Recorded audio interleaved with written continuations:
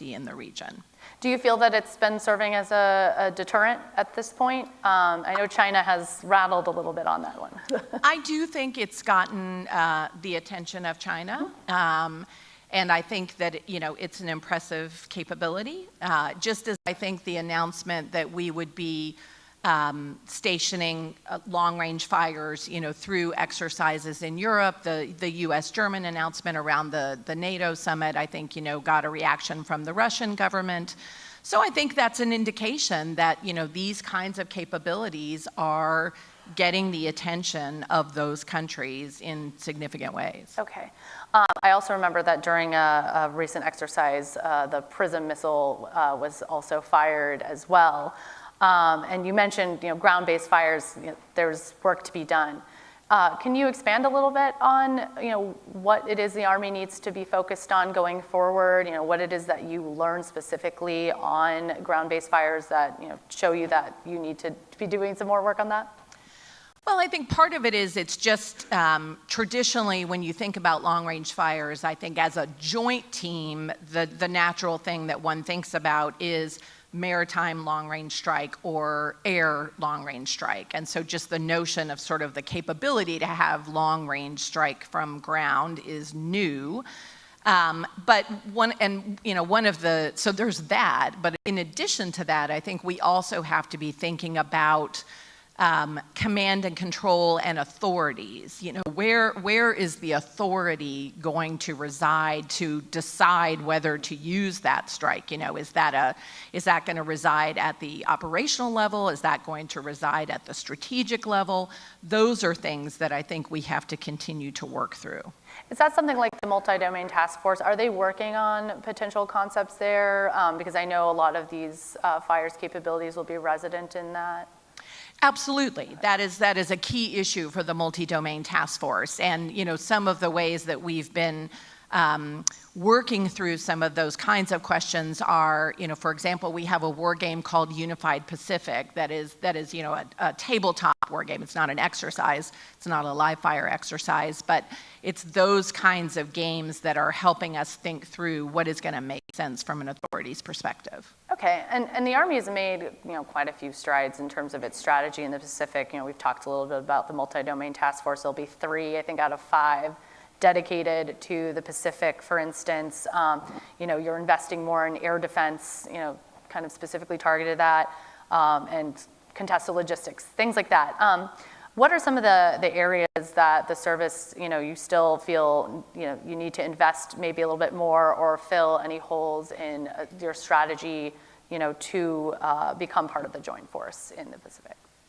I think some of the areas that the chief and I feel very strongly that we need to invest more in, both, from the perspective of the Army, if you will, and our sort of Army-centric needs, but also the needs of the joint force, is in the areas of unmanned aerial systems, counter-unmanned aerial systems, and electronic warfare. I think all of us, when we look at what's happening in Ukraine, we look at the lessons learned from Ukraine, clearly the role of drones, the role of capabilities to take down drones, that is going to be hugely important. And, one of the things I heard from myself when I was in Germany, I was in Germany in February and had the opportunity to see some of the training we were doing of the Ukrainians, and I spoke to a Ukrainian battalion commander, and he talked about how, the Russians were really increasing their EW capabilities in ways that were concerning. So those 3 categories are places where I think the Army needs to invest more. I think you'll see that in the budget that goes up to Congress next spring.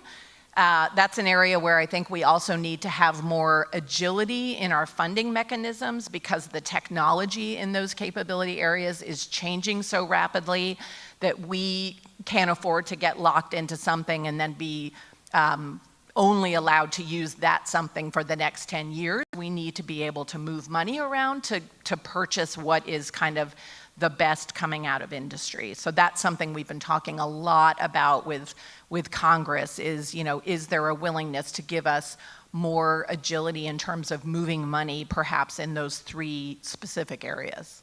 All right, well, that answer is a perfect segue to the next question that I had, which is, shifting over to Ukraine.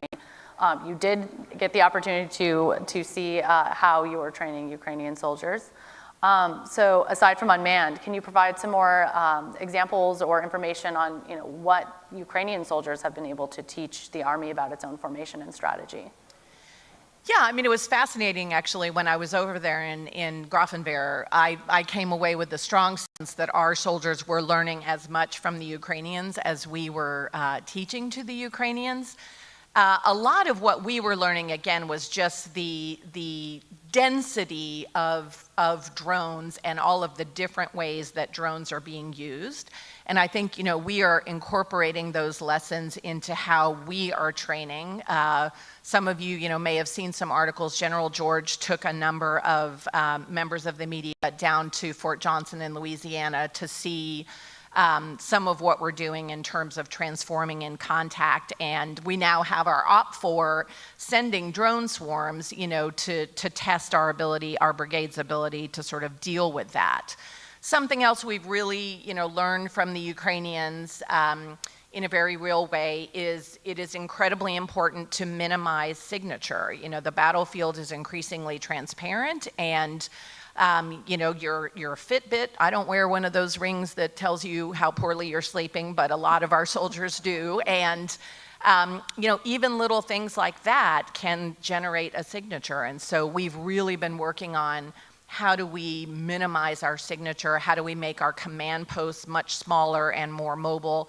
We've gone from having command posts that take hours to set up to being able to set up small command posts in a couple of Humvees in just 15 minutes. And so those are some of the things I think that we've been, really taking away from the experience of working with the Ukrainians. Okay, that's also a great segue into another question that I had just on transforming in contact, what the chief talks about quite often.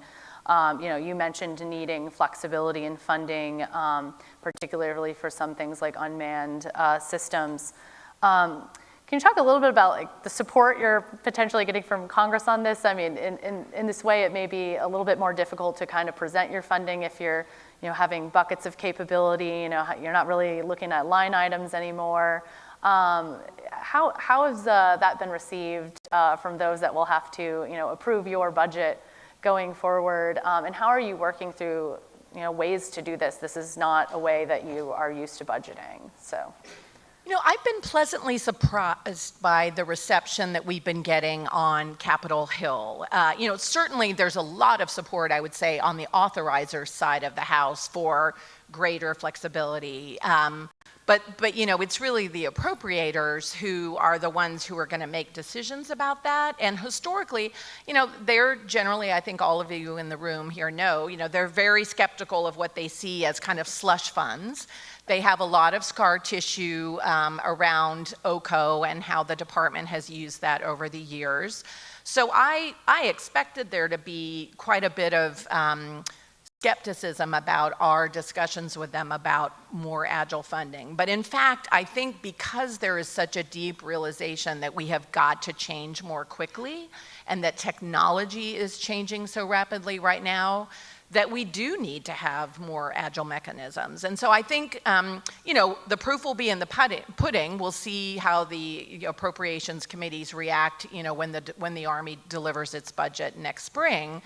But I think what you'll probably see is, again, in those specific categories of UAS, counter-UAS, and EW, we will have fewer line items than normal. We'll have, rather than having, 10 or 12 individual lines, we may only have 2 or 3. And I think, if we keep it relatively narrow and focused, and we demonstrate that we can use that agility in those areas effectively, we may be able to sort of have a proof of concept. So I'm cautiously optimistic. Okay. Now, everyone in this room knows acquisition can have a lot of red tape, and with this initiative, you'll need to be acquiring things more rapidly, maybe in smaller number, but more quickly. is the Army truly finding ways to transform its acquisition to accomplish these types of goals, getting capability in the hands of soldiers, not waiting until things are perfect, but getting it there? And can you share some of those examples of rapid acquisition and how the Army is potentially transforming acquisition in this way? Sure. I mean, again, you're going to hear me say a lot of the things I've been saying for the past couple of years. Congress has given us a number of different new authorities to help us acquire systems more quickly. And I think that the Army has made very good use of those, whether it's the OTA authority or the RTA authority. The Rapid Critical Technologies Office has been making good use of that. It's part of how we've been able to bring forward things like MRC as quickly as we have been able to do. And I think we'll continue to use that. And again, I think that Congress has been pleased with the progress we've made in that area. Another place where I think we're trying to be more agile is, we recognize that software is as important, if not potentially more important than hardware going forward. And our new software development policy is really an effort to try to recognize that and to move the Army into the 21st century, if you will, in terms of how we develop software, how we work with companies. I think the fact that we're setting up a software development contracting center of excellence at Aberdeen is going to help us so that we have a trained cadre of contracting officers who really understand software development and can write contracts in that way. So, those are a couple of examples, I would say, of how we're trying to move more rapidly. And the last thing I would just say, the transforming in contact, the Army is sort of transforming in 3 different time frames. There's the sort of the 10 years and beyond time frame, and that's where we're really focused on our new Army warfighting concept 2040. Then we've got sort of the midterm time period, which is the traditional sort of 3 to 7 years acquisition time frame. That's where you see our programs of record. And then we're trying to look at the here and now next couple of years, and that's really where transforming in contact comes in, where we're giving our soldiers tech that we're already working to field. A lot of it is commercial off the shelf. We're just giving it to them kind of at the brigade level and letting them experiment with it to tell us what works, to help us develop new techniques and procedures. And to help us understand what works also in different kinds of environments. What works in the Middle East may not work as well in the humid environments in Indo-Pacific. So that's really where transforming in contact comes in. It's not really helping us develop, come up with what's the next big, modernization program we're doing. It's more helping us figure out how to make the best use of things that we think we're already going to buy. Okay, you mentioned the Army warfighting concept of 2040. Where are you in the process? Is that fully complete? And can you talk about the differences in that versus the current Army warfighting doctrine that we have? It is not complete. General Jim Rady and Army Futures Command, General Dave Hodney, they have done a lot of great work. Stephanie Ahern, really did a lot of sort of the initial spade work on that. The chief and I are actually going to be participating in a war game this fall that's going to be really looking at the concept. We also have, we're doing an event, I think, in just a couple of weeks where we're bringing in a lot of great, thoughtful outside thinkers, people like Tom Mencken, Nora Bensahel, Dave Barno, Bob Work, to really get their advice on, what in the draft that we have, what makes sense to people, where are the things they think we're maybe missing something or we're off base. So there's still work to do, but we're quite far along. Okay. And that'll help us, again, be deliberate and thoughtful about, what are the next big acquisition areas that we need to be focused on. Okay, excellent. As part of Army Futures Command, it's been a major modernization push for the last 6 years now. I think I'm losing track. But in terms of what the Army has gotten right and what the Army may have had to pivot on, is there anything you would change about the process to ensure agility, flexibility when certain paths don't pan out. I think we've seen that happen. And in this past year, the FARA helicopter program was canceled, but for good reason. So maybe perhaps talk a little bit about that with the rebalance of the aviation force, for instance. Do you have everything in place to be able to just say, this isn't working, we're going to shift gears? Has that been a relatively easy process to do, or is there a lot of hand-wringing as part of that? Because when you go down one path, it may not be that easy to correct. I think we largely have gotten it right in terms of what we're trying to develop. And I think, frankly, over the time that I've been Secretary of the Army, the consistency in what we've been pursuing in terms of acquisition has been appreciated. We have not made a lot of zigs and zags. We've kind of kept plugging, and I think that's been part of what's enabled our success. I think we always want to be looking at, are we building in enough off-ramps, particularly when you're looking at a very large program potentially, like FARA, or even like IRCA, for example. You want to be thinking about, do we have off-ramps so we don't wind up spending too much money and then deciding, no, this isn't going to work for us. So that's something I think we always need to keep in mind. But for the most part, I feel pretty comfortable that our process is giving us the information that we need. Okay. And of course, again, you all know we've done a lot to partner more tightly, I would say, with industry. We have our, soldier touch points where we're really trying to let our soldiers work with new technology early on. We've been sending prototypes like the directed energy MSHORAD, into theater to sort of see how they work. We've done the same thing with some of our high-powered microwave prototypes. And I think, that's very helpful to us to get them out into the real world with real soldiers to get feedback. Okay. Speaking of the aviation rebalance, can you talk a little bit more about the vision that the Army has for our aviation in the future? You've talked a little bit about, potentially maybe more unmanned capability being worked in as opposed to sending manned in. But are there going to be any more, major muscle movements to say, rebalance the current fleet? Like, do we have the right balance of Chinooks and Blackhawks and Apaches right now? Do we need to be doing more modernization in one airframe or another, just to make up for the fact that we are not doing FARA at this point? What are some of the initiatives that you have going on there? Yeah, I don't think you're going to see any major, new zigs or zags after the rebalancing of the portfolio that we did last year. That was obviously, a significant decision, set of decisions that General George and I made. We are going to, continue to put considerable emphasis on launched effects, in addition to FLRAA. FLRAA just passed the Milestone B decision this year. We plan to have the first flight for FLRAA in 2026. But, I actually think General Mingus, our great vice chief, is giving a talk somewhere today on aviation. And yes, we're looking at, a combination, again, of manned platforms and unmanned platforms, but no major sort of shifts in the approach that we've had.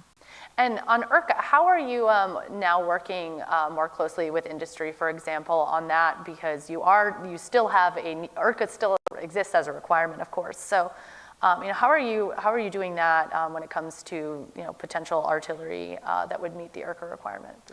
I think a couple of things on sort of the IRCA requirement. We still believe that we have a requirement for, sort of an artillery system with that kind of a range. So we're going to be looking at, there are obviously companies that already make systems that we may be, that don't have quite the range that IRCA we hoped would give us, but comes quite close. So I think we're going to be looking at those kinds of offerings. And then I think we may also be looking at sort of what we call, innovating at the round, looking at what can we do with the actual round to increase the range. So those are two things I think that we're going to be exploring to try to help us meet that requirement. Okay, I'm going to shift gears dramatically. So the Army has struggled with meeting with recruiting requirements in recent years. What can you say about that now? Has the Army turned a corner in your view? If so, how much? And what does this forecast for future years at this point? I'm feeling very good about the likelihood that the Army is going to meet its recruiting goal this year. We've got 3 more, I think, weeks in the fiscal year, so we're almost done. Our goal this year was 55,000 new contracts plus 5,000 young people in the delayed entry program. So we will know in a few weeks whether we make that, but I'm feeling very, very good about that. Our recruiters have done incredible work. I would commend to any of you, whether you're Washington Post subscribers or not, there was a terrific long article in the Post over the weekend kind of profiling some of our recruiters at the Toms River station in New Jersey that I think really lays out very clearly the challenges involved in recruiting an Army these days. But I feel very good about the broader transformation that the United States Army has undertaken to position us to be able to be much more successful recruiting going forward. We are creating a specialized, professionalized MOS for recruiting. That pipeline is getting underway. We have created a new warrant officer specialty focused on recruiting. The first cohort of those warrant officers are actually going out to some of our recruiting brigades right now after doing some training with industry. We've overhauled our marketing. We've just done a lot in the area of recruiting, including the Future Soldier Prep course, which has, I think, generated over 30,000 new recruits since it started almost 2 years ago. So that's a program we're going to be keeping. But I would say, turn the corner? No. This is recruiting for the United States Army is going to continue to be a very challenging mission. It's our most important mission. It's the foundation of our house. But the headwinds we're facing are going to stay out there. Low unemployment. One of the things I don't think most people know is we're about to reach, peak high school graduation in next year. And then there's going to be an enrollment cliff where you're going to see the percentage of kids going into college drop by 10% or more. There are colleges closing all around the country because there aren't enough kids anymore to go to college. That's going to hit the United States Army in terms of recruiting. The whole issue of not as many people qualify because of obesity, because of behavioral issues, that's going to continue. So we're going to have to continue to work really, really hard to get back to where we're recruiting 60,000 kids a year or more. And I think that's really where we need to be to grow back the Army to a size that's appropriate for the incredibly difficult security environment we're facing right now. Okay, so speaking of recruiting, good housing is always an attractant. So the Army under your leadership has embarked on a major housing modernization effort and barracks. So describe the size and scope of that and how is that coming along and what challenges are you facing trying to do this in a strained economy and with a tight budget? Yeah, this is another area where we've put an incredible amount of work in. The United States Army is now spending $1.2 billion a year on barracks. That includes new military construction, that includes renovation and modernization, and that includes something we haven't done for many years, which is funding sustainment of our existing barracks at 100%. So that's a lot of money, particularly under a relatively flat budget, which has been the case since I've been secretary. But I think we have to do it. That's what we've got to do to be able to bring the number of what we call Q3 and Q4, which are sort of the worst quality barracks, up to Q2 or Q1.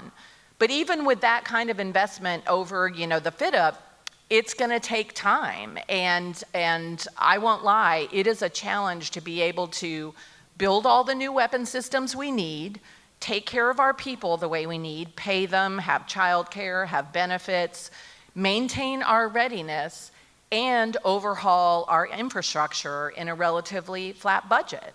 So, I think looking down the road, we really need to explore with Congress the possibility of a supplemental aimed at our infrastructure, because not only are our barracks and housing, in need of investment, our power projection infrastructure is in need of investment as well, and it's really hard to do that all inside the existing Army top line.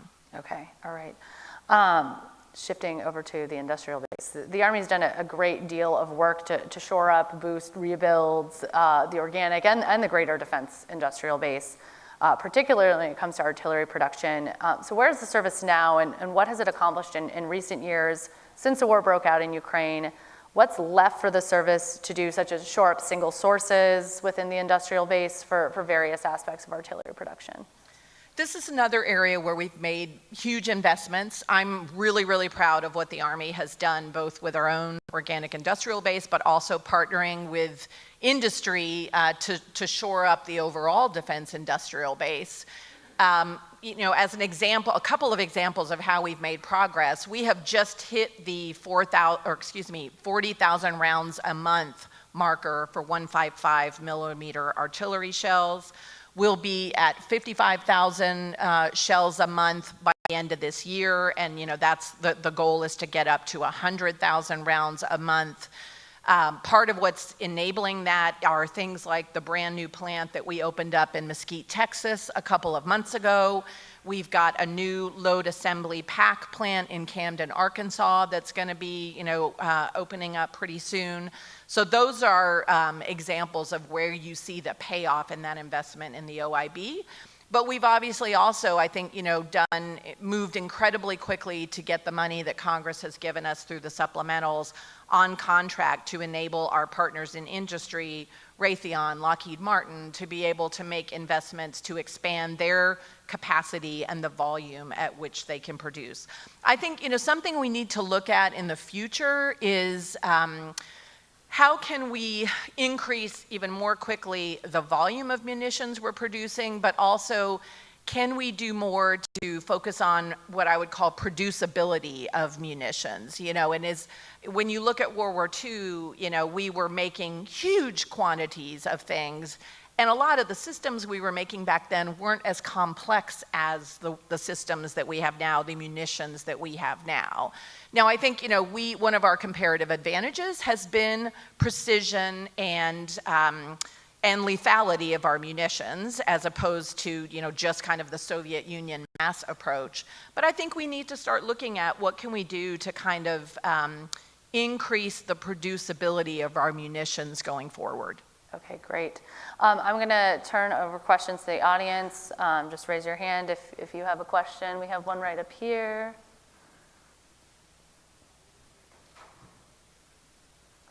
We'll bring you a mic. I'm making them walk all the way from the back to the front.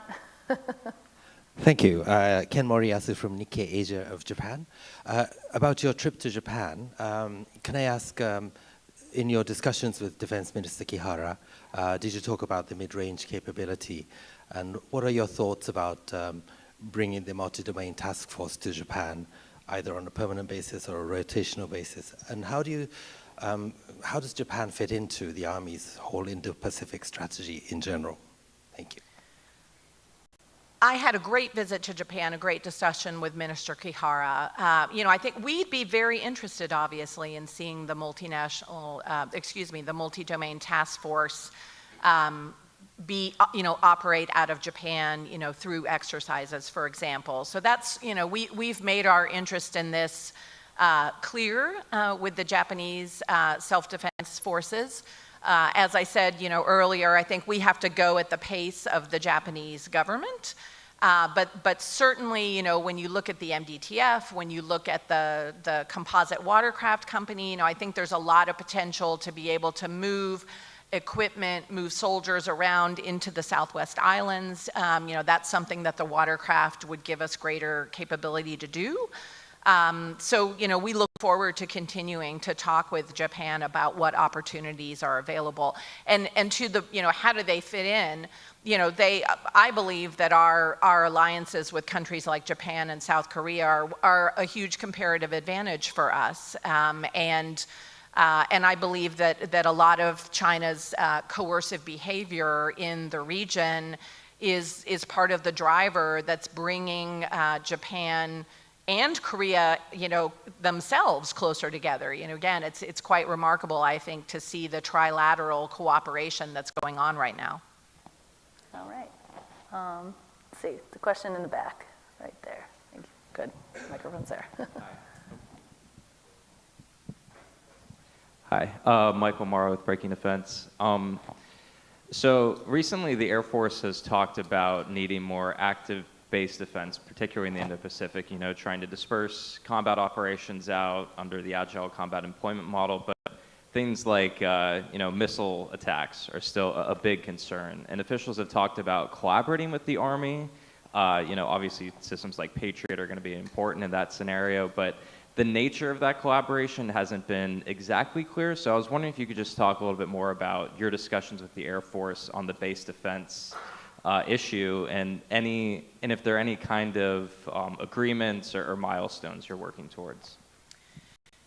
Yeah, well, obviously, there's going to be a huge need to protect air bases, protect ports in any kind of a future war, in any theater. And given that is part of why the United States Army is investing the way we are in additional integrated air and missile defenses. Whether it's additional Patriots, we're building another battalion, whether it's the 4 indirect fire protection capability battalions that we're developing.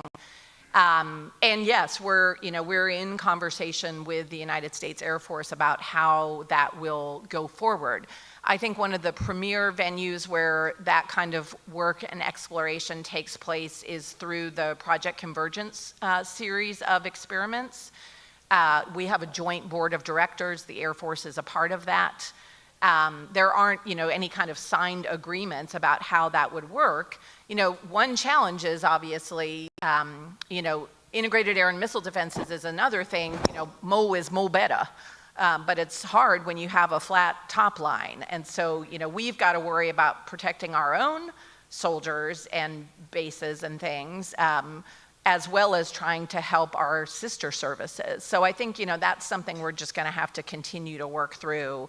But I don't think the United States Army can do all of that for everyone all the time. Absolutely. We have about 18 seconds left, so I'm just going to ask one last quick question.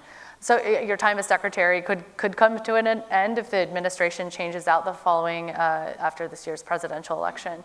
So what are you fighting to avoid as unfinished business should that become a reality? Well, probably the most important thing is making sure that the transformation of our recruiting enterprise that we have been implementing achieves what I would call irreversible momentum. Because again, I think that is an existential challenge for the United States Army. I believe we have made very good progress on that, but I am very focused on making sure that we achieve, irreversible momentum on that.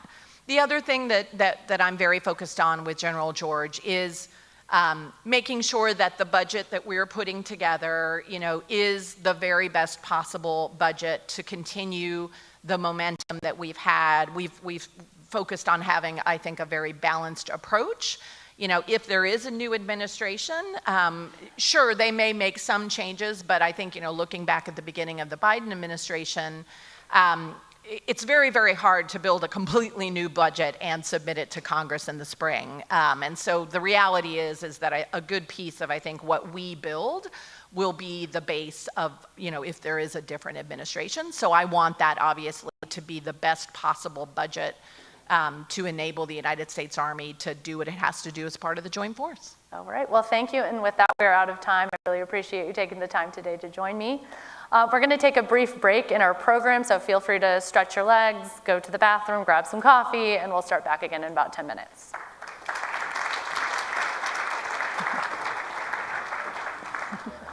Yeah, thank you. That's good.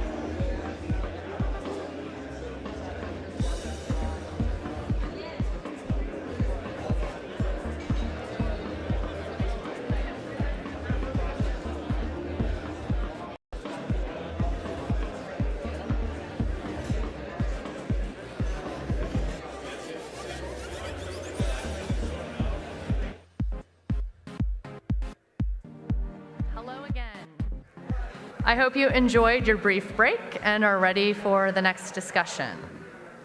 As a reminder, we'll open the floor for quick questions at the end of each session. If at any time you would like to view today's agenda, you may easily do so by scanning the QR code on your tables. Can I get everyone to take their seats, please, and end their conversations?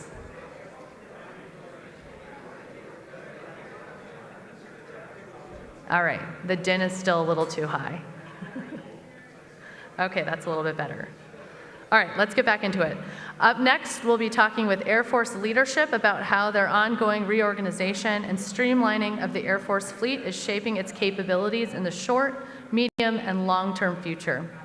To have this conversation, Steve Losey, Air Warfare Reporter for Defense News, will be joined by the Honorable Andrew Hunter, Assistant Secretary for Acquisition, Technology, and Logistics, as well as General James Slife, Vice Chief of Staff for the U.S. Air Force. Please welcome them to the stage.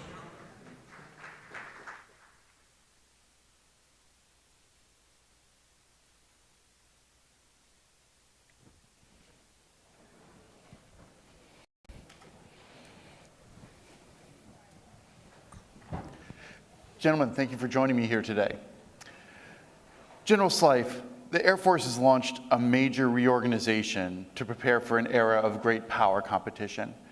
Can you start off by telling us what this reoptimization effort is going to do, and why did the Air Force leadership decide this is necessary now?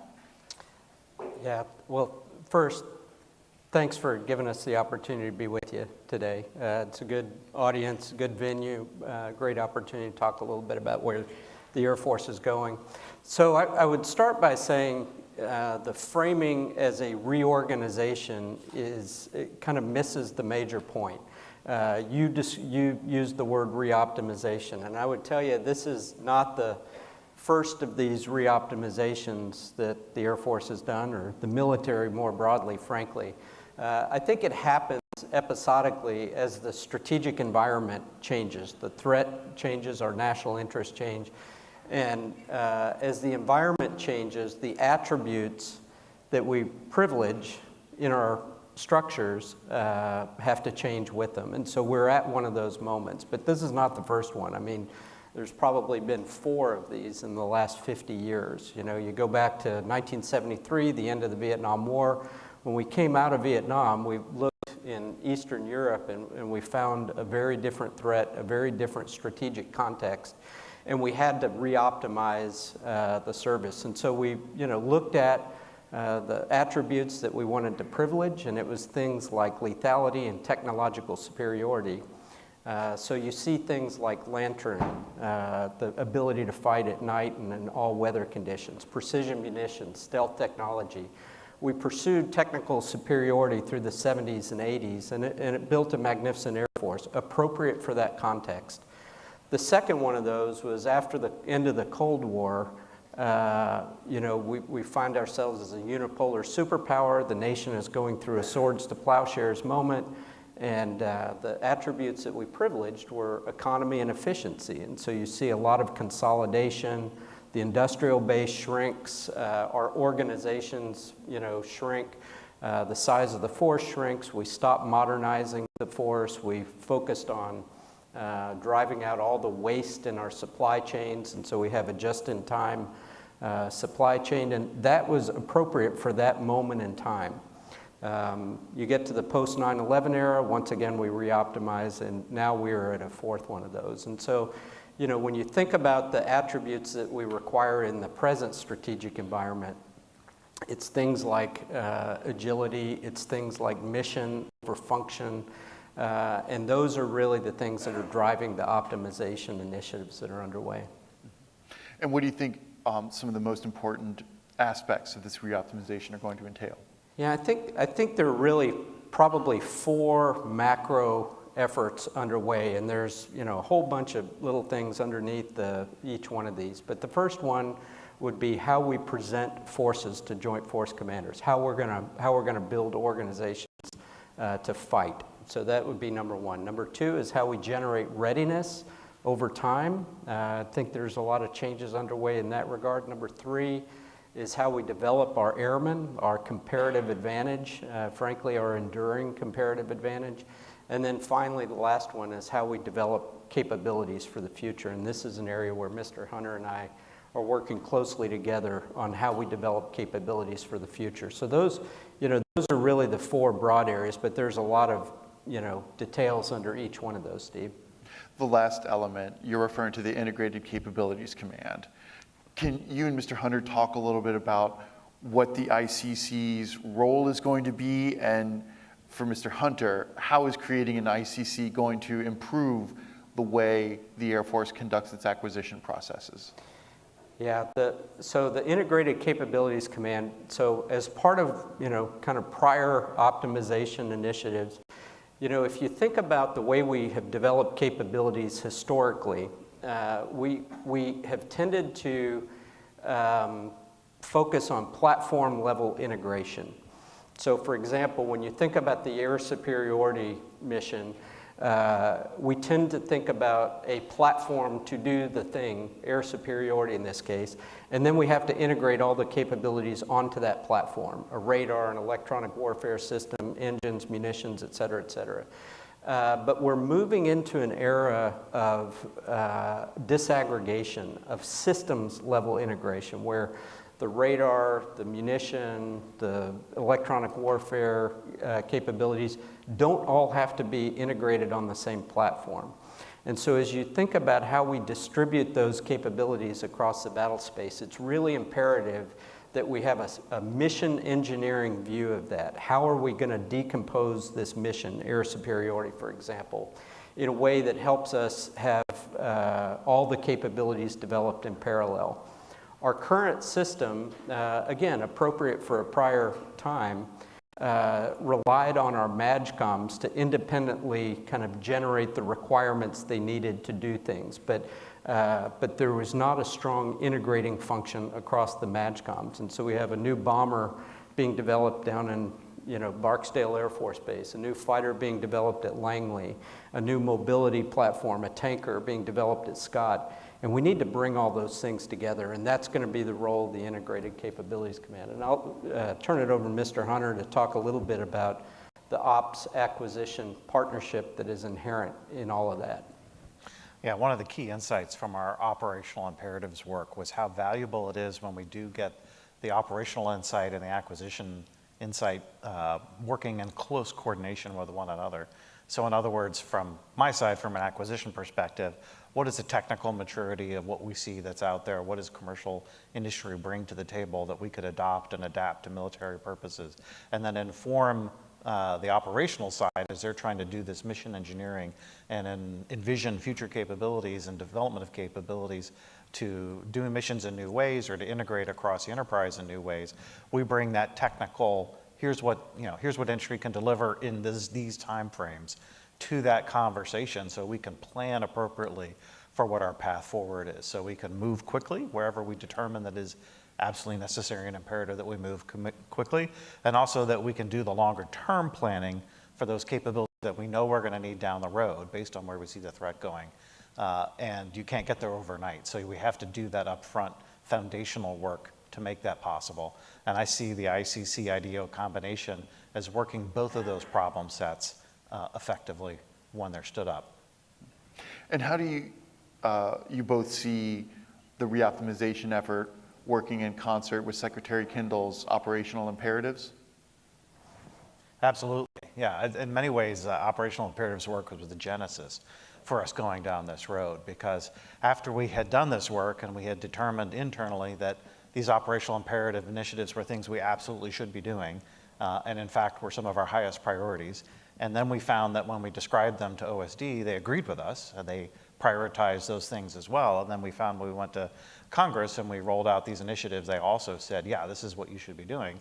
We asked ourselves the question, why hadn't we already come up with these, right? Why did we need an operational imperatives initiative to drive us in this direction? And the answer was we were not organized, optimized to deliver those outcomes through our regular processes. They didn't generate this level of analysis and the level of integration across the force or between ops and acquisition. And so that was what really led us to the self-critical look to say, how do we do this routinely rather than as a one-off?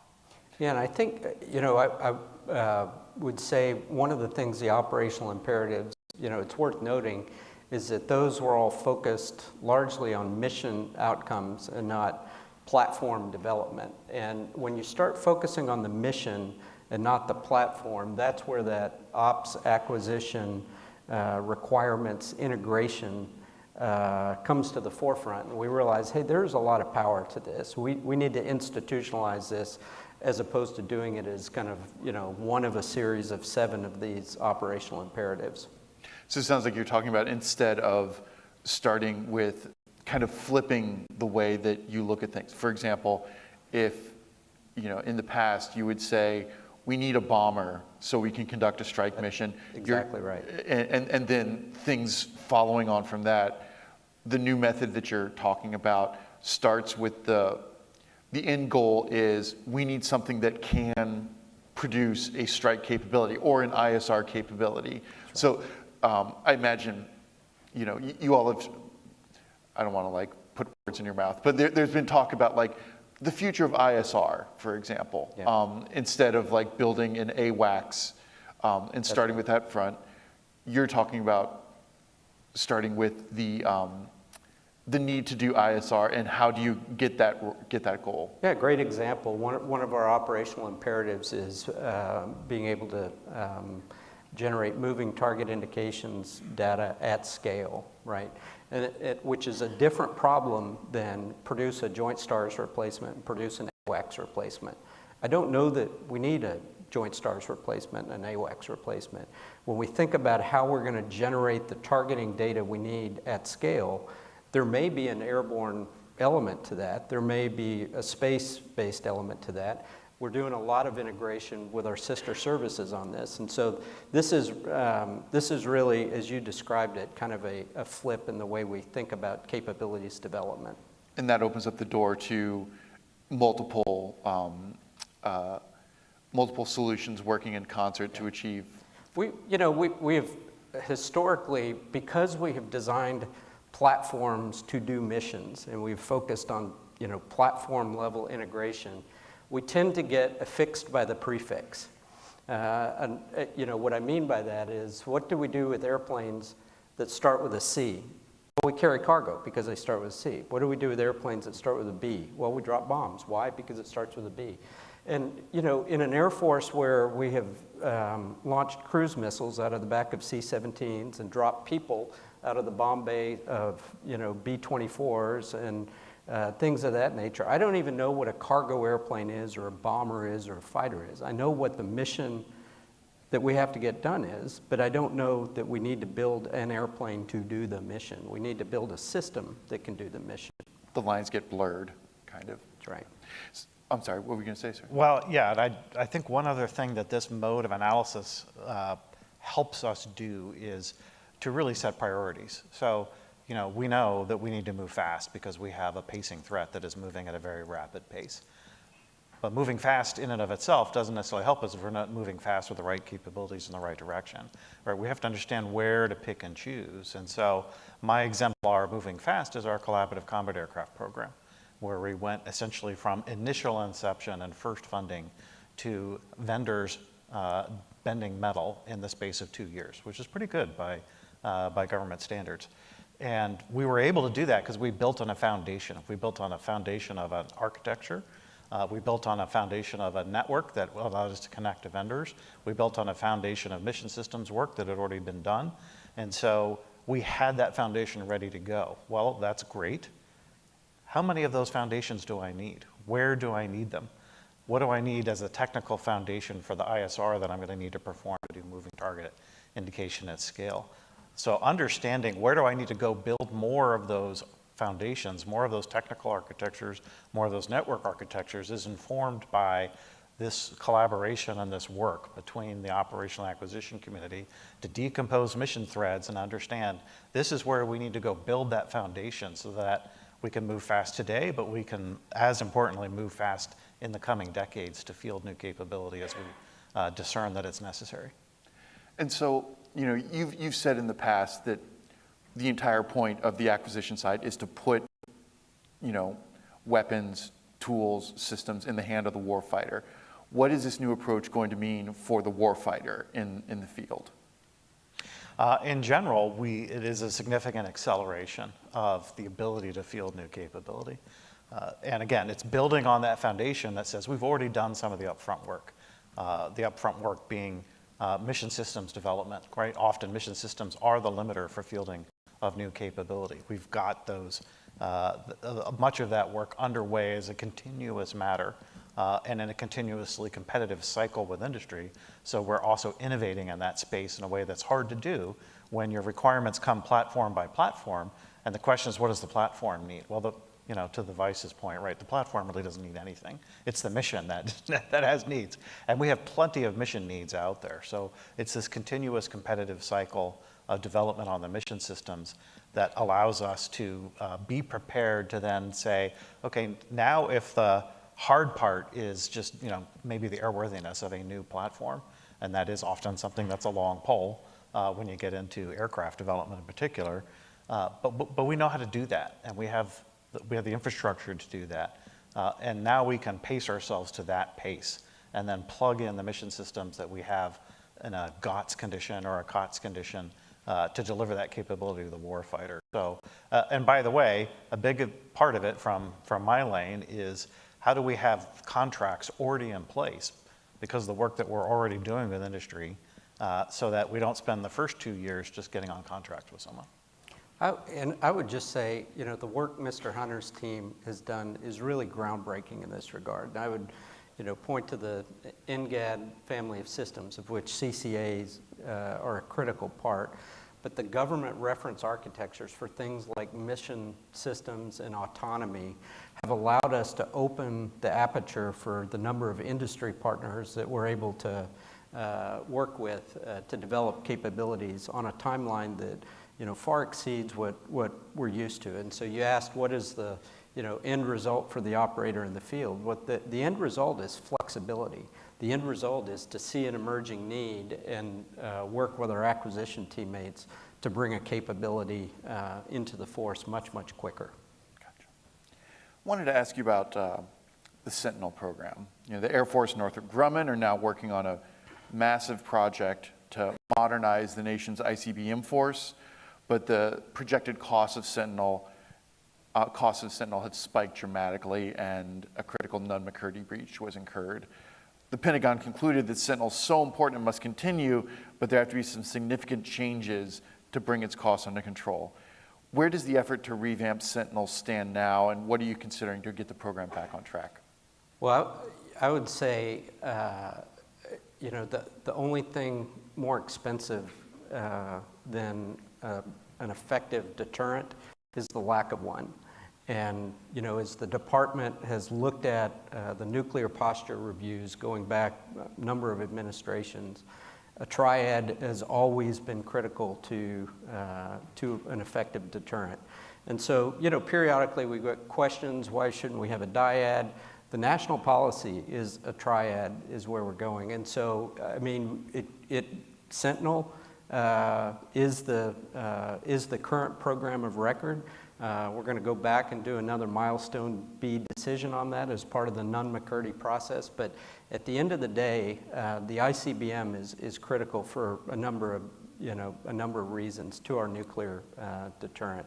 The other thing that I'd point out is, when we talk about, I think you characterize as massive cost overruns, it's important to keep in mind that is all projected and future cost overruns, right? So we have not overrun our current cost projections in terms of expenditures. And so this is, detailed program management work being done where they're looking out at the future and they're saying, if we don't restructure the program, we will have cost overruns. They haven't come to fruition yet. And so the Undersecretary, Mr. Hunter's team, and I are deeply, deeply involved in looking at our requirements, making sure that we revalidate all the requirements, and we can trace every single one of them back to either presidential guidance or departmental guidance for, things like safety, security, maturity, survivability, all the things that you would want in a system that you're going to rely on to keep the nation safe through effective deterrence. So does that mean that you're going through, so to speak, line item by line item? Absolutely. Yeah. It's an exhaustive process. I mean, the undersecretary and I spend hours and hours. I mean, she just got back from a trip out to our missile fields. I just spent an afternoon going through requirements line by line. I mean, this is going to be going on for for months and months, but it's absolutely it is down to that level of detail. And it's not just the top level requirements. The top level requirements are fairly easily understood. It's the derived requirements that actually can become problematic. And what I mean by that is, you take a top level requirement, and then when you do your systems engineering, you say, well, to do that thing, it's going to mean you're going to need a facility that's this big, and if you're going to need a facility that's big, here's how much concrete it's going to take, and if it's going to take that much concrete, you're going to have a workforce. I mean, it's working it all the way down till you understand exactly where the cost drivers are in the program. So what steps might you, I hear that these are the things you're looking at. Can you tell us in what ways Sentinel might change to bring those projected future costs down to a more manageable spot? I don't know if you want to talk about that. I have a few examples, but I'll let you. Yeah, let me just weigh in. So what does it really mean to look at Sentinel with fresh eyes and to kind of reevaluate that requirement?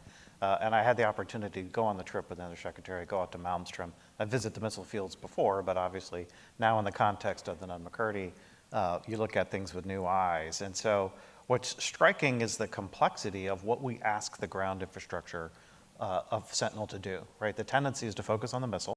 And in fact, that was how we did the program initially, is we focused on the missile and we really neglected the complexity of the ground infrastructure. And then when you look at the complexity of the current ground infrastructure and you think about what we ask it to do, right? We don't just have a missile.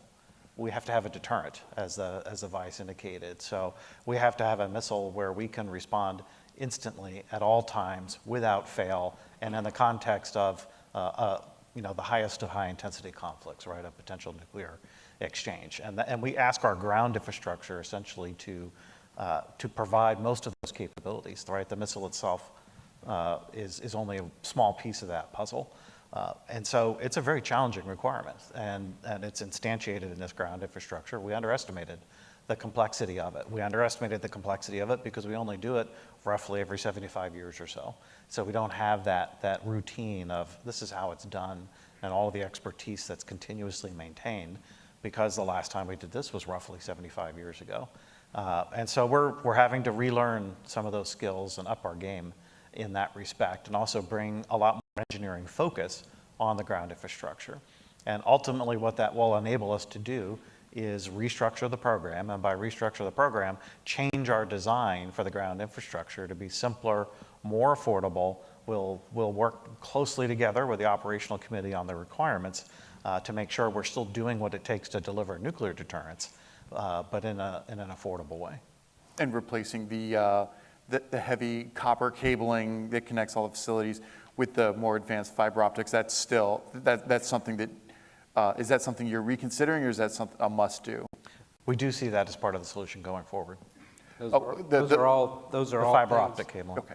Yeah, those are all things that, when you talk about what are we looking at, it's everything from what kind of cable runs out to every single one of those launch facilities, to how we site the infrastructure at the launch site in a way, you look at it, and to meet the security requirements, I mean, you can do that a bunch of different ways. You can do that with the way you build your infrastructure, or you could do it with manpower. You could put a lot of manpower at every one of those launch sites in order to provide that. And so we're going through and evaluating every one of those things and how the requirements trickle down to what we're actually going to go do as part of our baseline milestone B plan. Gotcha. And do you think that the revamp plan is going to be ready end of the year, perhaps, or? So the timeline that we've talked about for getting to a new milestone B, which as part of the Namakriti process, the milestone B is rescinded. You have to come up with a new acquisition strategy to a new milestone B. That's going to take on the order of 18 to 24 months to really go through that entire process. It could be on the shorter side, but it is a complex undertaking. And again, this is our chance to get it right. What we learned through the Namakriti review process is we didn't get it right at milestone B in 2020. This time we want to get it right. So it's better to take a little more time and get it right than to rush to restore milestone B. It does drive a little bit of complexity in our program, and that, but because we don't have a milestone B, the Milestone Decision Authority, Dr. LaPlante, has a more intense oversight review of all of our contracting and of our path forward. But at this stage, I think that's actually beneficial because that close partnership with OSD has helped us make a lot of progress in the last 6 months. So you talked about how one of the issues that you've come up with, it's been, 75 years, 50, 60, 75, whatever, since you last did this kind of thing. What lessons have you learned from this experience that you're going to take forward for future acquisition efforts that entail that are on this scale? This is such a massive scale. What lessons have you learned from that? Well, it sounds like a small thing, right? Or a simple thing, but often when we present the Sentinel program, we have what we call the placemat. And you lay out the placemat and it shows all the things that go into the Sentinel program. And there's kind of 4 quadrants to it, right? One of it being the ground and launch segment, the command and launch segment. There's all the support elements. There's the air vehicle. And so you get these, and then there's kind of more the NC3 piece. But you get this layout of this big complicated program, and then you look at our acquisition strategy, which was entirely focused on the missile. Say, so how do I have a strategy that executes a program that focuses on 1/4 of my placemat? And so I think it just goes to show that, and the answer largely is, well, we know how to do that, right? So it's like looking for your car keys under the lamp because that's where the light is. That's essentially this. So we have to raise ourselves out of that, right? It gets to this issue of enterprise-focused acquisition rather than platform, right? The platform being the missile. We were so focused there, we neglected the other elements of the enterprise that were required to make the system truly function. And that's where we have to leverage these government reference architectures, this technical expertise that we're trying to rebuild through our reoptimization initiative to make sure we don't make those kinds of mistakes and that we're equipped to do the analysis that we didn't do in 2020. And at the same time, the Air Force is also rethinking its approach to the next generation air dominance, future family of systems. Some of the initial projected costs of NGAD were turning out to be, Secretary Kendall said, roughly 3 times the cost of an F-35, which was going to limit how much you could buy. So the contracting efforts on hold, and you're rethinking your approach to it. How might NGAD change, and what are you looking at right now to try to bring its costs down to something that can be produced at operationally relevant levels? So from a requirements perspective, what I would say is we're going back and starting at the beginning with what is the thing we're trying to do. And so you kind of get 2 different answers if you frame the question as how do we achieve air superiority in a contested environment? That would be one way to frame the question. A different way to frame the question would be, how do we build a 6th-gen manned fighter platform? Those are not necessarily the same question, right? And so we kind of go back to what is it we're trying to do up front. And I don't know exactly how we are going to achieve air superiority in a contested environment. It may involve a manned 6th-gen fighter platform, but we're kind of going back and looking, from the beginning. Because, when we did the initial analysis of alternatives for NGAD, frankly, our technology base has advanced in ways faster than we anticipated. And so we see that, there are capabilities that we have that perhaps we would want to be part of this mission space going forward that weren't baked into, where we where we started with the NGAD system. And so kind of looking at the family of systems approach, how do we leverage the very, very effective work that's been done with CCAs? How do we incorporate those things with the advances in technology we've seen? That's kind of the approach we're taking. And so I wouldn't rule anything out, but I also wouldn't rule anything back in. How have the discussions about this rethinking gone with the potential contractors for NGAD? So we have been talking to a variety of industry about how do we do this mission, the mission that the Vice Chief described. So that includes those who were actively participating in source selection and others, who have something to bring to the table, right? Mission systems providers and other folks who have capability that we think is potentially relevant, depending on what direction ultimately we think this effort is going to go. And the thing that I would say is, we generally hold up our next generation air dominance family of systems as an exemplar of good things. And in fact, I did it already on this stage, right? And that's true, right? So a lot of the things that we invested in through NGAD are the right things, right? A lot of the technologies, a lot of the mission systems capabilities, the technical architecture, all of those I think are entirely relevant to whatever path we pick forward, and they're well designed because they give us a lot of flexibility to go in different directions. What we got to make sure is, as we sum it up into a package that delivers air superiority, it actually meets the mission need as best as we are able to do it, and is affordable at the same time. And so I think this period of analysis is going to help us evaluate that and figure out how do we get from A to B, and then we can proceed forward. What you just said was interesting to me. So previously there was talk about two major contractors working on the program. Northrop took themselves out, which kind of leaves Boeing and Lockheed.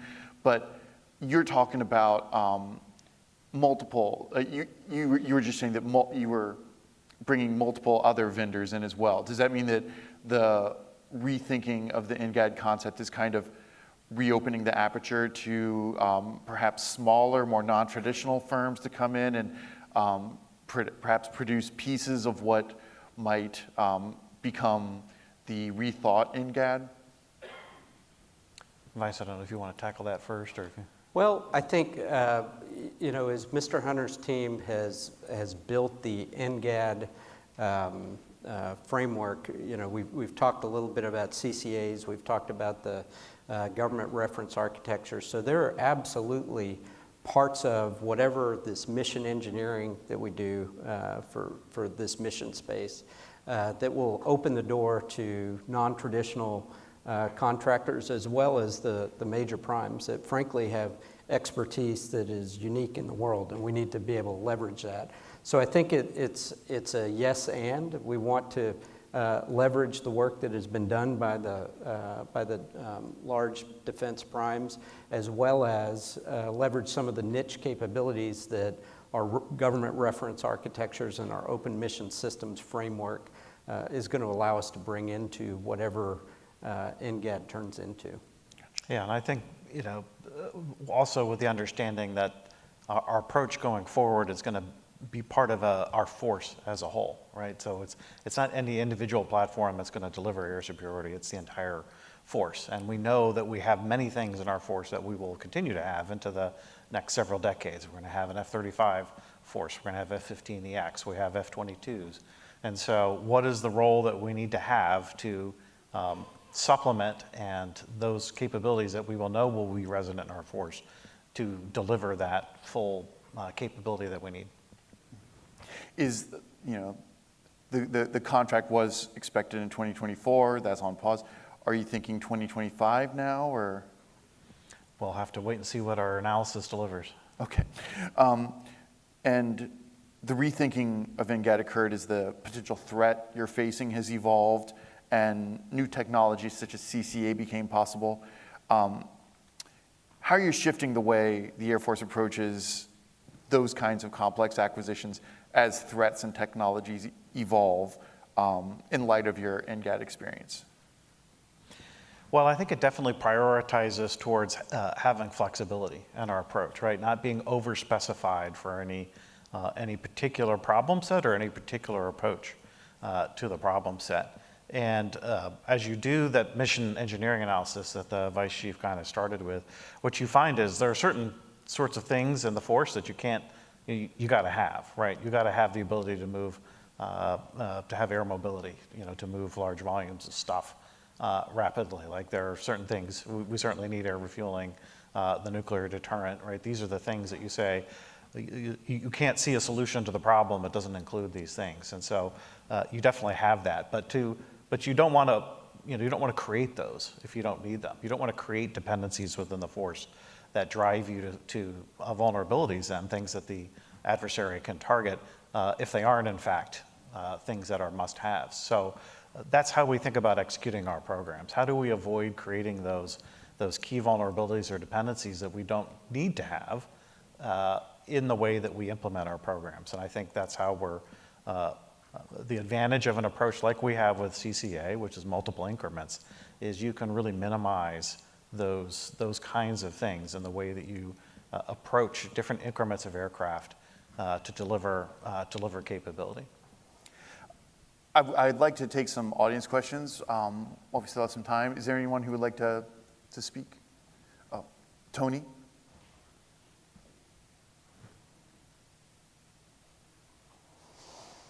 Do you really need a mic, Tony? You spoke of the we didn't do this, we didn't do that. Who is the we? And if Boeing had been in the competition instead of pulling out in September 2019, might this have been avoided? Might those competitive pressures on the analysis to include the ground infrastructure, might this have been avoided? Yeah, I assume you're talking Sentinel. Right, Sentinel, yeah. But who's the we here? Is it the Air Force, Northrop, OSD's acquisition community? I think it was all of the above. Obviously we have to take responsibility in the Air Force because it's an Air Force program. So I think it starts with the Air Force. I'll be perfectly honest about that.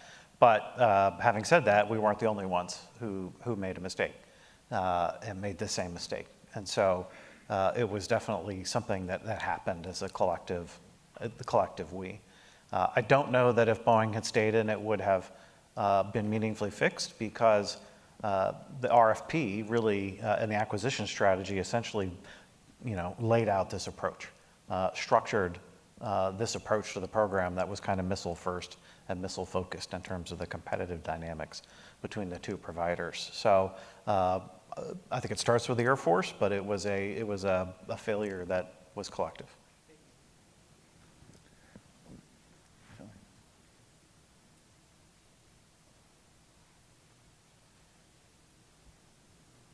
Shelley Mesh with Inside Defense. Thank you for taking some questions. I wanted to ask about CCA acquisition strategies. We know that there are multiple options for the airframe itself and some competitors for the software system, the autonomy system. How are you going to be handling the other systems on that, like the ISR capabilities, the munitions? What strategy are you taking for those aspects of CCA? Yeah, it's a great question, and I think the answer is actually fairly straightforward, but it does require a little bit of explanation. So, as I mentioned, we do have the mission systems as part of our NGAD family of systems, and that's a relationship directly with mission system providers, right? So, just to give an example, right? Mission system providers, Northrop Grumman, Honeywell, Raytheon, others are typically right in that category, BAE. So we have direct contractual relationships with those mission system providers, working on developing both the architectures, but also the actual mission systems capabilities we think we're going to need in the future. And aircraft need mission systems, right? So we actually contract with the airframe provider to have the mission systems on the airframe that it'll need to do the missions that are required for that airframe. So there is both a direct relationship between the government and the mission system providers, but there is also a relationship when it comes to the platform of the prime having a prime to sub relationship with a mission system provider. So we're sort of doing both, right? The old school prime and the lead when it comes to does the platform do what the platform has to do, but the government direct with mission system providers when it comes to mapping out the capabilities we need across the enterprise, and making sure that those capabilities are available to us and will be continuously in the future. Wanted to follow up on the CCA issue. The Air Force contracted with Anduril and General Atomics for the first increment of CCAs, and I believe you said you were planning to decide on a contract to actually produce the first increment in FY26, if I recall correctly. How's that effort going, and what progress have you seen to help you decide, that might help you decide where you're going to land in FY26 as far as producing them? Well, maybe I'd steer you away a little bit from exact timelines as you described them, but let me talk a little bit about sort of how does the contracting approach work. And this is something that I have sort of loosely called a next generation acquisition model of how do we want to be more continuous? How do we get that continuous competition that I've talked about that's going to drive innovation? How do we make sure we have the long-term capability development happening? And it's through these large vendor pools. Well, what's a large vendor pool? In essence, in contracting terms, it's a large IDIQ contract where we have relationships with multiple contractors. We give them individual, tasks to go perform, and we can award options. It doesn't end. Usually, they're longer running contracts. There's no, it doesn't necessarily end on a given date because you can always issue a new task for the next tranche of work. And so it's highly competitive at the task level. It's highly competitive in folks getting into the vendor pool. But it doesn't lend itself to these big high stakes winner take all, 30 years franchise for someone when they win, because you always have that option within the vendor pool to go to another vendor to do the work that you need to do that you just learned about or that's coming around the corner. And so what does that mean in terms of our CCA approach? So we have, we started with a broader pool of vendors. We narrowed it down to those who are proceeding into the prototype construction phase of the program. Doesn't mean necessarily that others can't still compete for production of production aircraft, but so it's more about continuing on than it is about being eliminated from the process. And so we will see. As we get forward, we will evaluate the flight of the production representative test vehicles, and then we will move forward with a decision on who to select for production of operational CCA Increment 1 aircraft. And real quick, Increment 2 of CCAs, what do you expect to see happening later this year as far as the Increment 2 process? So we've requested funds in our fiscal year 25 budget request for Increment 2. That is an early stage. We did an early stage also on NGAD, on the approach of concept definition. So what should Increment 2 be? Do not assume, and it may not be just an evolution of Increment 1. It could be an entirely different set of missions, could be an entirely different kind of an aircraft. And so part of that initial work is, again, starting with a large vendor pool. What are the good ideas out there? We'll have some ideas what we think Increment 2 needs to do as part of a broader force, and that's part of this broader look at air dominance and how we're going to deliver that. But we want to see what good ideas industry has so we don't box out things that might be the right path forward because we started by asking the wrong question, if you follow me. So that early stage is a lot of vendors, relatively low dollar, but doing conceptual work that says, what is the Increment 2 that most effectively helps us perform this air dominance mission going to need to be? Gentlemen, I'm afraid we're out of time. Thank you both very much. This has been a great talk. Thank you.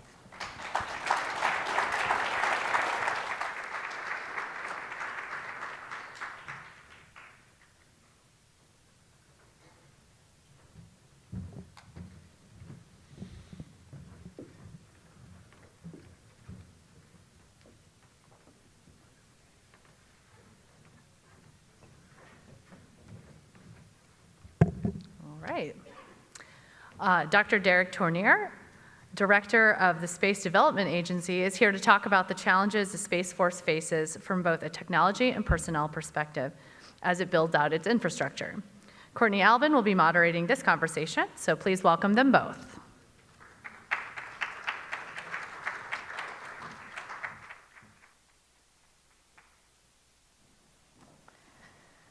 All right, well, to see you again. See you, And Courtney. thanks for taking the time to talk with us today.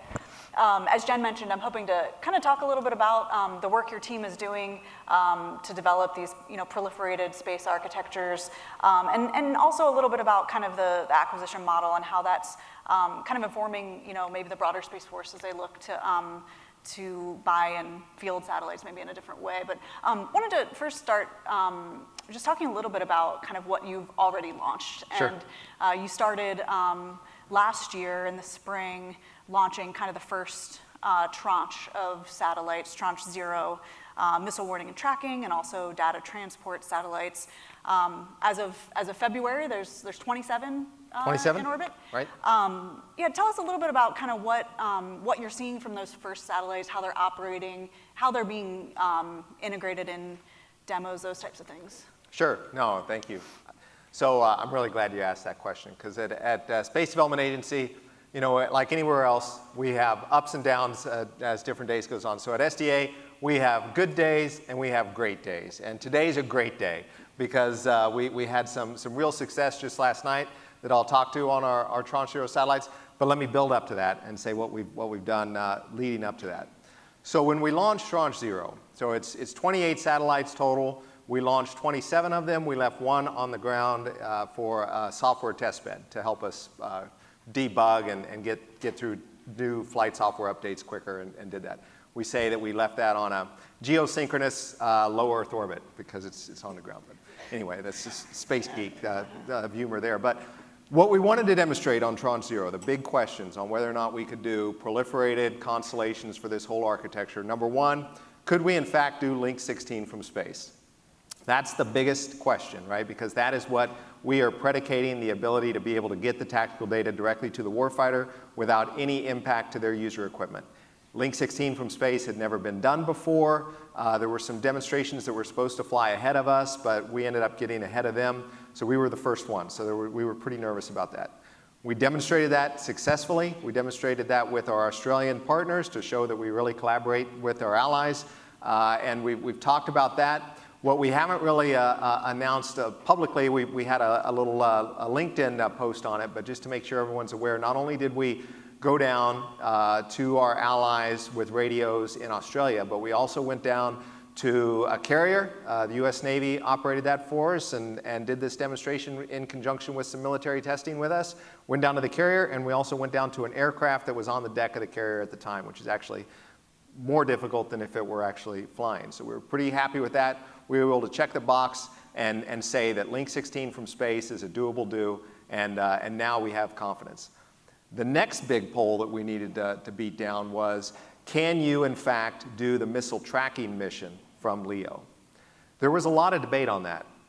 MDA, to their credit, did an inordinate amount of work to demonstrate that you could do it in simulations. They did a lot of simulations that were very realistic using real flight hardware.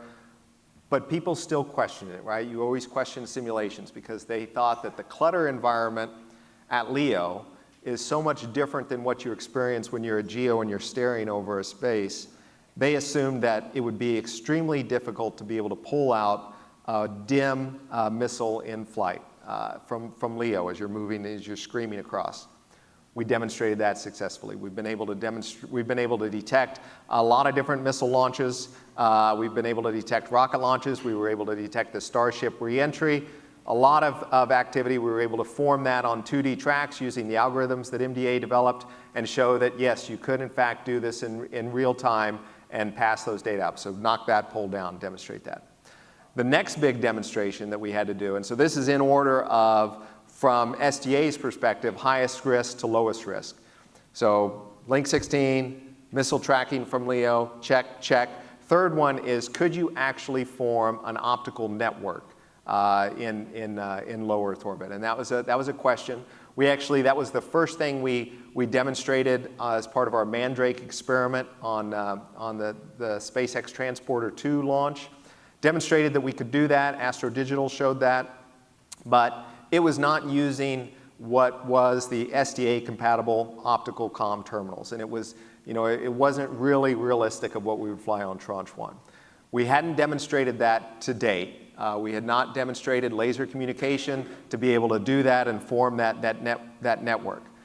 That's what I was prepared to come in here and say. But last night, we actually demonstrated it. So we had two of our tracking satellites, two of the SpaceX birds, using the SDA-compliant terminals built by TSAT. They were able to demonstrate that they could, in fact, do the laser communication. They maintain link. They acquired link. The requirement in our optical comm standard is that it takes you less than 100 seconds to acquire a link during pointing acquisition and timing, with like a stretch goal of less than 10 seconds. They were well under the 100 seconds, but they were over the 10 seconds, and they maintained that link for several hours. So we're able to do that and demonstrate that it works. So from my perspective, we have demonstrated all of the big rocks and burned down all of the risk for Tranche 1 in Tranche 0 based on that success last night. So that's the big news I have to share today. Perfect. Yeah, you answered maybe like 3 or 4 of my questions there. So Excellent. That's great. All right. Semper Citius. If I can maybe follow up a little bit on the Link 16 piece. Sure. You've talked in the past about the demonstrations that you mentioned. I think those were all kind of conducted over international airspace, international waters. There's still some work you're doing with the FAA to get approvals to do that over like U.S. Airspace. Where's that stand?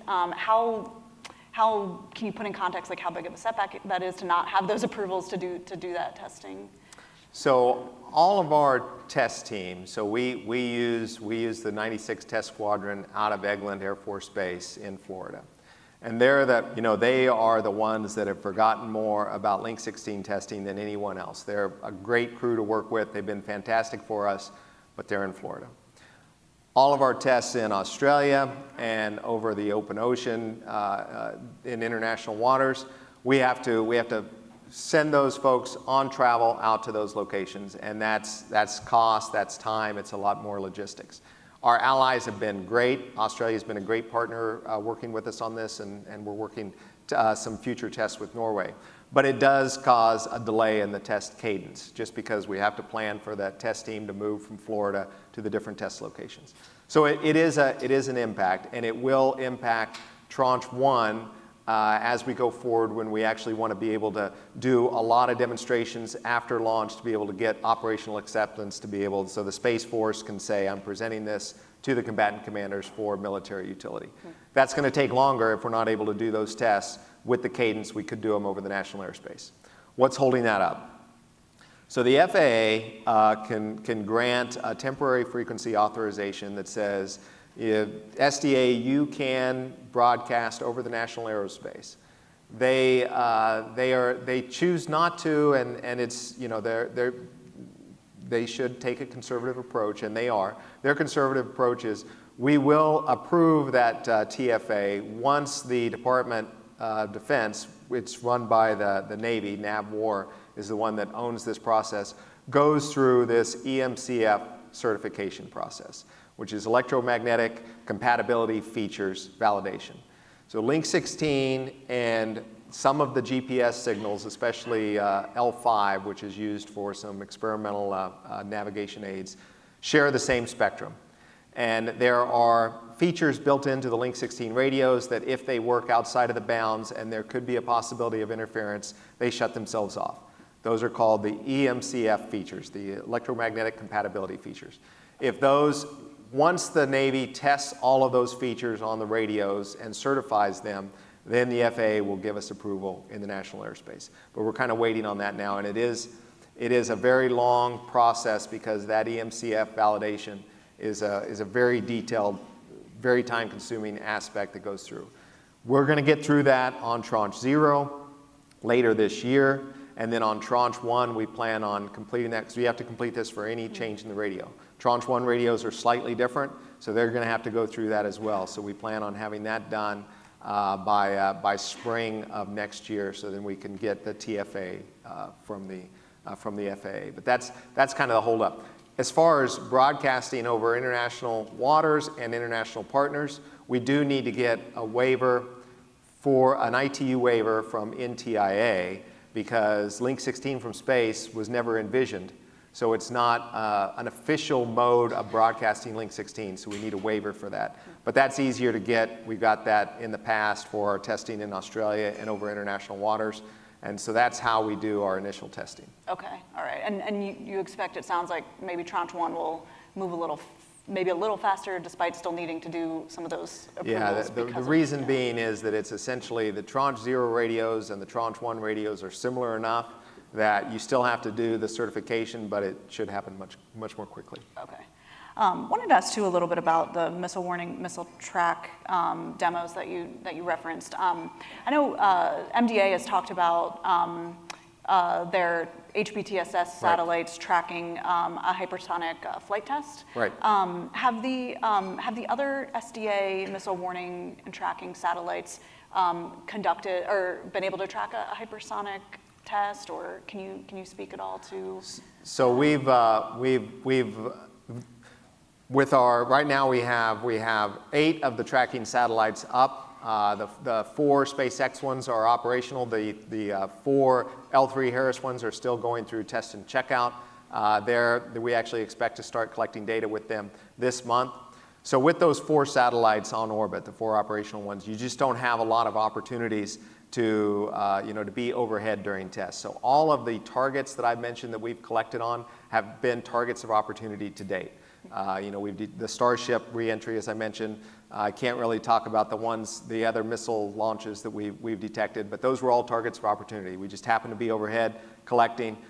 So because of the fact that we only have those 4 satellites operating, we're not easy to synchronize with those Missile Defense Agency tests. MDA has been very cooperative with us and tried to time their tests when we were overhead, but just due to different situations, primarily with weather forcing them either to the end or the beginning of a launch window where we didn't have visibility, we haven't been able to get coverage to date. But we're working with MDA, and they're actually moving their test times to try to accommodate us when they can. Obviously, there's not a whole lot of flexibility there, but to date, we haven't been able to get a blue, meaning a U.S. hypersonic test. Okay, all right. Kind of switching and talking a little bit about kind of upcoming launch opportunities. I know SDA had planned to kind of pick up its launch cadence in the next year or so. Previously, the plan had been to start, this month on this kind of 1 launch per month cadence over a year or so. I know launch plans, change and shift for various reasons. Can you give us an update on kind of what that plan is now and kind of how you're preparing for that kind of, rapid launch schedule? Sure. So as I tell people, I've been through dozens of assembly, integration, and test for space missions over my career. And I always tell people, the teams that are working on this, I say, look, after you get through the paper phase, after you get through the critical design review and you're actually cutting metal and you're doing assembly, integration, and test, everything always breaks. I've not worked on one space program where assembly, integration, and test has gone smoothly. Some go more smoothly than others, but I've not worked on one that went according to plan. And Tranche 0 was evidence of that. We had a huge supply chain issue with Tranche 0 with COVID primarily driving things out, which is why we launched about 6 months late there. Tranche 1, we're not going to launch this September. No surprise there. We would have already had to ship the satellites. The satellites are in build. All of our transport vendors are heavily in build. Our tracking vendors are close behind them. We will launch around the end of this calendar year. Whether that's on this side of the calendar year or the next side of the calendar year is TBD. We will launch around the end of this calendar year. There's still some risk in that schedule, and every day that's our motto, Semper City. It's always faster. We have to. It's an active process. You can't just let it happen. You have to work every day to go in and say, how can we pull that schedule left to make sure that you actually can launch on time. We have some of the tier 2 vendors, primarily our optical comm vendors. You may have seen some of that in the news that are having some issues. Earlier in the year, it was some of our propulsion vendor suppliers. You may have seen that in the news as well. These are things we have to work through with our primes, our spacecraft providers, to make sure they can continue to pull that schedule in when they have those kind of delays. We also have some of our encryption devices are on the critical path, and that's on the critical path for because of hardware being built in time as well as getting the NSA certification. NSA has been a good partner on this, though, and has been able to accelerate things. So that's the plan. Sometime around the end of this calendar year, we'll start to launch our Tranche 1 satellites, and we'll have a total of 10 launches on Tranche 1, and essentially they'll be on 1-month cadence after that. So when we start to launch, we'll have 10 launches that follow within a year afterwards. We're going to try to launch on 1-month cadence after that. Try to bring that in a little bit, but a lot of that has to do with payload processing facility availability. So 1-month center seems to be about what we're going to shoot for. So the plan is to have, you may have heard different numbers, whether it's the end of fiscal year, the next fiscal year was kind of spoken by a few people. That is when we plan on having the Tranche 1 satellites operational and as the Space Force presents those to the combatant commanders. We want to have all of our capabilities, our Tranche 1 capabilities for transport and tracking presented to the combatant commanders, operationally accepted by the end of calendar year 25. That's what we're tracking to. Tranche 2, just to continue on, so that's Tranche 1. They're in build right now. Our vendors are putting together the satellites and getting components in every day. Tranche 2 is in that kind of design phase, still the honeymoon, working on, they haven't started cutting metal. They're essentially all through or coming up on critical design review. Everything there is still tracking to first launch in September of 2026. Also announced that on Tranche 3, good news there. Last week we had our Warfighter Council, which is the venue we use to get approval for our requirements for our middle tier of acquisition, which is the acquisition authorities we use to do our procurement. We went through the Warfighter Council, got the blessing from the Warfighter Council that says, essentially that's the combatant commanders, that said, what you're planning on for Tranche 3, thumbs up, go full speed ahead. So that means that now we're going to push forward, and you'll see solicitations for Tranche 3 start to come out. The first solicitation will be for the Tranche 3 ground, and that will come out later this calendar year. And then the spacecraft for Tranche 3 transport, those solicitations will come out early next calendar year. And so we did that. We actually pulled that process in about 6 months. We typically would have done that Warfighter Council in March of next year. We pulled that in essentially to give us more margin to make sure that we can hit the Tranche 3 launch date, which is September of 2028. I can't remember if you said this before, but how many satellites in Tranche 3? And can you tell us anything about like the different, maybe if there's some additional capabilities coming with that? So until we go out with the actual solicitation, we won't know the exact numbers, but for planning purposes, it's about 140 satellites in transport for Tranche 3, and then 54 additional tracking satellites for Tranche 3. And what new capabilities will that give us? That will not only, keep in mind, all of our satellites have 5-year design lives, right? And so the idea is at the end of Tranche 3, we will start and have already decommissioned our Tranche 1 satellites. At the beginning of Tranche 3, Tranche 1 will be up and operational, but towards the end of Tranche 3, towards the 2 years after Tranche 3 launches, our Tranche 1 satellites are going to be decommissioned. So the Tranche 3 satellites have to do a few things. They have to replenish the capabilities that Tranche 1 was providing. Primarily on transport, that means you have to maintain that Link 16 constellation and then add additional capabilities. The new capabilities in Tranche 3 will be advances in things like phased arrays to allow us to go down to more users at a time. Primarily that's that'll be in our S-band terminals to be able to go down to more what we call the tactical SATCOM, which is a special user community that's using those S-band signals, and then advances in Link 16 encryption is going to be fielded. And then the tracking satellite, not only will they replenish the Tranche 1 tracking satellites, but they'll also provide advances towards more of the missile defense capability. Remember, the tracking satellites do 3 missions: missile warning, missile tracking as the primary, and then we're building up to more and more of the missile defense capability. Missile warning means, have they launched against us? Are we under attack? Do we initiate mutually assured destruction? Old Cold War stuff. That's not the world we really live in now. Nothing is really ballistic. All of the missiles maneuver, and you have to be able to track them in flight. So that's where tracking comes in. You track them in flight, and you can say that missile that was launched from point A is going to impact point B. So point B, activate your terminal air defenses so you can defend against it, or at least take some kind of countermeasures. That's tracking.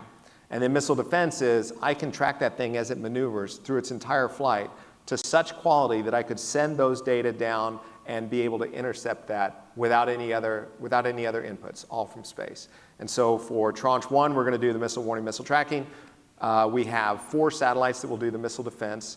Tranche 2, missile warning, missile tracking, and an additional 6 to do the missile defense, so we'll have 10 up there doing that mission. And then Tranche 3 will build on that to try to give us global missile defense, and we're unsure how many we're going to need for that at this point. Okay, all right. Just going back real quick,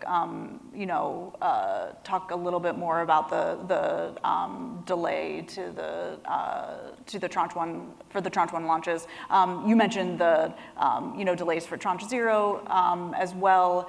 As you think about kind of some of the causes there, and also like the implications of, Sure. Even several months delay, does that cause you to maybe take another look at what your strategy is going Sure. forward? Does it reflect anything about whether this approach is too aggressive, the schedule's too Nonsense. challenging? Crazy talk.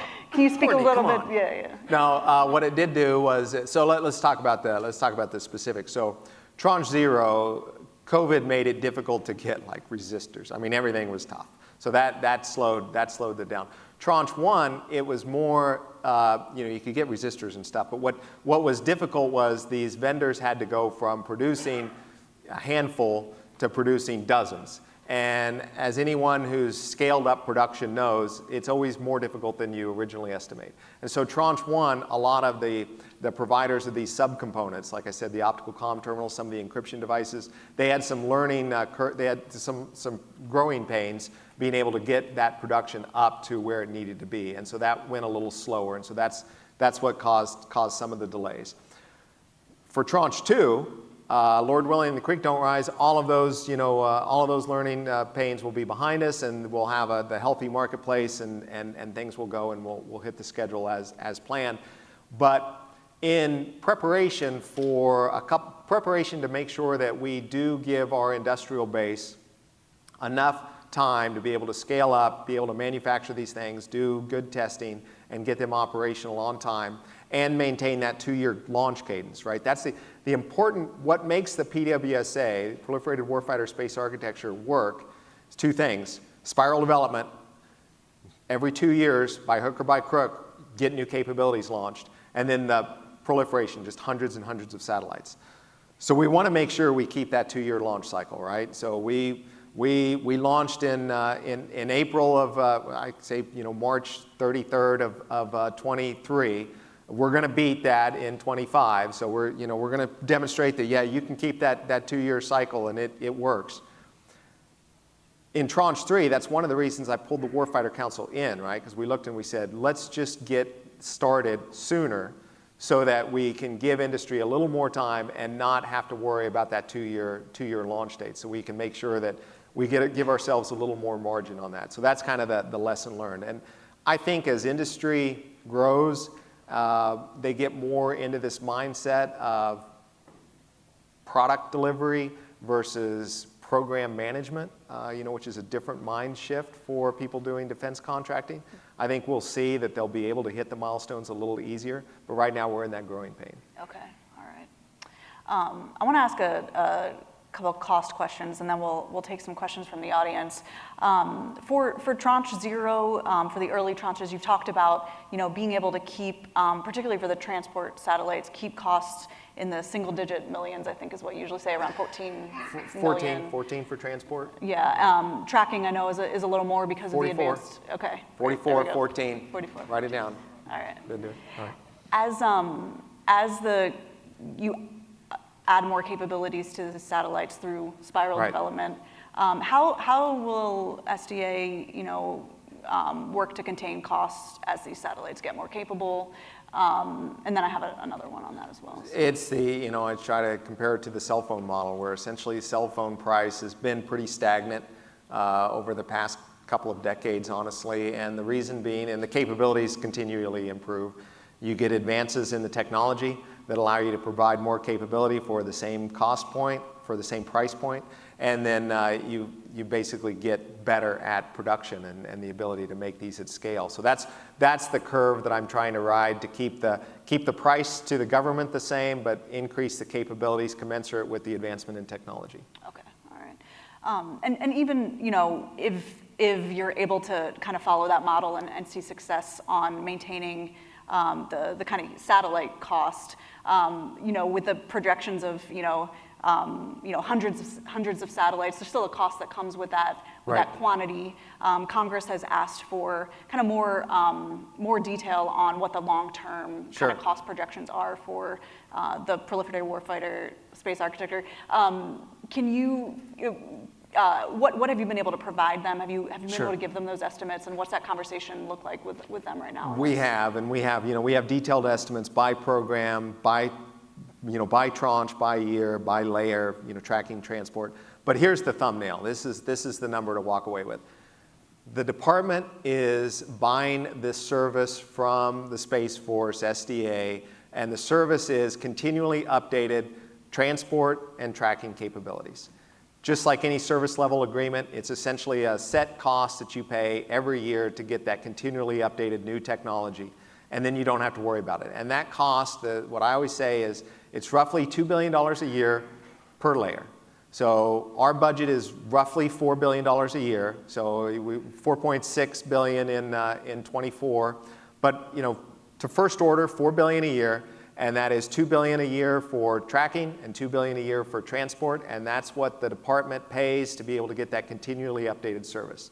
So that will go out in perpetuity. Those kind of numbers, $2 billion a year per layer, will give you that continually increased capability. If we get new capabilities that the department wants us to provide, then that would be another layer that gets added on top of that. But essentially, that will give you updated space segments, updated capabilities, updated ground, and continual contacts to the warfighter. And that's where that number comes from. And then, of course, it's a little more than the $2 billion per layer per year, because you've got the infrastructure costs that kind of maintain it. But that's the kind of the rough thumbnail rule of thumb to use.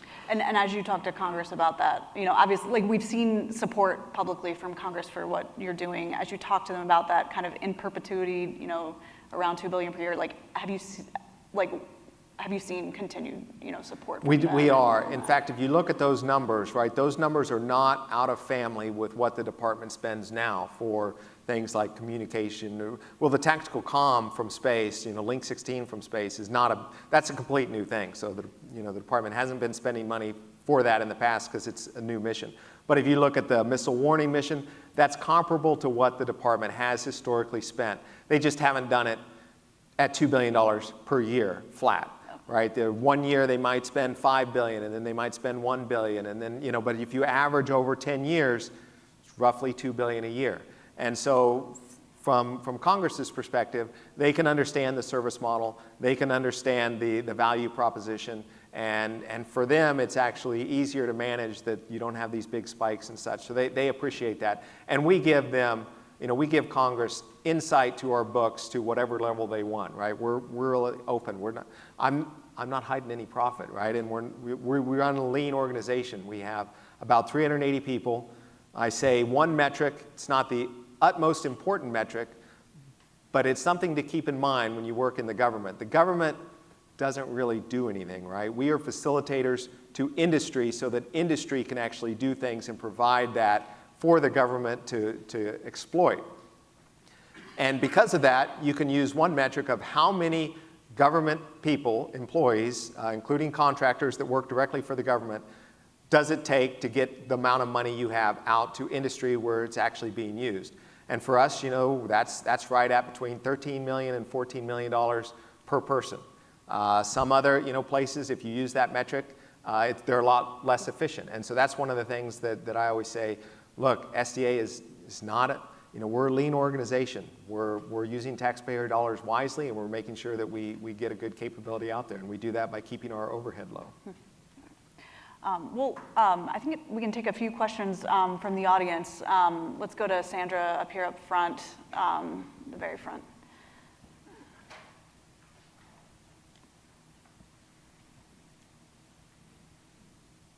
I thought she was looking around for Sandra. Thank you, Derek. Sandra Irwin, Space News. I wanted to ask you about some of the consolidation that we're seeing in the industry, and potentially, would that impact your program? We saw the Lockheed buying up Terran Orbital, and of course, some time ago, Raytheon bought a satellite manufacturer, Blue Canyon, and then they now took themselves off the market for Prime. So do these things give you any concern? I know there's probably going to be more deals coming, so how do you prepare for that? Perhaps limiting competition in the SDA market. Sure. Thanks. So for the SDA model to work, it's all predicated on a healthy marketplace at the prime level, at the tier 2, tier 3. All of that marketplace has to be healthy to get that competition working, to get that vibrance in there. So consolidation at the level we've seen consolidation doesn't concern me, right? If we went to, it looked like we were only going to have 2 or 3 bidders on each of our programs, then that's when I would start to get concerned. But if you look at what's happened, we still get close to double-digit bids on all of our major programs, our tracking and our transport programs by different primes out there. If you look at what was awarded on Tranche 2, we brought new entrants in. We brought Rocket Lab in to do our transport beta version, which is the TAC-SATCOM mission, and we brought Sierra Space in. First time that Sierra Space has had a prime contract with SDA, brought them in to do tracking. So if we start to see consolidation where we really only get down to a handful of bidders, that would start to scare me about the market. But by all indications, I see nothing but a healthy market out there. I see plenty of bids coming in. I see new entrants being entered into the SDA ecosystem. So it doesn't concern me at this point. Okay. A question back here. Thank you. John Harper with Defense Scoop. How do you envision the relationship between the PWSA and the Starshield satellites that the department wants to procure? Do you anticipate the Starshield will be integrated into the PWSA, or will they be kind of a separate constellation? So they'll be separate. What we want to have them be is separate and interoperable, so that you would have they provide different end capabilities to the actual warfighter, depending on which mission. So, for example, Link 16 is for secure encrypted comm to fielded radios out there. Starshield doesn't provide that. Starshield provides other activities, other capabilities that go down to different hybrid SATCOM terminals and such. That's fine. We need all of those capabilities. The goal of the Space Force is to make sure that they are all integrated together so that they're interoperable, so that essentially to the warfighter, it's transparent. We don't want them to have to worry about whether they switch their radio to going to the PWSA or going to MILNET is the term the Space Force is using for that constellation, to be able to go to that. They'll be interoperable. In fact, we're going to start out doing interoperability to connect those 2 different constellations on the ground, and then eventually move that up to space exchange points where we do it. I had originally called those translator sats, if you will. That's how we're going to connect to commercial constellations as well, because we want them in the fold as well, right? This is a joint effort. We want to bring all assets to bear. So I'd always talked in the past about translator sats. Those have been rebranded by the Space Force as space exchange points, the translator sats. But they will allow the constellations, whether they're provided by anybody outside of Space Development Agency. We want to make sure that we can have those exchange points and move data between the 2. In fact, we're working on the tracking layer in particular. If you noticed our optical comm terminal standard 4.0 that's been released, that has a provision in there directly to be able to talk to the MEO layer of the tracking layer. So we'll act as a space exchange point between the LEO tracking layer and the MEO tracking layer to show that that works. Same thing will work for anyone else that's building out pieces and parts of the overall MILNet. And are you already in talks with SpaceX about that interoperability and fleshing that out? Absolutely, absolutely. So we're in talks with SpaceX as well as other vendors to be able to do the Kuiper as well, to be able to work with us and you know, the SpaceX optical comm standards are published and well known, and the space exchange points, these translator sats, will essentially have optical comm terminals that can talk to the PWSA as well as MILNet, and then have the routing to be able to move between them, just like a terrestrial router would. And so we've been in talks with SpaceX, Kuiper, as well as some of the commercial ISR providers like Capella and Planet, Maxar, about how that would all work together. Great. Well, it looks like we're out of time. Derek, thanks again for taking the time to talk with us, and really appreciate it. So, Thank you. Great. Thank you.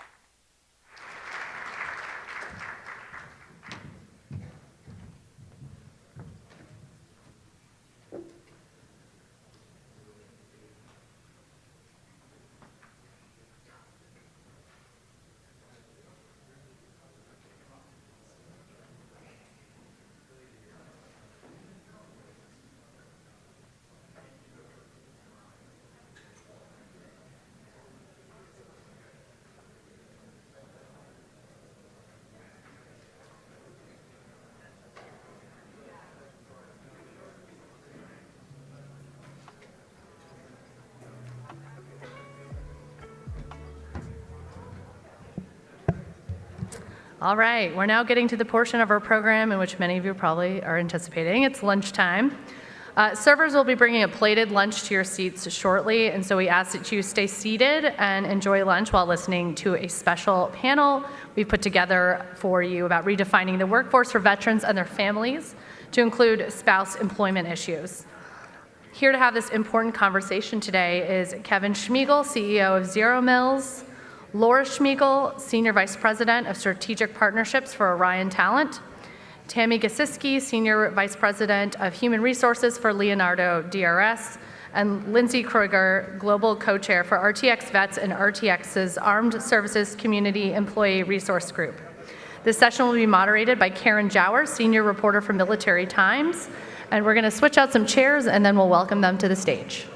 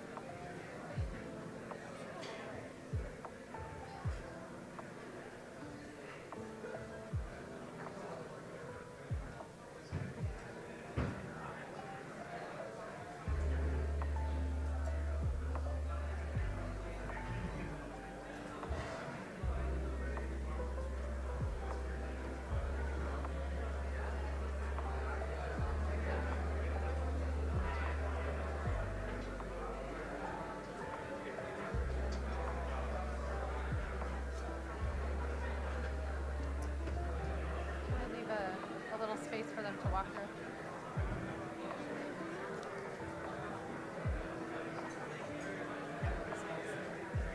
They need to walk through here, maybe, or here.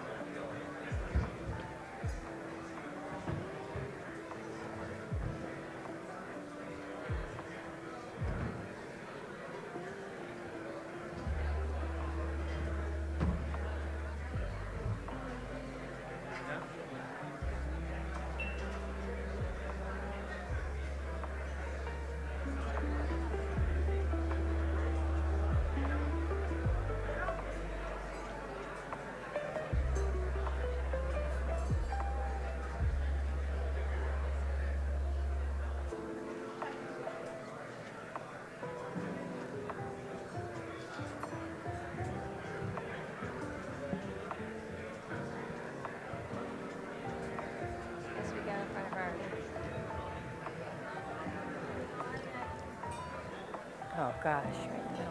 We don't have a table. Oh my gosh. Yeah, Leah was right. Yeah, the lights are really bright. Yeah, they are. It's right.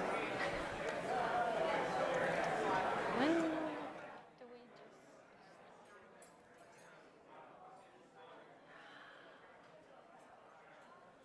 I guess we just start, right?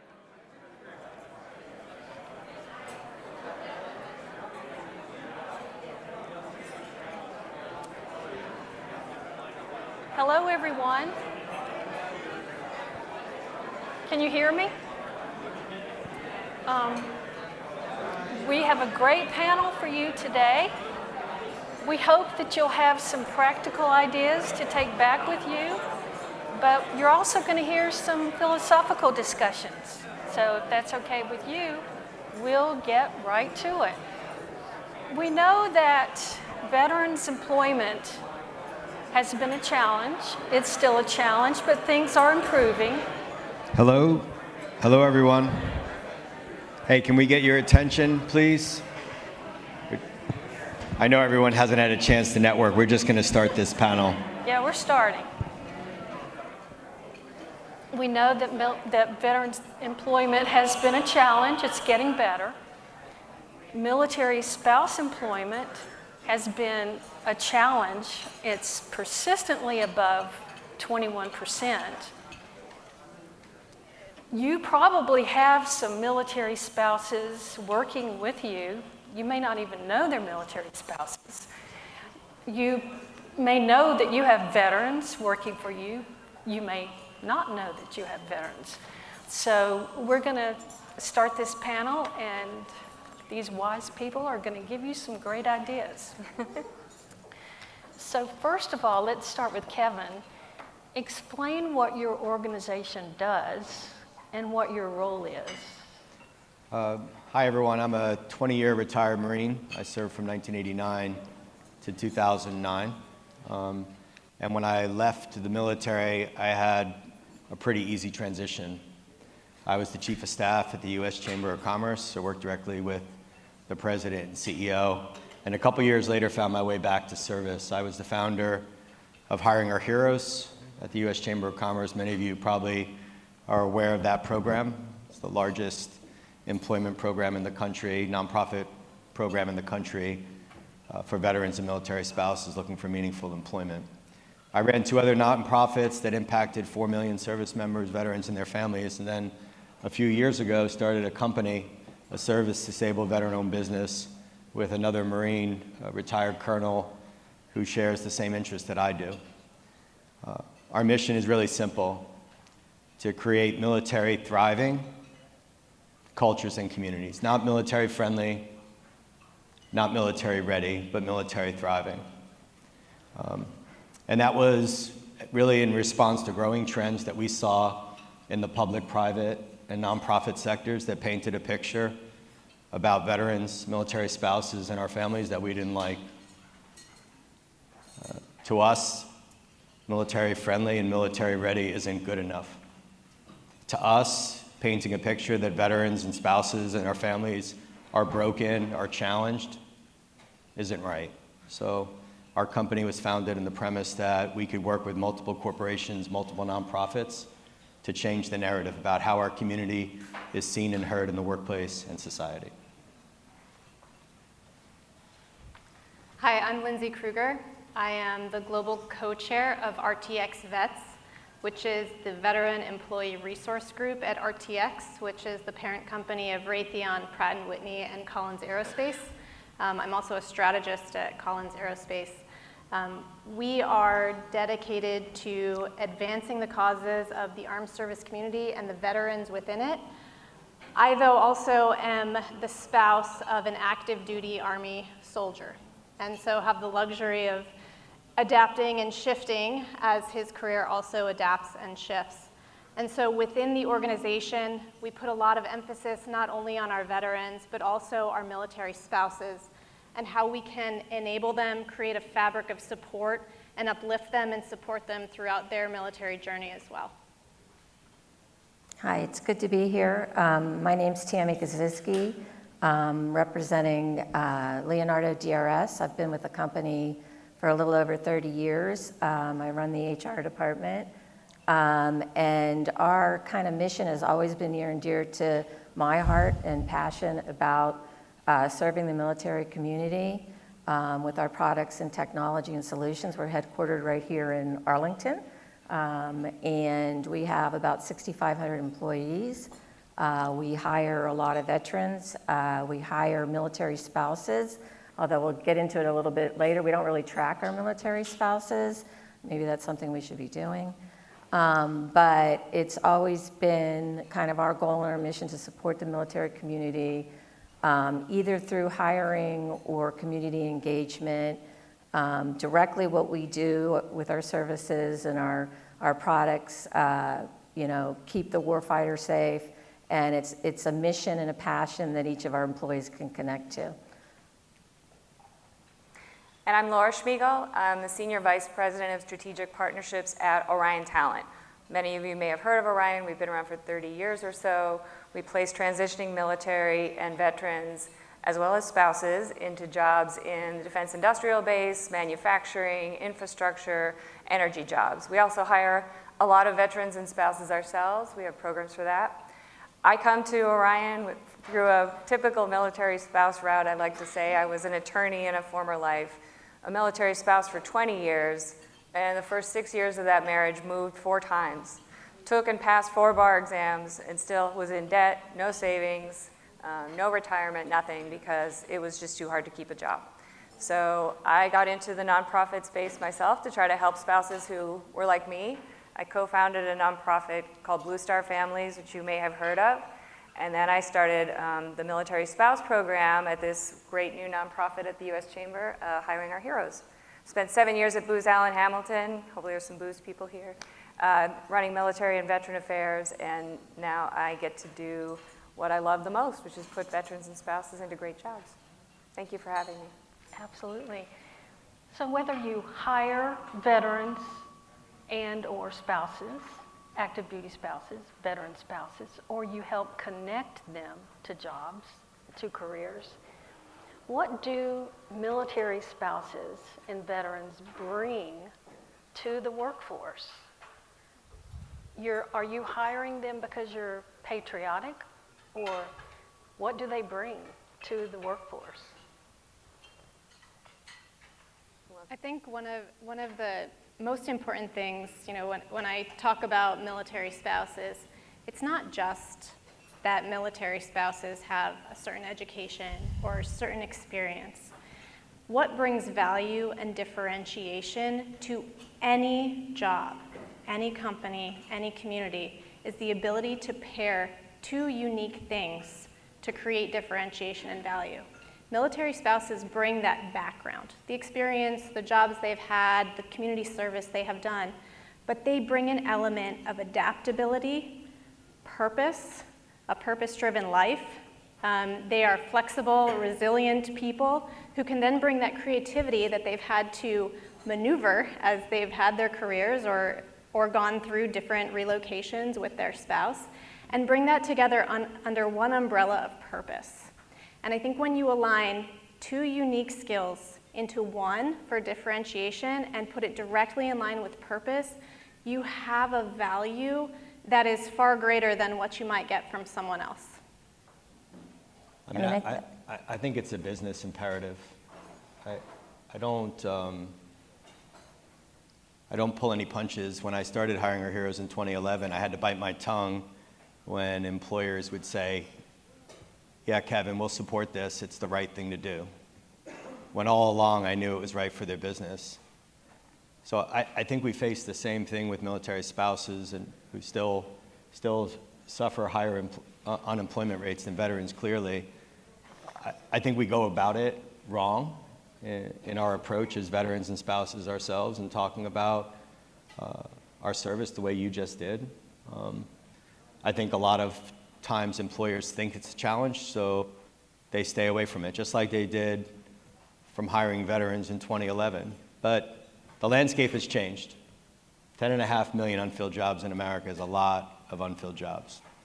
And as a talent pool, as a resource, there is no better talent pool than veterans and military spouses. I think we have to start talking to employers that way when we go into an interview and we're looking for meaningful employment. I think we need to take the narrative back and talk about our service in a different way. I can't help but look at the term military friendly and shake my head. Like, what does that mean? You're doing us a favor by giving us a job? You're being friendly to us? What are you doing to help us grow and thrive? And I think culturally, companies have to consider that. This is not just about putting butts in seats. If you have a skills gap of hundreds or thousands or tens of thousands, you have to build a culture that gives veterans and military spouses more than just a job. And you can't say you're friendly. What else are you doing to help them find purpose through continued service, be part of a connected community through their ERG, take care of their health physically, mentally, spiritually, emotionally, and do all those other things that they need to constantly seek self-improvement like we did in the military. So I think the times have changed. We choose who we work with, we choose the nonprofits we support, and we choose who we buy things from. If they're friendly, we have to make a decision if that's good enough. Yeah, I really liked your point about, because it came from the heart, but the adaptability of the military spouse. And I think it's for me, I think it's an untapped resource, this community, as far as from a hiring perspective, because, you know, we work with Blue Star families, and we engage with other networking, but I don't even know, I don't have a good handle on who all are in that community that are in our community within Leonardo DRS. So I know I have some on the HR team, I have some military spouses on our HR team, I have some veterans on our HR team, I know who all our veterans are, but you know, you bring a different angle and an aspect to it, and I think it's a key takeaway for employers, which goes unnoticed in this tough, as you're saying, a tough labor market where there's choice now, right? I'm kind of archaic. I've been with the company a little more than 30 years. I say that and people step back and say, whoa, because people are changing jobs and they're moving to the next, you know, to the next best thing. So this is an untapped labor market that we need to take advantage of. Well, you started with the hardest question first. Good, because military spouses don't come with a common work experience. Obviously, they're defined by who they're married to. Otherwise, there isn't an obvious commonality between them. But there is, because whatever that spouse's job or industry is, you know you're getting an individual who has experience in that industry and has dealt with a lot of change, who has overcome a lot of unknowns. The highest compliment you could give someone at Booz Allen was thrive in ambiguity. And I had to laugh every time because I thought, well, you should just be a company full of military spouses because there's nothing but ambiguity in your life as a spouse. Over 20 years, I moved 9 times, 3 deployments, 2 kids. Whatever I was doing, I was dealing with all of that plus what I was doing. But I was still determined to do the best job I could because I knew I wanted that job. And I wanted to keep it and I wanted to build my resume. So I think what they bring is something intangible, so it's very hard to define, but you know you're going to get a good employee. Yeah. And you talk about the commonality of being married to a service member in terms of the spouse. But military spouses are in careers that span the world. You know, we have an attorney, we have an engineer on this panel. Can you talk a little bit about some of the roles that you've put military spouses in or connected them to, maybe some unusual ones? Oh boy. Well, I know at Orion we actually have a training program to train military spouses as recruiters.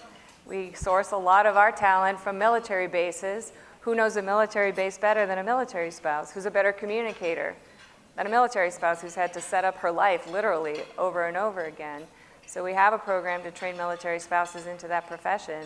It's all remote. It's really convenient for them. So I don't know if that's unusual, but I think it's something people don't necessarily think about. And it's kind of taking what would ordinarily be a disadvantage and turning it into an advantage. Yeah, and I'll just say, for our company, I mean, we have 13 job families from manufacturing, engineering, supply chain, finance, accounting, logistics, a lot of variety. And we're talking about the accomplishments of on either side of me of 2 military spouses, which would fit, nicely into our organization.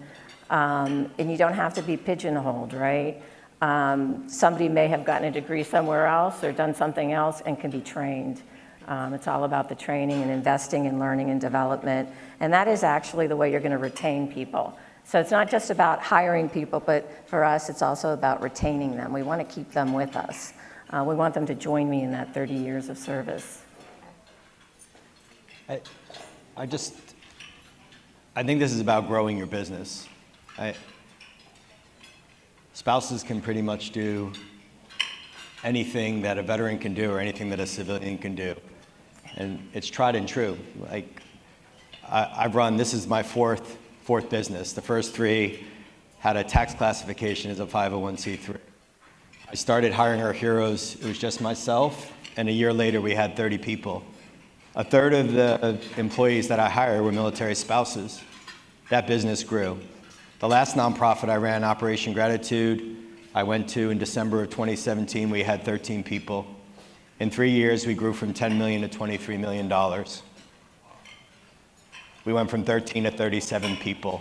12 of the 24 people I hired were military spouses. I run a service-disabled veteran-owned small business with my best friend. I've known him for 28 years. Last year, we hired 2 military spouses. And what do? They helped us grow our business. There's no better imperative for the companies in this room just to think about what you're trying to accomplish. This isn't about making a commitment. This is about outcomes. And those outcomes have been proven to me time and again because military spouses help me grow my businesses. It's as simple as that. Project management, program management, development, partner stewardship, marketing, communications, across the board. They were the reason those organizations grew. I think to Kevin's point, one of the things that I think kind of gets in the way of, well, why should we hire military spouses? I think we've talked about that. And I think it's the same answer all the time because it's the right answer, it's the real answer. And so then the question becomes, well, why isn't there more hiring? And when I look at this problem, I think about it from 2 perspectives. The first perspective is we have external factors and we have internal factors that are preventing that. So I'll start with external. So these are, I would consider it your barriers to entry to getting into that job, or maybe a policy decision that makes it harder. And we've been trying to address those one at a time, right? So we have wonderful legislation and policy changes in Virginia and Maryland and Washington to help protect military spouses. There's also the internal corporate policies that need to be looked at to see if they are friendly to those people. So that's external. But internal, there's maybe always a seed of doubt from that culture. Am I going to move? Should I even tell somebody that I'm a military spouse when I'm interviewing? Because is there a perception about who I might be or how long I might be in this job? Or maybe I didn't go for a promotion because I was too worried that my position as a military spouse would inhibit that. So what we see is a whole lot of, let's attack this issue and let's look over here.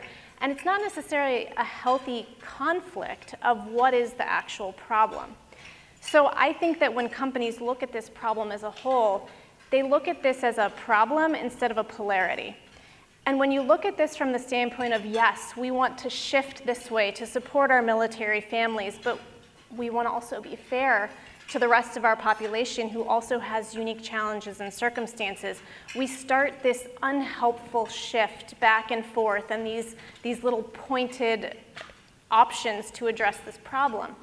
And so how can we take the best of what's good for our entire employee population and is beneficial to our veterans and spouses? Let's take more of that good and measure it and do more of it. And then let's also say, here are the warning signs that we're not doing this particularly well.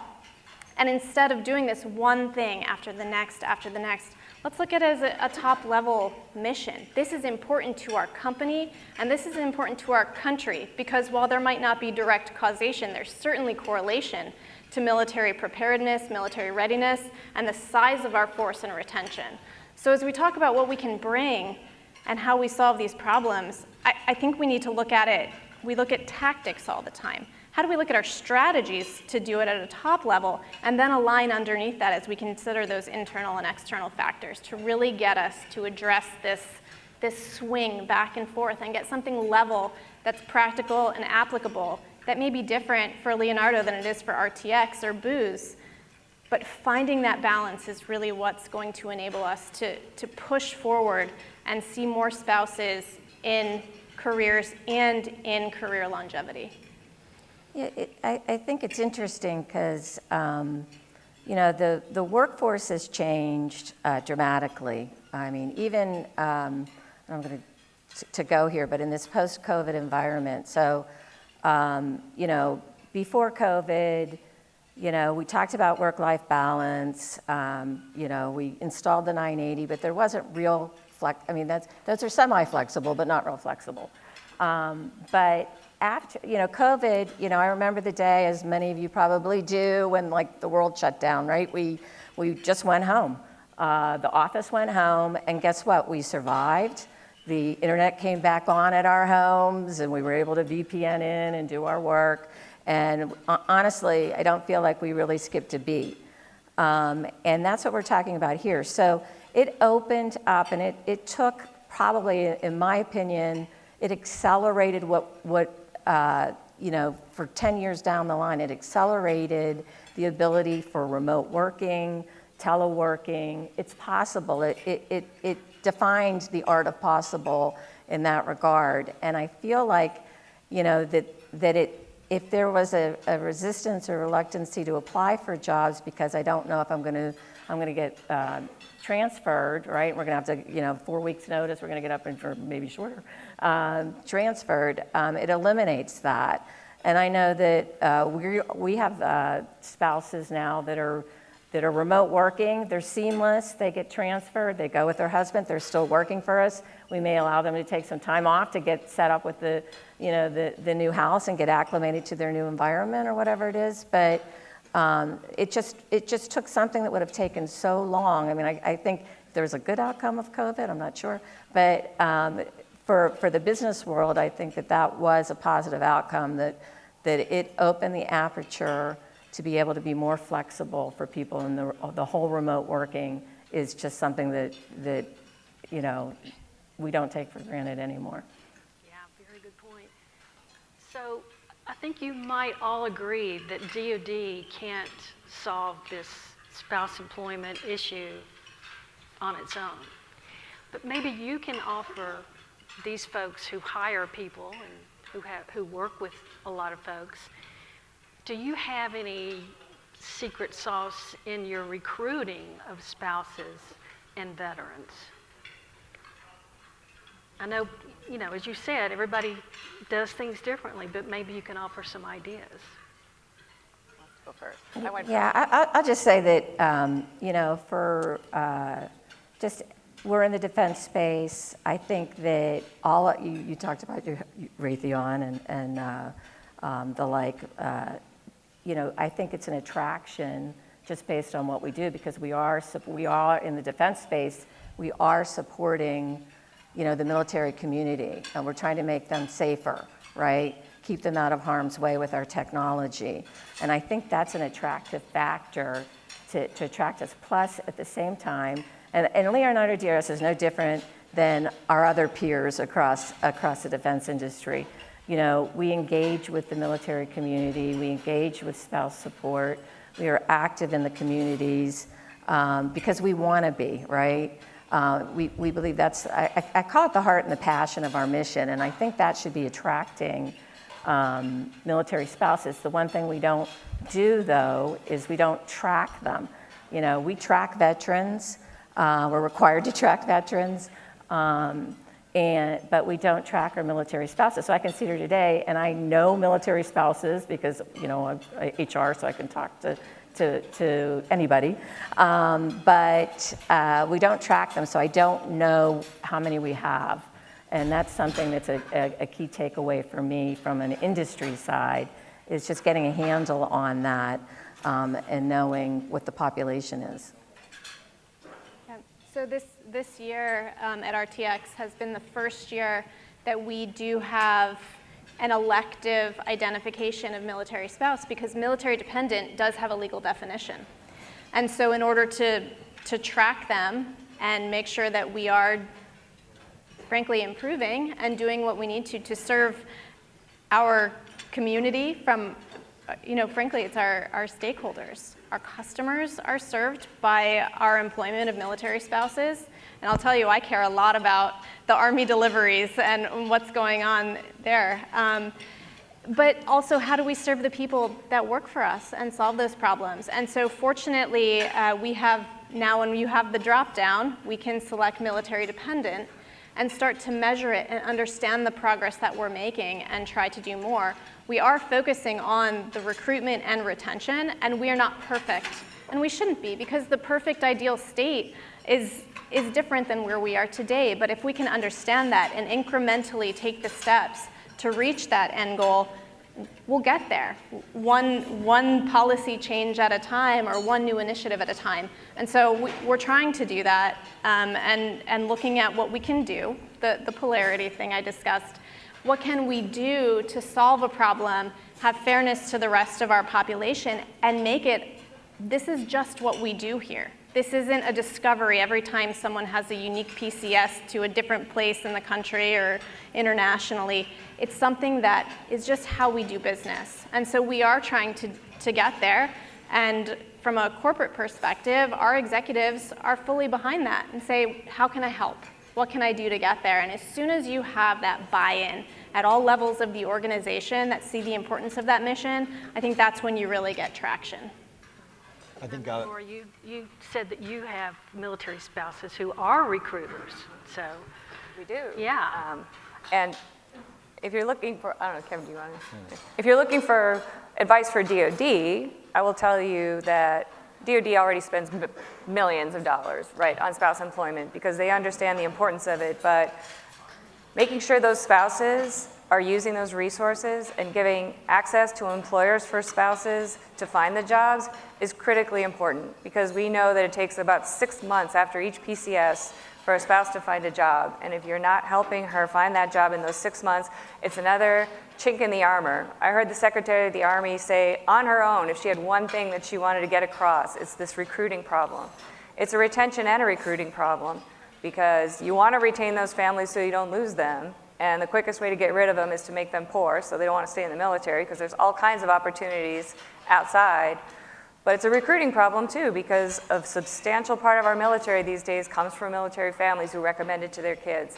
And if they can't put food on the table, they're not going to recommend it to their kids. And more, we see that that is happening. You wrote about it this morning. Inflation is killing military families. You need 2 incomes. Unless they have access to jobs, they're not going to have 2 incomes, they're not going to thrive, and they're not going to recommend service to their kids. And I think the best recruiting strategy is focused on retention, because creating a military thriving culture is delivering on a promise you make when you hire someone.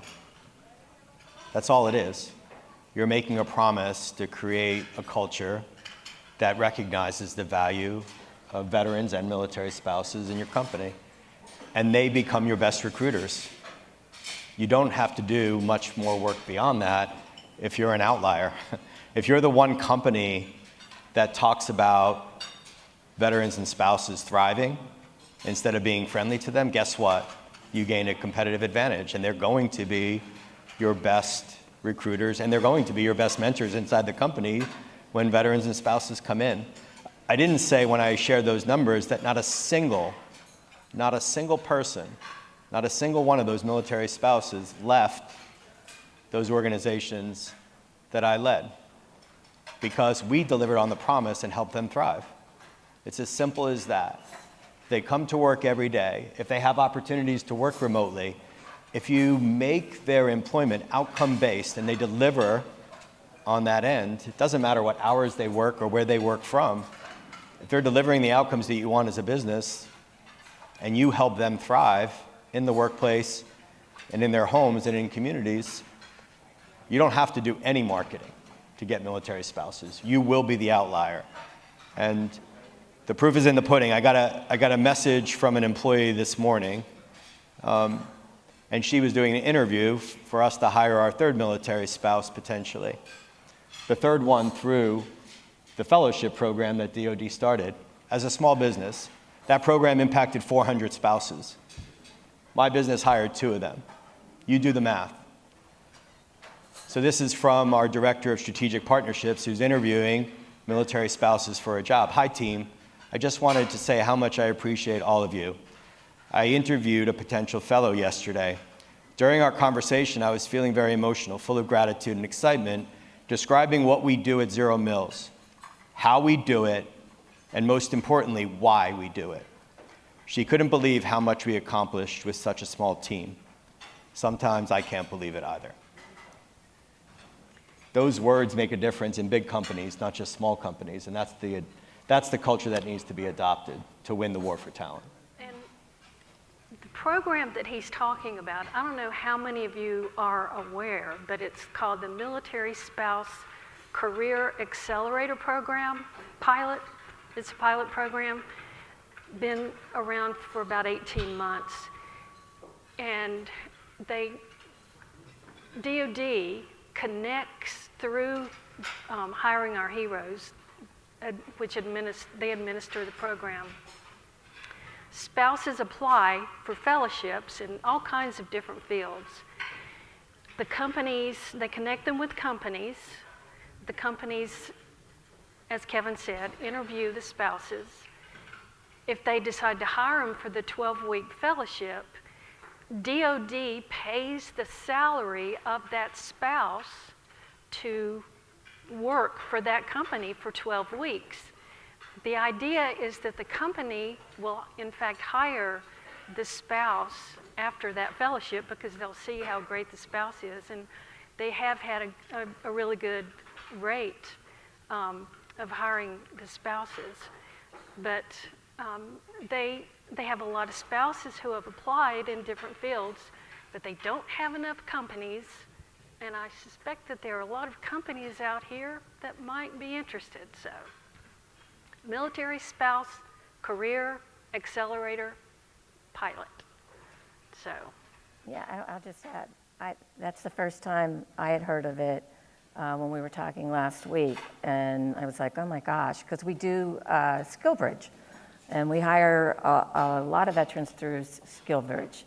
And I had no idea that it existed. So what do you think I did after we got off the phone? Like, on the internet, looking into it because it's something that we need to do. Yeah. And another program that DoD has, which a lot of you are probably partners in this, is the Military Spouse Employment Partnership. And DoD vets companies to become members. I think they've got over 700 companies now that are partners. But the companies, they actually say, okay, and DoD does vet them, that they will recruit, retain, and be flexible for spouses. So, and that's another program that DoD does. And it does something very important, in my opinion, too, which is it offers jobs, right?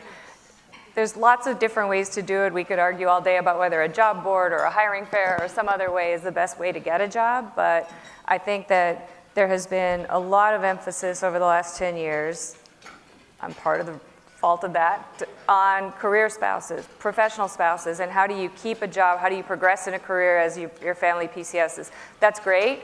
It's a sliver of the spouse population. The vast majority of military spouses are either young spouses who haven't started their career or maybe aren't going to have a career, or maybe they have a gap in their career because of a PCS move. The PCS moves are the reason the spouse unemployment numbers are high. Let's not kid ourselves. That's why. And so you have to shorten that 6 months that the spouse gets a job. And job boards, ways to get spouses jobs are the #1 way you can help military families financially and help keep them from going off of that cliff by helping them get a job. Yeah. So Kevin, do you want to talk a little bit more about how your company has been involved in the Military Spouse Career Accelerator Program? Yeah, I mean, it was a no-brainer. It was a no-brainer for us. Right now, we have 2 Navy spouses. Monica Shea, who is married to a Navy officer. She lives in the Jacksonville in Florida. And Trish Bautista, who's a spouse of a corpsman in the other Jacksonville in North Carolina. The latter, Trish, we brought on last year through the program, the Accelerator program. And 8 weeks into the program, we offered her a job. And the day we hired her, 4 weeks later again, as a small business, we paid her a bonus, a signing bonus, which was the difference in the amount of money she was getting in the Accelerator program and what we could have been paying her for her salary. And she's been with us ever since, which is why I read Monica's message today, which is why we're looking at a third spouse fellow. And again, I don't have to do any marketing because the Defense News Conference just helped me. If anyone's watching that's a military spouse, they're going to know, and they're going to talk to Monica and Trish about what they've experienced in our company. Listen, all the companies that are in this room have the ability to hire spouses. To me, this is not about what's the right thing to do. Like, honestly, this is so right for your business. And I think oftentimes small business owners don't have a seat at the table. There are 2.5 million veteran-owned small businesses in America. We hire another quarter of the veterans in the workforce. There are only 8.6 million veterans in the workforce. And we hire military spouses too. The solution rests with us, not just the big businesses in this room. So while 400 is not an overwhelming number, it's a great start. But there is going to come a time where spouses are seen and heard for the leaders they are. And when that happens and you all miss the boat, you'll remember this conversation. I think there should be an active strategy that overcomes the challenges that everyone talks about. I'm not pointing to anyone in this room saying you must do this. I'm not. I'm not looking at you in the eye and saying it's the right thing to do. I'm asking you to consider where you are right now as a company and really think strategically about this talent pool that you can bring in. I mean, I can't tell you what it's done for the companies that I've led over the last 13 years. Kevin, you've talked about the misperceptions that are out there about spouses and about veterans, and you've talked about how you're getting beyond that, and you're trying. How do we get beyond these misperceptions, and what do you think the misperceptions are?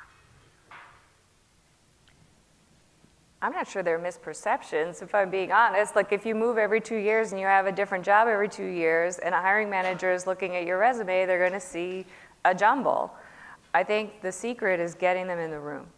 You know, we used to tell employers when they would come to our hiring fairs, just turn the resume over. Turn the resume over and talk to that spouse. I got this from an employer at my very first hiring fair. And you would see employers who were skeptical of resumes all of a sudden turn on talking to the spouse, because it makes more sense when you can talk about why you went from one job to another, how you got there, what you overcame to get that job. We had examples of employers who would offer a spouse kind of a minimal salary for a job. Then they'd go to a networking event and someone else would meet that same spouse, and the spouse would get an offer for literally twice as much. That's why the fellowship program can be helpful. That's why networking events are helpful. That's why I'm hammering so much on letting these spouses have events on the bases, getting them out, connecting them to resources, because if you meet them in person, their story makes much more sense than sitting on a resume on a blank page. And so I think that's really the key to everything. Once you get your foot in the door, you can prove yourself. Yeah, I mean, personally for me, I don't really have a misperception about it because I guess I've just been so entwined in it for a long time.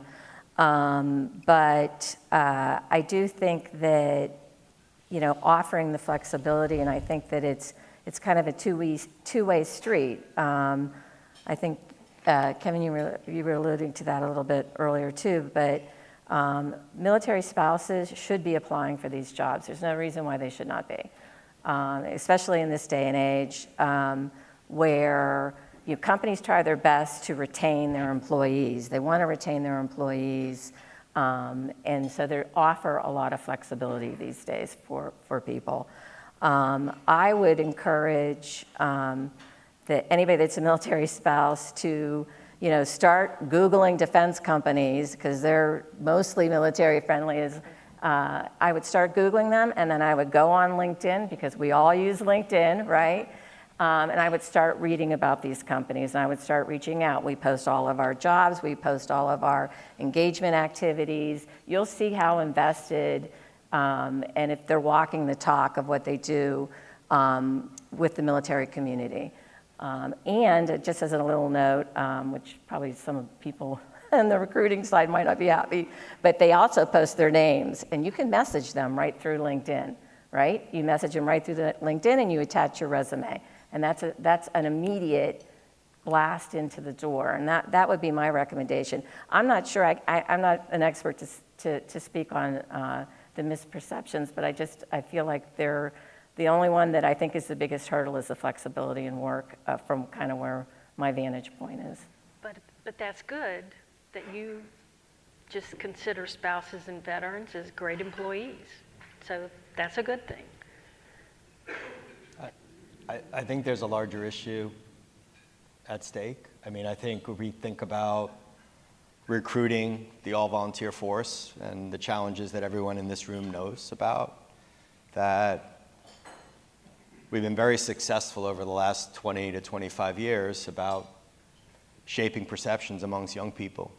I mean, the success is realized in this sea of goodwill that Admiral Mullen talked about in 2011 when I started hiring her here. The fact is, young people think veterans, military spouses, and our families are challenged and broken. DOD's figure last year that was released said 62% of young people think all veterans have a psychological disorder. That's largely driven by a narrative from a host of nonprofits that paint a picture that we are broken, we are victims, and all those other things. And it's on us to change the narrative, veterans and military spouses, one at a time. It's on us. It's not on anyone else. We decide who we work with. We decide the nonprofits we support with our time, talent, and our treasure. And we decide who we buy things from. It's as simple as that. We account for $2.1 trillion in our economy. Those 2.5 million veteran-owned small businesses account for $1.5 trillion in our economy. We decide who we work for. We decide who we support with our time, talent, and treasure. And it's on us to change the narrative. And that 9% propensity to serve will go up and up and up. When every veteran and military spouse on this stage and in this room takes it on ourselves to change it. We can't rely on anyone else to do that. I think military spouses, well, I know, are a microcosm of society. Everybody in this room, we are representative of someone in that role, of someone in that industry, in that position. And I think that, to your point, how do we change this narrative? Industry and art set culture and tone. And when we can see the people around us with the right alignment and the right vision and the right mission, I can tell you military spouses are aligned to that and they are hungry. I was telling Laura earlier today, when I first met my husband, before we were married, I was 25, and I heard that the CTO of SAIC, Amy Alving, would be speaking at my alma mater. And I took off work, I drove down there, and I stood backstage and I waited for her. And I said, well, you did this, you became a CTO. I'm an engineer by undergraduate degree. How did you do it? How do I get there? And she told me, a couple of different things and kind of gave me some ideas. And I looked at this woman and I said, I can do this. I can do this too. And so we'll go as far as hiding backstage to talk to somebody to give us an opportunity, but we are everybody. And we do work for the companies that can say, we value you, your service, your sacrifice, which we do, we sacrifice. It's applauded and it's valued here. And so take that hunger and transition it into something that is exactly what you need for differentiation. Take that skill and that hunger, put it together, and hire some more military spouses. And if they're already in your company and you're able to identify them, then help enable them. Because, you know, statistically speaking, it's 1.5 times that person's salary to then replace them. So we've laid the infrastructure through COVID. We've accelerated, to Tammy's point, the ability to do this. So let's capitalize on it. Let's recognize the issue and figure out what works for your organization. Because you do have the policies in place. We saw it during COVID. And we do have this hungry, hungry population who will raise their hand and say, I'll be your guinea pig. I'll help you try this out. And so I'd encourage you to continue to look at the population as somebody that you can lean on and that you can count on to be there for you and for your mission and to set the tone for how you move forward in this state. Any other thoughts? I think the only other thing I would say is that we've spent a lot of time in the last 10 years talking to companies about how to hire military spouses, and I think that that's right and good, and we've made a lot of progress that way. I think now we have to think about how to talk to spouses about how to plan that career. When there's a young spouse, they probably don't even know they're going to be in for 10 or 20 years or 8 years or whatever it is, but I think we have to talk to them as though they are going to and tell them, you can have a great career, you can succeed, you can be that leader, but you have to plan for it. You have to work twice as hard. You have to expand the scope of what you're willing to do, the jobs you're willing to take. You have to thread together jobs that don't make a lot of sense. They have to be willing to plan for it because it's not going to be like their peers who have similar degrees and backgrounds. So I think we still have a little ways to go in helping spouses plan for a long-term career. There is one other thing. You hear this, service is a family business. And having been an aide for a 4-star Jim Jones at NATO and hearing Joe Dunford, who was my MOI at Holy Cross later on in his career as the chairman, say, we recruit the individual, we retain the family. That's not true anymore. We recruit the family, we retain the family. And I'm not just talking about DOD, I'm talking about companies. Like when you're thinking about your talent strategies and your social impact strategies and your marketing and storytelling and how to integrate those things around hopefully more of a military thriving approach to talent, keeping good people, and also selling to a consumer, whether that consumer is DOD or the VA or it's an actual individual military veteran consumer. Think about the family unit and the importance of thinking more holistically about your strategy, because families are important in the decision-making process. And I think that's happening more and more, not just in our military, but in companies across the country. So I think that's a key takeaway. It really is important to think that way because we're not making decisions in isolation about our careers anymore. That just doesn't happen in America. Right. I mean, a couple takeaways for me personally. For what I do for a living, one thing for me is track the metrics. We got that, right? The second thing is engaging our veterans group, our ERG resource group. I'm not sure how many military spouses are a part of that. And I think that that's a missing component from our ERG. Because we actually use our ERG, our veterans group, to actually help us recruit and network and do all the things that we've been talking about. And that's a missing piece to me.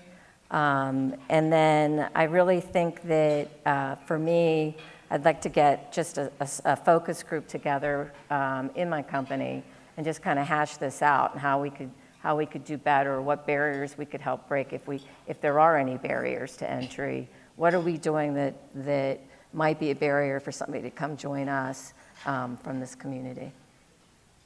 Okay. So we have about 1 minute for questions. Does anybody have a question? Lightning round. I think you're right here. Yes. We have, we have a mic coming. Is it on? There we go. Reciprocity for different certificates and things that spouses hold. How are we seeing that across the states? Are we seeing that needs more work? I know we get a lot of nurses and teachers, that kind of thing, that require license that don't necessarily have reciprocity. There's been a lot of progress on that, actually. Department of Labor has a website where you can see which states have adopted reciprocity across different professions. The preferred method DoD has used is interstate compacts. I actually prefer what I call the Goldwater method. The Goldwater Institute is encouraging states just to abolish licensing tests if you're licensed in a particular state.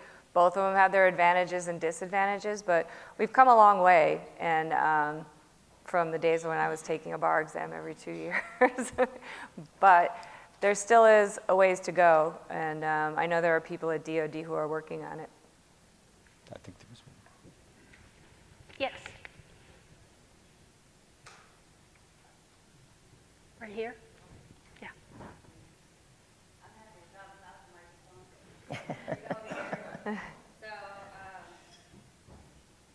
First of all, as a service member, thank you. Thank you for what you do. Two things. One, I want to clarify the context around military spouses and the definition of what military spouse is. Because my husband is a veteran and a spouse. And he's at home with my 4 children, so I can be here and I can do what I do. So just for all the other organizations, when you get your spouses, and it's not going to be the traditional 25-year-old female, young female. There are spouses out there that fit into different boxes. So I just want to acknowledge that. And number 2, one of the things that, we are, as part of the job, we've had to move quite a few back-to-back short moves. My husband actually did apply for the military spouse certification pilot. Found out about that, and the issue we couldn't go with it. Although we appreciate DoD that does pay for that, the pay is still one of the issues that in the spouse in the military families is childcare. Yeah. So my husband sits at home with our 4 children because we can't afford the childcare for him to be able to go out into the workforce and get back out there. So just acknowledgement of we, as a service member, we appreciate everything that you guys do. Please keep doing what you're doing. It's needed.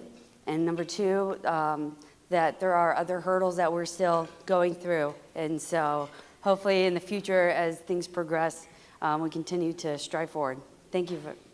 Thank you. Thank you. And thank your husband. Yes. Yeah,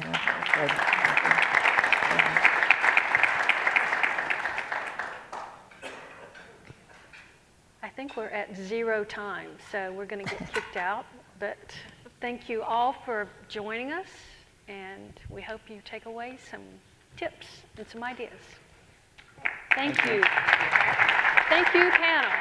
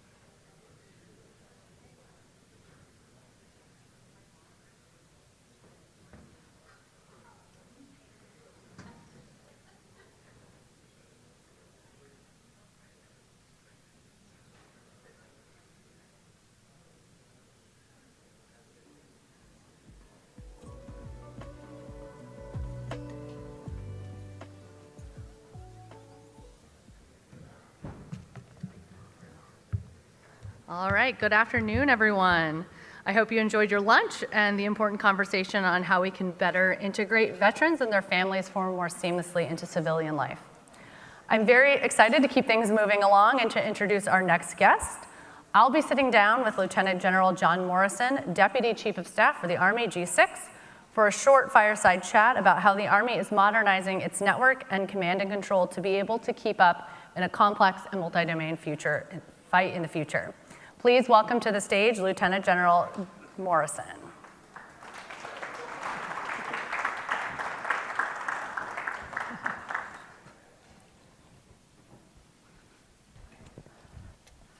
All right, General, thank you so much for sitting down and chatting with me this afternoon. Well, thank you for having me. It's great to be here and see everybody. Absolutely. Those that I can see. The spot's it's a little bright. I apologize for the reflection right now. So I got to speak with Secretary Wormuth earlier this morning, and she talked about the changing character of war and what the Army is doing to better posture the joint force for large-scale fights in multi-domain operating environment, and the Army's network does and will serve as the linchpin for how the service operates in the future. So as the Army's #1 modernization priority, can you talk about how this transformation is taking shape? Yeah, that's a great question, so thank you very much for that. You know, it is a real exciting time inside our Army from many different facets. And it's all about how do we rapidly adapt to, quite frankly, a threat that is evolving at a pace that is fairly significant. A few years back, we put out our doctrine on multi-domain operations, and it really talked about reach and strategic effects being applied down at the tactical edge. There is absolutely no way that can occur. And when you think about those strategic effects, you can think of them coming online even today. Cyber effects, long-range precision fires, deep sensing for ISR. There's no way that can happen without a robust, resilient, and global network. And so that's the path that we're on. We call it the Army's Unified Network, where it's really about bringing all the totality of our networks, and we had 69 to start, and making sure that we integrate them into one network so that we can easily move formations, people, and just as important data anywhere in the world at the time and place that a commander needs it. And then ruthlessly crushing the divide that we had artificially put in place between our strategic infrastructure that does our installations, think about where our home station mission command centers are, and our tactical formations that were deployed around the world. And so bringing all that together under the Unified Network Plan, which is really a framework that got the Army moving in that direction, allows us to talk about network modernization differently. There's no more talking about the integrated tactical network. There's no more talking about the enterprise network where we're modernizing that strategic and operational infrastructure. It's about the unified network. And let me give you, if I may, ma'am, a practical example of the unified network in action. When I first came into the job 4.5 years ago, one of the first things that we had to deal with was we had a brigade that had to go to Southwest Asia very, very rapidly, and it took days for them to get up onto the network and begin conducting operations. Think about that in today's world. It took days to get up on the network. Fast forward, we put 18th Airborne Corps into Europe at the start of the Ukraine crisis, and it took hours. Let me give you an even better one, because this is just 2 Saturdays ago at the Joint Readiness Training Center down in Louisiana. So the 101st from Fort Campbell, Kentucky, conducts a 450-mile long-range air assault and then a joint forced entry into a contested and congested environment against a live opposing force. From the D main at Fort Campbell, over the strategic and operational network, to a firing battery in the box, live round on a target in less than minutes. That, ladies and gentlemen, is the power of a unified network, and that's where our Army needs to head if we're going to be able to effectively conduct multi-domain operations against a near-peer competitor. Now, I know you've already moved quite a variety of disparate organizational networks down to 14, for instance. 9. 9. Okay, so wow, you're moving quick. So update us on the effort to get this unified network by 2027. Are you still on track? Do you think you can be earlier? What's the goal here for the timeline at this point? So interestingly enough, we're in the process of updating our Army Unified Network Plan because it is an evolutionary plan. And the reason that we're updating is because the goals that we had set, we've already far exceeded. And so moving to things like having that global infrastructure where we're able to use individuals and units around the world seamlessly will be in place by the end of this calendar year or shortly thereafter. We weren't expecting to get that done for another year and a half or so.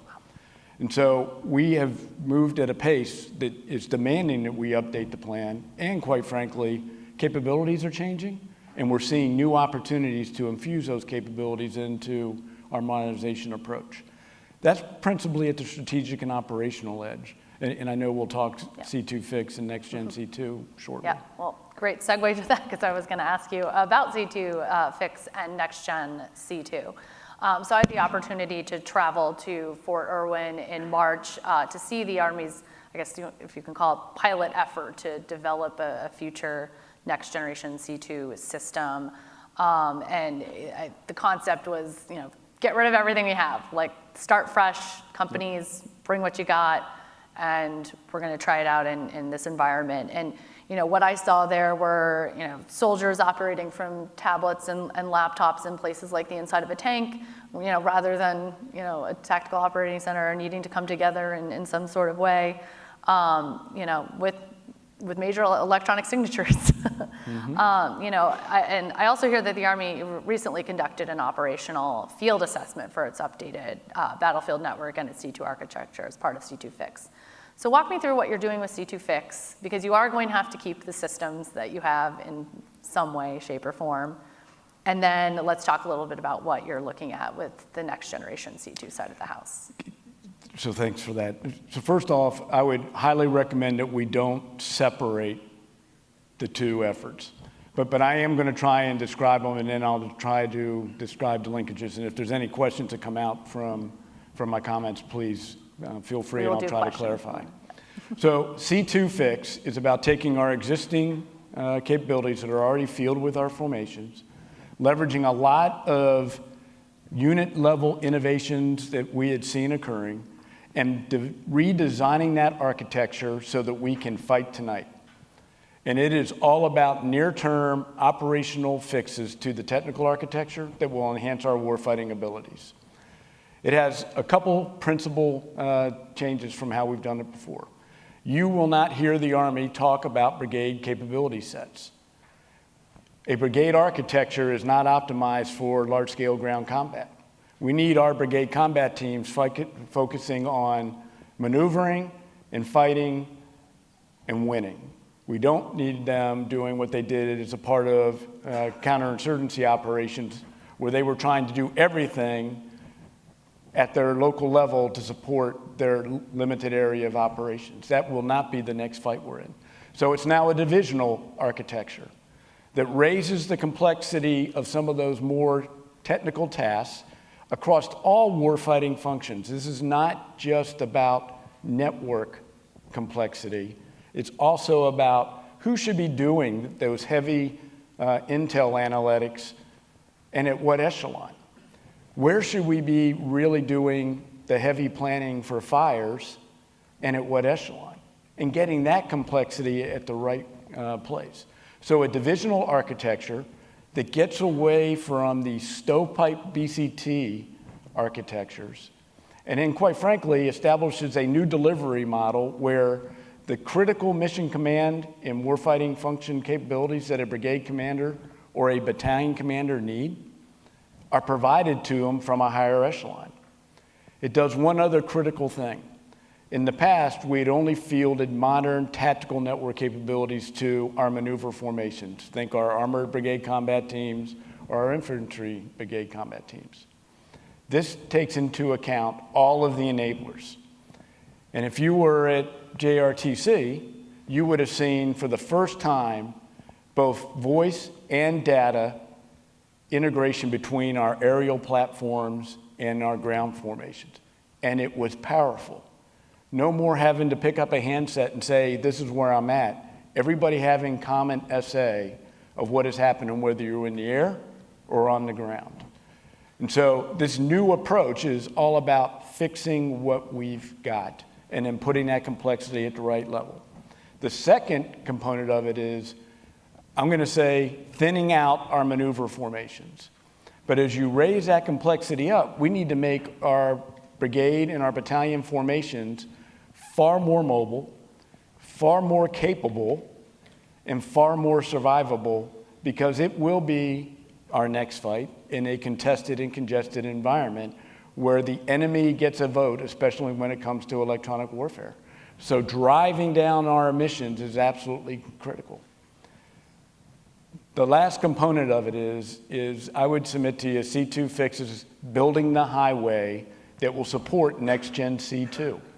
And the way I generally describe it is C2 fix is getting after that network resiliency that will allow us to operate in that contested and congested environment so that we can take a modern C2 apparatus that from the very basis that it's been built has data integration built in it so we can operate at speed and at distance and make decisions faster than our adversaries, and putting that over this new, improved, resilient highway. And I'll tell you, the initial results that we've seen out of this Joint Readiness Training Center rotation, again, against the adversary that was capable of opposing us, is we are on the right track. We leveraged cloud-based capabilities for a brigade commander who was in the fight. And when the enemy disrupted one transmission means, because we're transport agnostic, it immediately switched over to the other one, and the commander didn't even know that there had been a pipe disruption. That is where we want to head. And so that's what Next Gen C2 is all about.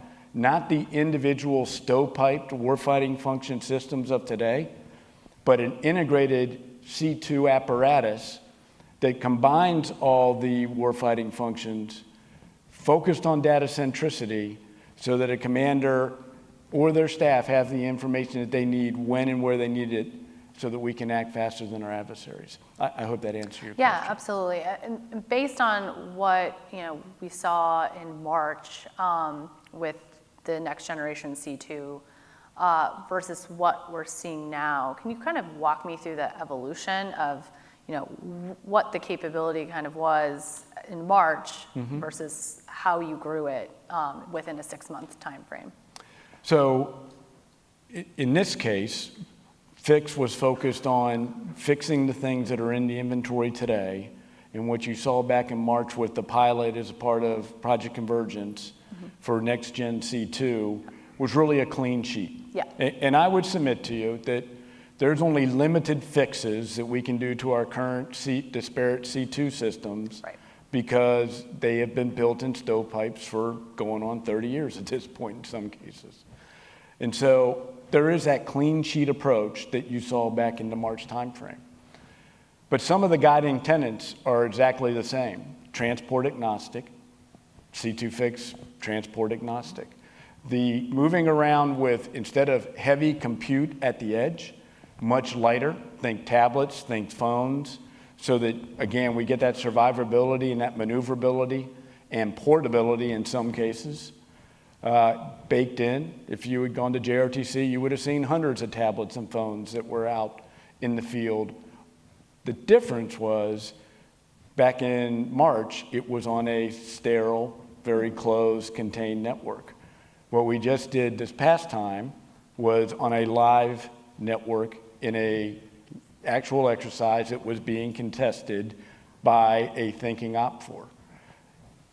And it showed tremendous promise. Again, cloud-based capabilities that the brigade commander, off of a phone or a tablet that he was carrying at the time, and he was C2ing his brigade formation. And even when contested, it was working. What was the soldier feedback from those using the next gen C2, starting from scratch pilot effort to soldier feedback from this most recent event? So I will sit there and say overwhelmingly positive, because we're doing in a very secure fashion, and I don't want to lose that component of the discussion. Again, our adversaries are thinking adversaries, so we are baking in cybersecurity and cyber defense at every single turn. But giving our soldiers intuitive capabilities that, quite frankly, that they can innovate off of. And boy, if one thing never ceases to amaze me is when we give our soldiers a capability that they can adjust both operationally and technically, their innovation actually drives bigger Army decisions. And so overwhelmingly positive is the feedback, and we are moving in the right direction. I'll give you an anecdote, because simple and intuitive is one of the key tenets that we really want to make sure that we bake into both C2 Fix and Next Gen C2. We want limited training. We want folks to be able to pick up a capability and really start operating. But the network is inherently complex. We all remember the TV ads from a few years back where somebody's walking around with one of the early versions of a smartphone, and there's 100 people that are walking behind them making this thing work. That still exists, but you got to get that complexity at the right echelon. And that's one of the things that, quite frankly, strategic operational down to the division level, we're still working. Okay. I remember one of the complaints actually from a soldier was just simply like, well, I have to hold it. Yeah. So, it's from small things to much bigger things.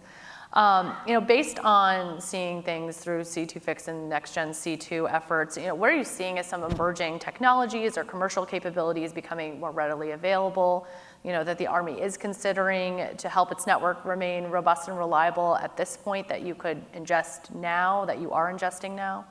Yeah, that we are ingesting now, and I think that's very, very important. So even though it was the 2nd Brigade of the 101st JRTC rotation, the entire division was a part of it. But we have not fully fielded the Fix architecture to the division. That's the next step. What are the capabilities that we're looking at? They are almost predominantly commercial off-the-shelf capabilities that we can integrate into this divisional architecture in a secure manner. So think proliferated low Earth orbit satellites. Think 5G. Think wireless communication, so that you never run a wire inside a TOC. You're able to just literally hop and pop that TOC based off of what is happening in the operational environment. Think about smaller, lighter, faster communications packages that have just gotten smaller over time. So one of our game plans is our legacy communications that we have taken to the field traditionally, we're going to replace almost all of that because it's too big and bulky to survive in a fight against a near-peer adversary. But our soft partners have been teaching us for years you can get that same capability in smaller form factor capabilities. That is going to be a key component of it. And then the cloud. And the cloud is not the cloud, meaning it's far away and something that's you can't really see and touch. It's about the technical implementation of cloud technologies in a hybrid manner that is distributed down into our tactical formations with that data infrastructure underneath it that really allows us to start driving towards data centricity. Okay. What are still some of the hurdles and challenges you're seeing through this rapid pace pilot? So, culture. I mean, I will tell you, that is one of the big challenges that we are all wrestling for. You know, there's a term that our chief is now starting to use of process transformation or institutional transformation. Because really that's what we've got to be massing on so that we make all of our processes operate at the speed that technology is coming in. And we've got to adjust some of our thoughts. There is no way that we can field at the tactical level for all of our tactical formations the same network capabilities and think that by the time we get to the last unit, those capabilities are going to be relevant. It is physically impossible. We are a big army. And so to do that, we've got to change the way that we look at things. So instead of saying we're going to replace every radio in the Army, and that is now our strategy, it is what do we need to buy, and then when do we need to establish a decision point to see where we're at on two fronts. And it's got to be both ends of the spectrum. Have our requirements changed because the threat is evolving? Because our requirements have to constantly be informed by the threat. And then also, what are our industry partners who are the most adaptive partners in the world? Where are they at, and how can we infuse something there and apply it for military purposes? Okay. Also at Fort Irwin, I saw what was part of it, major experimentation efforts on human-machine integration. So as the service figures out how to marry up robots and warfighters on the battlefield, what does the network and C2 systems need to ensure effective integration from what you've observed so far? And what are some areas that are going to require major development? Robust, resilient, and adaptable.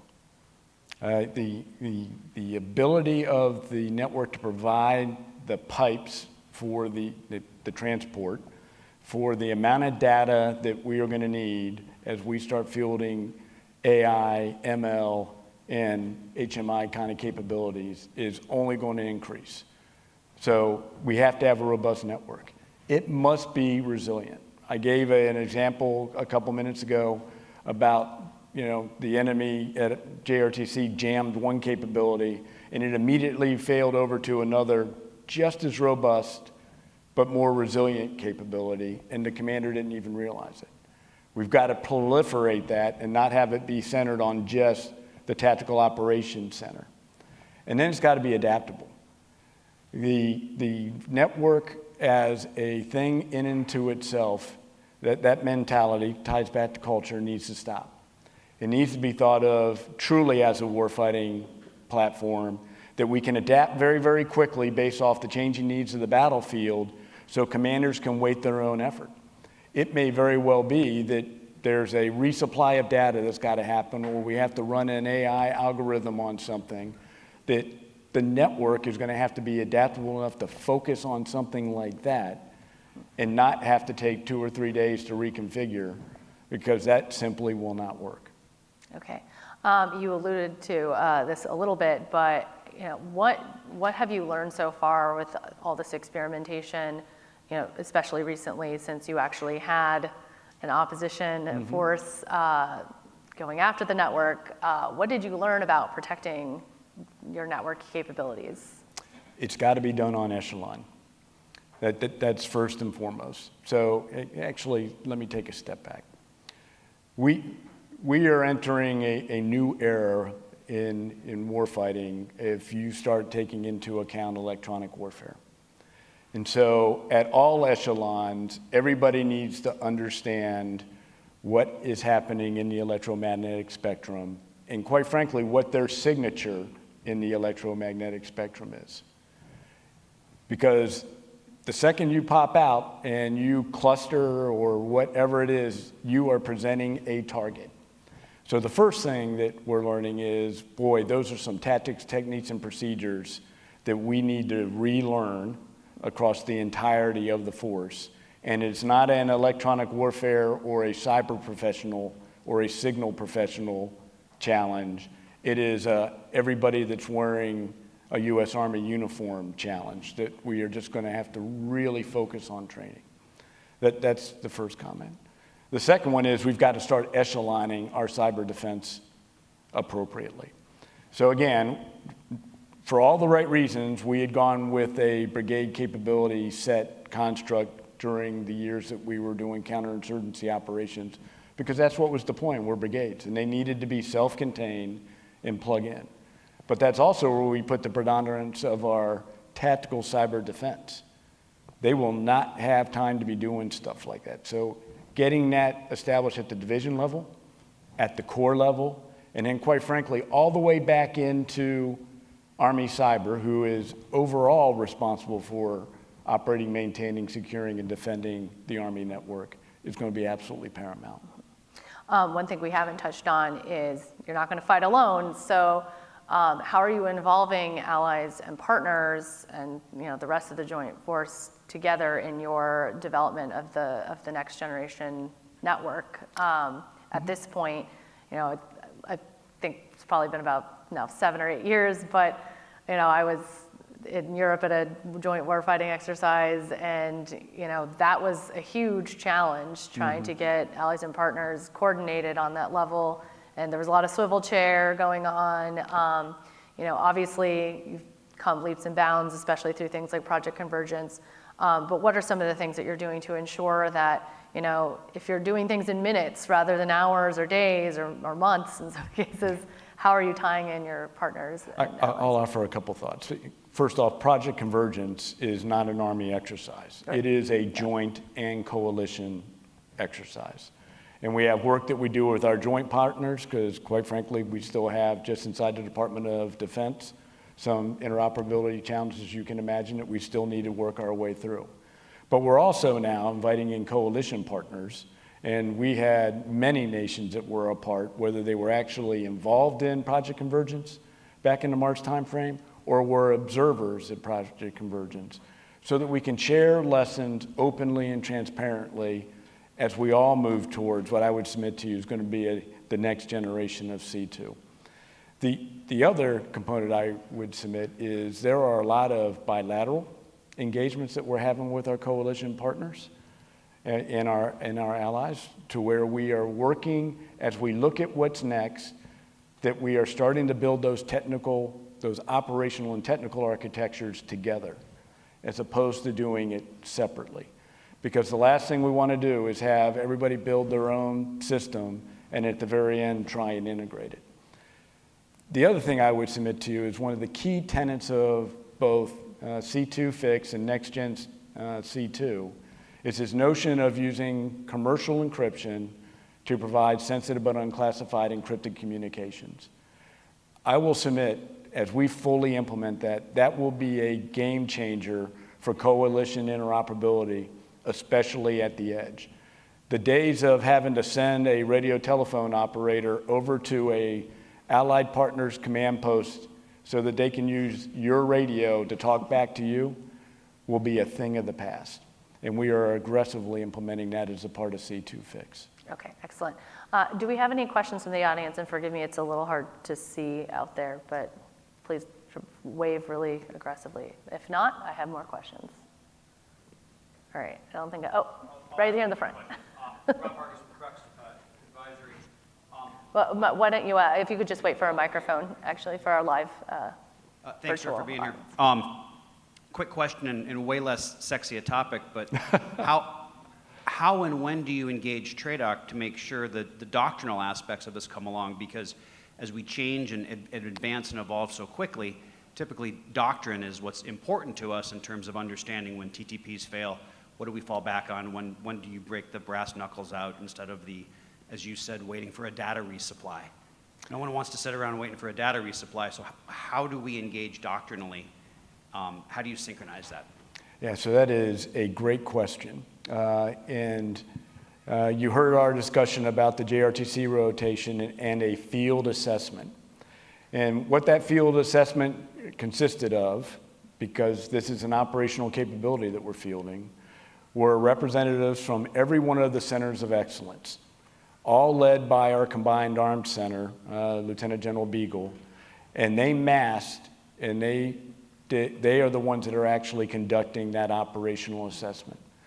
And they're going to make recommendations coming out of that that'll be everything from, is not use your words, non-sexy as basis of issue changes to the number of things we might want to procure, to here's how we need to change leader development, to here's the POIs that we now need to develop. Pick a schoolhouse and get those implemented. And so they are very much integrated into everything that we're doing. We synchronize it at the Department of the Army level, but we have the pros from Dover that are driving in each one of their lanes. And I can say the same for our acquisition teammates. I can say the same for Army Futures Command. Everybody is driving in their respective lanes so that we can do this very, very quickly. I will be candid, there's a ton of learning going on, in terms of not just what we're seeing as a unit takes these capabilities to the field, but then, okay, we want to make that change. Well, when you've got industrial age processes inside the schoolhouses, that is forcing plenty of positive friction inside TRADOC. And quite frankly, that's exactly what we want. We want that positive friction because that's the only way we're going to change. Okay, I do have one last question, and then we'll need to wrap things up. But you said that was the last one. Only from the audience, not from me.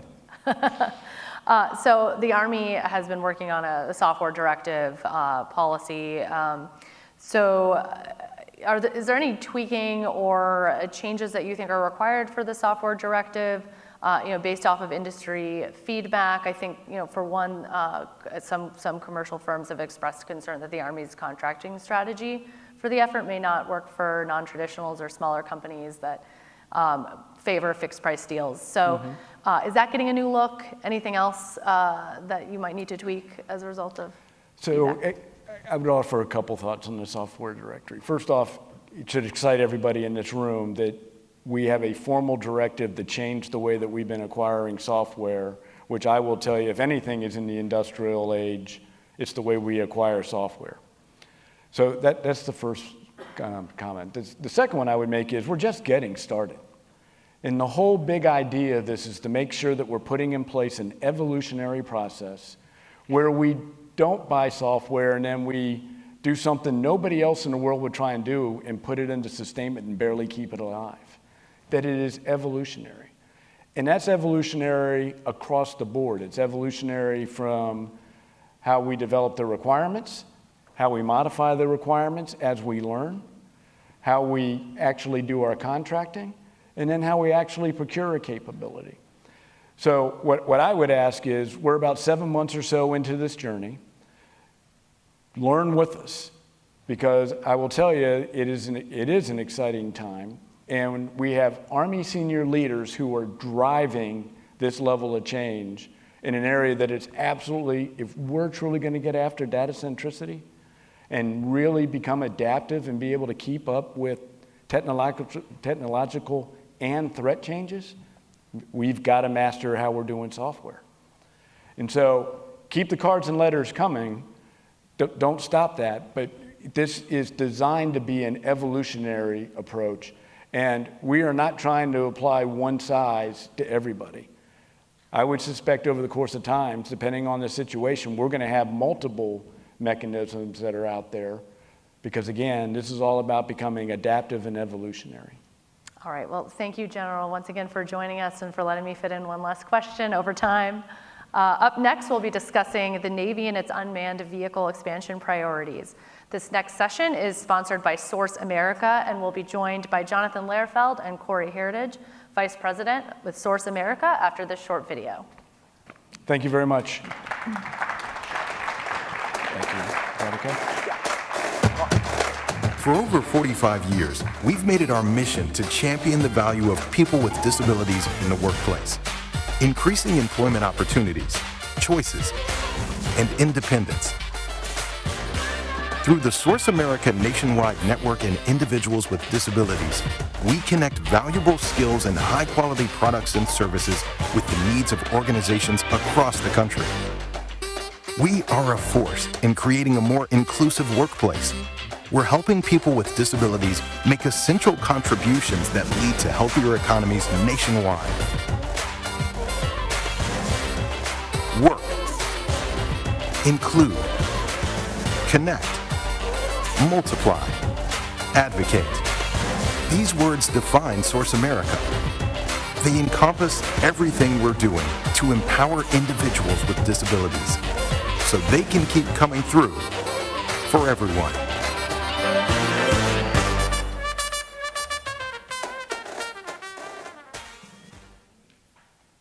Good afternoon. Thanks for joining. Thank you.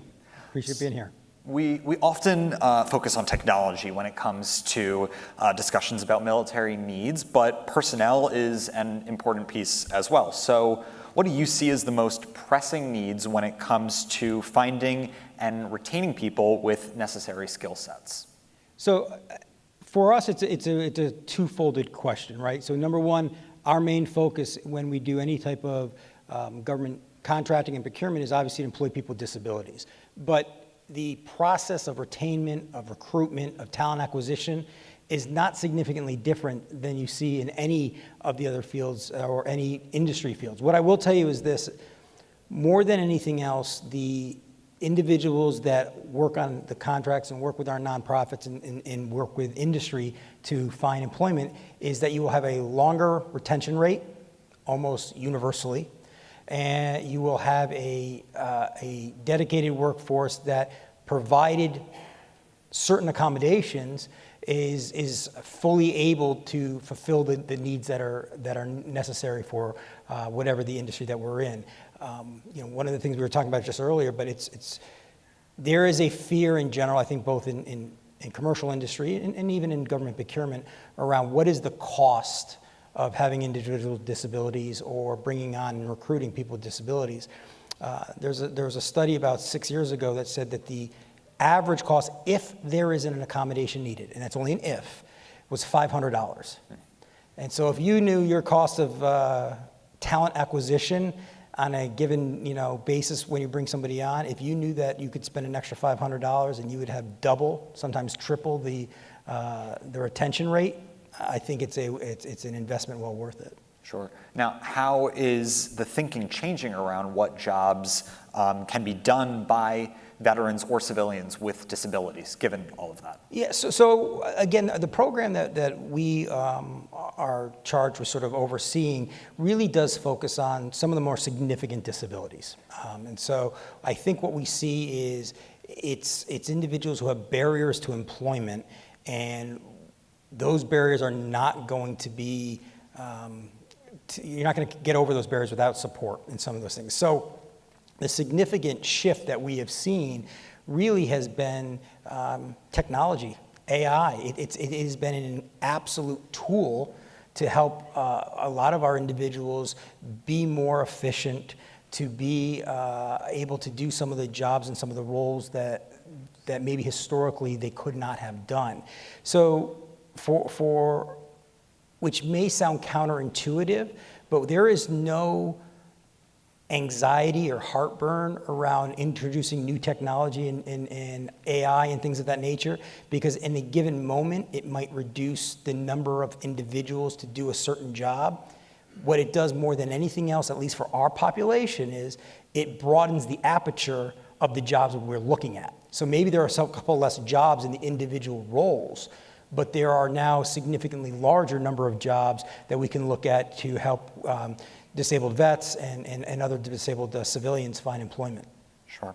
What are industry and other organizations, how are they adapting to meet the Navy's needs specifically, and how can those groups keep up with the pace of change, which you've talked about, and how it's shaping both current and future needs?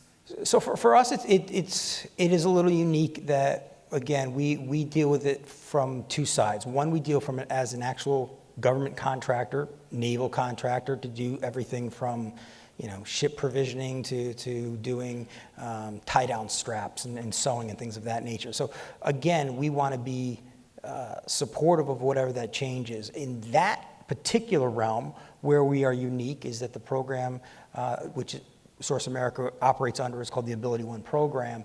We can offer customization, we can offer true negotiation with our federal customers, because in many ways it is outside of the traditional procurement system. Where we have leveraged that with new technology and trying to be nimble and meet the needs of Navy and whomever else we're dealing with, we work with industry significantly to say what is the next best practice. We have the ability to work with industry even in a similar program to the SBA's Mentor Protege program, where they can work with a nonprofit where they can get the employment needs met, but yet we're using their expertise as far as how to be adaptive, how to meet whatever the growing need is of that federal customer. There will be some pivots and some changes over time that, of course, we will have to look to do something different than maybe what we've done historically.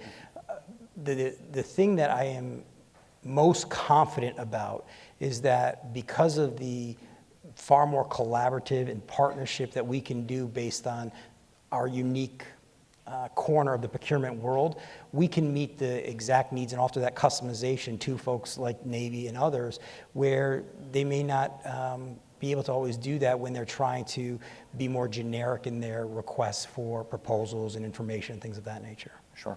To follow up on that, Sure. if we look at procurement needs, what are the key considerations to ensure that taxpayer dollars are being spent in the most effective way? So, and I am going to sort of, wrap myself out. This is not my line. I heard this line, General Trevino from the Air Force said this a few months back, but we got to get away from being tied to efficient procurement, but do effective procurement. And I think that it was a great line. And I think that's the best that we can offer. I think the taxpayers or anybody who wants to pull back the curtain and see what's going is the government getting what they need at the highest quality they need for the most competitive price. Again, our program is a little unique in the sense that it's in our statute that we come to a negotiated price point. So I think very often that, that there is some collaboration in that. And the other thing is with government too, that we are much more, because of that long-term partnership, it is being consultative to our customer, right? Saying, this is what you believe your scope is or what your need is, but by adding this or having this, you increase the cost, but there's no real ROI there. And so how can we offer you a more effective procurement option vehicle instead of always just driving to an efficiency that oftentimes can lead to not getting exactly what you want, but still feeling like you're paying for it. Sure. Do you have any more to add on how total cost could be evaluated when decisions are being made? So again, it's one of those things, at least from our seat and what we're dealing with, is when we want to look at total cost, we want to look at, we do a lot of services around facility services and things of that nature. So we want to talk about doing things like preventative maintenance and doing things, using software and using some of the stuff that's out there to talk about understanding what is a potential problem down the road when it comes to vehicles or machinery or something, sort of being predictive in nature. The reason I think that that's such a valuable part is it is one of those things where you can't just simply look at price and then look at what you're getting. You're looking at price and saying, okay, maybe, again, this is a more effective way and there is a cost there, but what is the value, what is the cost down the road that I am deferring or maybe not even having to deal with because I'm spending some money up front here to do some of these other preventative and predictive things. So we spend a lot of time, and again, we are a unique entity in that Source America is very much a umbrella or a broker. We do not employ the individuals. We do not do the contracts. It's our nonprofits or it's industry partners who do it. We are the connector for there. And so we try more than anything else to be an honest broker for both sides, understanding what our nonprofits, what industry needs to do a effective job and to do effective procurement.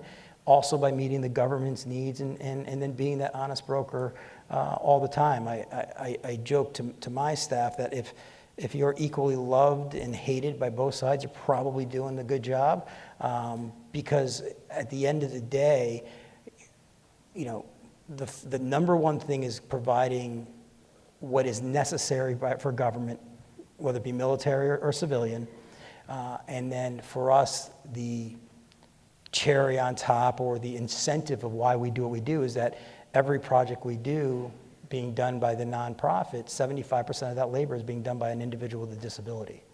And so when you're talking about a group of individuals that have a 60% unemployment rate, that's our goal.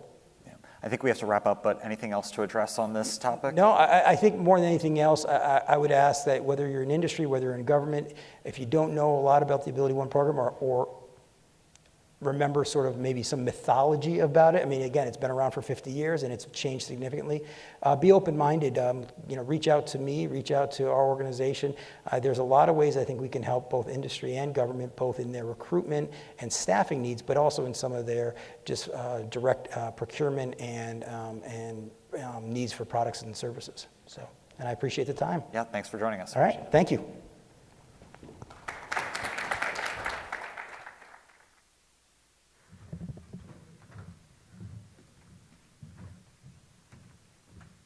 All right, to close the day out, we're going to continue our discussion on the Navy's unmanned vehicle expansion efforts by talking with Navy leadership about what will determine the success of the Navy's push towards more unmanned usage.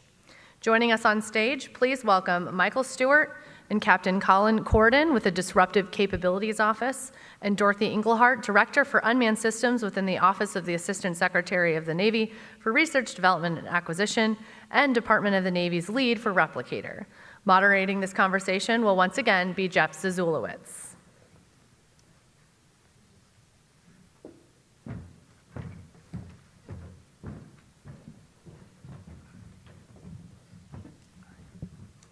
Thanks everybody for sticking around here late in the day, but arguably I might be biased as a former Navy Times reporter, the most interesting panel by far here. We have several folks kind of from across the Navy unmanned space, both here in DC and with some experience out in the fleet, so I think this will be a really interesting conversation.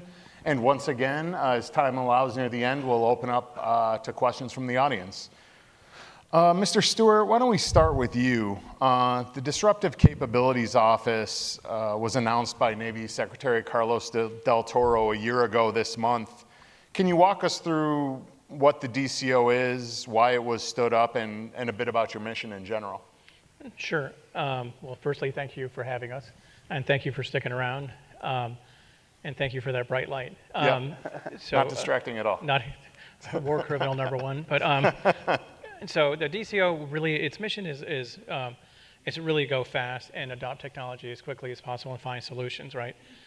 First and foremost, you don't want to be caught flat-footed. I would say that we're at an inflection point with unmanned technology, with AI and some other technologies, and you don't want to be caught flat-footed by that. You could argue that the Soviet Navy that I grew up with is now the Russian Navy, perhaps got caught flat-footed by the Ukrainians, right? Yeah, you have a very formidable Navy, and you have a threat, and they're being parked by a country that has no Navy, right? So if you go back a few years before that, the Nagorno-Karabakh fight between Armenia and Azerbaijan, if you study that, one side won, then 20 years later, the other side won. And what was the lesson is they adopted disruptive technology. So the DCO's mission is really to go fast because speed matters. Don't get caught flat-footed. Know what disruptive technology is, understand how to defend against it, but more importantly, how to complement the existing fleet. And then what I would say is, the U.S. Navy arguably is the most formidable Navy out there. My job is not to replace aircraft carriers or subs or anything like that. That Navy is going to be around. But how do you actually complement it with disruptive technology, right? And so DCO really came from two efforts. One was the Unmanned Task Force, which was an innovation pathfinder started in 2021, where we were trying to see if we could go quickly and innovate. The other one was Task Force 59. Colin just came as the Commodore from that. It's also started in 2021. We took the best lessons from those two efforts and a lot of the stuff what Dorothy had done earlier and combined that to be the DCO. So DCO is go fast, focus on near-term operational problems, and solve them quickly. Sure. This is a question I'd like to pose to all three of you. We'll start with you, Ms. Engelhardt. What do you see as the main obstacles for the Navy when it comes to innovating in the unmanned space? I don't need to tell you or anybody else in this room that the DoD and the services have a long list of priorities, but finite dollars and resources. So from your vantage point, what are kind of the main obstacles to advancing the Navy's unmanned capabilities? Yeah, so I would like to say that it's predominantly culture, right? We have been, for the longest time, building very exquisite capabilities that are around for 30 years, right? So that's kind of the going in position. So changing that mindset of how do I do something fast, at scale, that is fieldable and understanding building the doctrine, right, at almost simultaneously with innovative tech is a little bit unusual. And we haven't had to do that in decades. So I think the biggest thing that we see in our challenge is, how do I move money? How do I get contracts in place? And then how do I build an industrial base to support that rapidly and intellectually? So I think that's probably been the biggest hurdle that I've seen, is really kind of changing the culture on how we can move faster and be more agile. A large part of that has been due to the technology in the past, right? If you wanted to change software on an aircraft or a combat system, you know, it would take 18, 19 months before you could even get the contract signed, and then you got to write. I mean, so nowadays with technology moving at the speed that it is, we're able to reprogram, we're able to build new algorithms, we're able to move that needle a lot faster. And platforms are becoming really trucks of the future and not necessarily the exquisite one and only capability. So it's really conceptually culture, getting money moved faster, and getting people to be more adaptive in their nature, I would say, has probably been the biggest hurdle. But technology is like telling us, hey, no, we can actually achieve that now. So now we're just adopting that. So. Just following up on that, would you say there's any precedent, you know, for this kind of need for speed in the Navy's history, or is this uncharted waters, pun intended? Yep. Got it. Sorry. It is a bright light, by the way.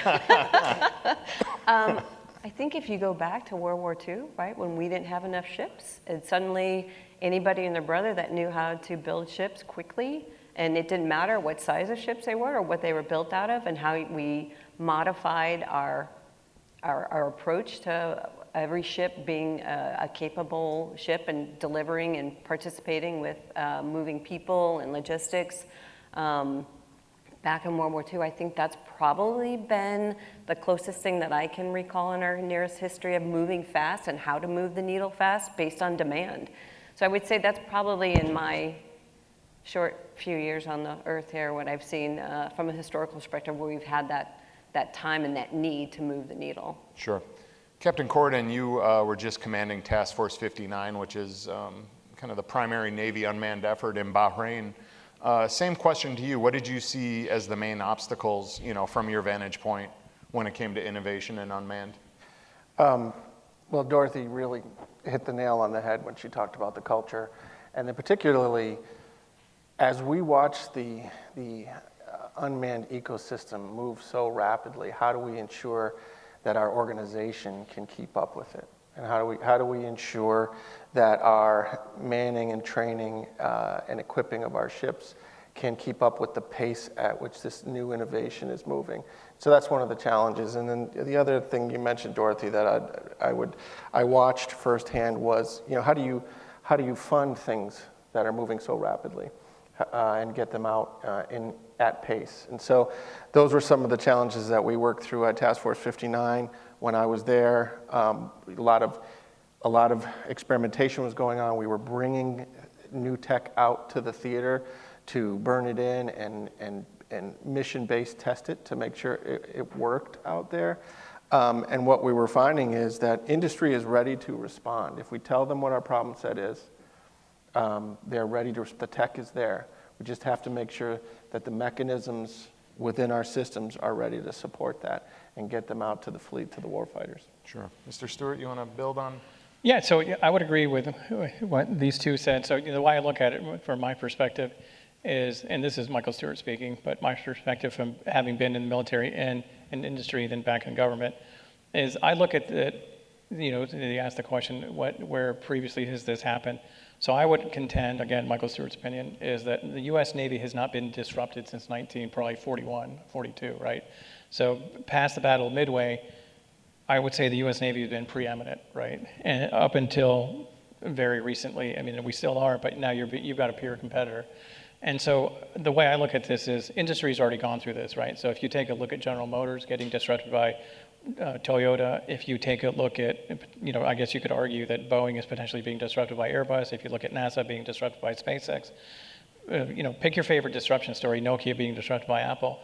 Guess what? U.S. Navy is now being disrupted, right? So you have a peer competitor coming in fairly quickly with peer technology, and so now our management systems have to be able to be disrupted, right? So what's worked since 1945 to today potentially is not going to work going forward. So how are you agile? And so the industries that survived figured out disruption and how to get you're in a preeminent position, and you have a competitor coming in cheaply and more cheaply and quicker, and suddenly you get disrupted. So we're trying to prevent that. So I think that's what when Dorothy's talking, it's culture. It's also mechanisms. How do you set up a DCO? What's the governance? What authorities does it have? Who does it report to? It's those lessons of you've got to be able to advocate for stuff that's non-traditional. You've got to be able to evaluate it with respect to an operational problem that a fleet commander has, evaluate it quickly with a cross-functional team, take it to a senior level and say there's there. Almost like Shark Tank, almost like a venture capital firm, but vet it and then potentially scale it. And so I think it's the mechanisms, what we're learning, very much like what industry did, is you've got to be able to approach disruptive technology differently. Sure. Kind of a follow-up to that, in your mind, and if this is outside your lane as the head of DCO, please let me know, but can the United States and the United States Navy ever be as disruptive as its Chinese equivalent, given the very natures of our societies? I thought you were going to ask me tough questions. So I'd have to one click down. What do you mean by that? Well, the fact that, the Chinese state can coerce their businesses to develop and innovate things in a certain direction where, in a free society like the United States, we can't tell Google or other, disruptive private sector leaders to work on government projects. Yeah. So my perspective, I think the U.S. can. I think it's really a question of focus, right? So the way the DCO works is I'm not walking around wondering what cool technology are out there. So the way we work is we go immediately to a 4-star fleet commander. What is the problem? No kidding that you want to solve. So we bring that back. We convene the world's leading experts on something and let them parallel process to include legal, policy, tactical, warfighter implementation. So all those brains are going. So it's not like the DCO just goes into a closet with our team and then comes out with the answer. We're harnessing, we're simply bringing the problem back, getting the right experts to swarm on it, and we're talking world-class experts. I mean, and the stuff we work on, and we're getting really robust answers. And as Colin said, if then you bring that challenge to industry, they move very quickly, right? So I think it's all about, to me, speed. So you've got to align Congress, you've got to align DoD and industry and work together. If you remember at the end of the Cold War, you had the Last Supper where there was a huge consolidation. So, I would argue you need a First Supper where you've got to bring Congress in, you've got to bring DoD in, and you've got to bring industry and say, this is the way we're going to approach these problems. Congress, are you supportive? Yes. Industry, they're going to support. So you guys can be confident that your money is not going to be wasted. You can invest your IRAD money. So long-winded way of saying, yes, I absolutely think we can go as fast or faster than China. Sure. Jeff, can I add to that? Of course. Having just come from the tactical edge, if you will, we're witnessing that firsthand. We are being disruptive, and we are staying ahead of the adversary. We're bringing technology out to the front lines, and that technology, a lot from '59 particularly, was coming from. It was mature commercial tech. It was coming from the commercial space, and we were using contractor-owned, contractor-operated models to employ it. This is complementary to the exquisite weapons and sensors that are being developed by our Navy, but we saw industry poised to answer that bell from that side. We were minor tweaks to different technologies that already exist, or the warfighter, side by side with the industry partner, was sending a signal back saying, hey, that's not what I need this. I was seeing software changes in hours and hardware changes in days. Wow. with that side by side partnership with industry right out there on the front line. So I'm not worried about keeping up with anybody. We are disrupting. We are still leading in this area, and I'm very confident that it's going to continue that way. Interesting. Do you want to add anything, Ms. Engelhardt? Yeah, I agree with everything that's being said here. Because of where I sit in the acquisition side, I get to interface with industry quite a bit. And Without a doubt, I would say you called it focus. It's a demand signal. Industry is absolutely poised to be responsive. It's a matter of where that signal is coming from, and of course, where the funding is coming to support that, all based on the problem set. And so, as we see what's going on in the Black Sea and in the Red Sea, we're taking some cues from that and learning how would that apply to our ConOps, and making smart decisions about that. And without a doubt, I believe industry is capable of doing that and then some. It's just a matter of, as Michael said, focus or demand. Sure. Let's, Mr. Stewart, let's kind of bring the audience up to speed on DCO just because it is so new. The basic concept is that a command out in the fleet has an issue, they bring it to your office, and you guys kind of evaluate and work up a potential solution. Not necessarily at scale, but it can be very focused on what a given command. Am I butchering that, or am I kind of getting it right? Or? No, you're getting, so let me. Okay, let yeah, me, walk us through it. Sure. So I'll start with the whole term disruptive. Okay, so that term gets thrown around a lot. So I use disruptive technology the way my old professor in business school used it. A guy named Clayton Christensen, who coined disruptive innovation, right? And he wrote a seminal book called Innovator's Dilemma. And so what he was talking about is you're the head of a corporation, you're the CNO of the Navy or whatever, you're the head of the corporation, and you've got a very mature business that you pretty much know what it does. And then somebody's coming in and saying, hey, you got to pay attention to this thing that's pretty kind of risky, you don't know that much about it, and you've got scarce resources. So where are you going to put those resources, right? You're going to double down on what you know, or you're going to go and take a bet on this other thing, right? And so number one, DCO will start advocating for things that are non-traditional, right? So, the ship guys, the air guys, the sub guys, that's pretty mature technology, right? And they are innovating too, but we're maybe innovating in completely different places, right? So number one, I go to the fleet commander, I look, they come and say, I've got this problem, I've got this gap potentially that we can't solve another way. Is there any there? We bring that problem back, very much like a venture capital firm. We start vetting different technologies and or just solutions, and they may be bureaucratic. We converge with cross-functional teams across every discipline. We swarm on something for 2 weeks, 2 months, however long it takes, to bring something back and say, we've got this potential solution and we think it's going to work. So we immediately elevate it to the 4-star level with not only the vice chief of naval operations, the acquisition folks, but also the fleets, and then they can make a decision. It's again almost like Shark Tank, like, hey, I think I've got this thing, will you give me X amount of money to go test it out? We test it, we come back, we go, wow, that was pretty amazing, and then, or not, or kill it, and then over to them to decide if they want to go scale it. And so what's the point of that?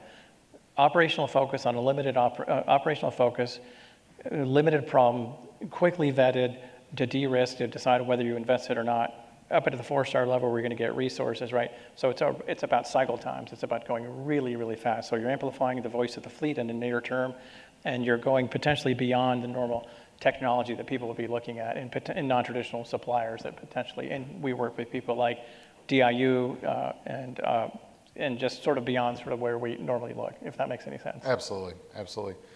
Ms. Engelhardt, in general, you mentioned that, the industry, from what you see, is ready to assist. They just need to get clear, agile guidance from the Navy on what the Navy needs. But kind of turning that around, what do you think the Navy most needs from industry to push its unmanned efforts forward? Here's the little dilemma that we have, right? Industry, right, is in it to build a capability and own that capability and support that capability. That's traditional acquisition. We're now trying to come up with an approach that is more based on standards, right? So if I want to scale a Navy or allies and partners navies, it makes sense that we build to a particular standard and have those interfaces. So coming together and getting industry to agree on what that standard is really challenging.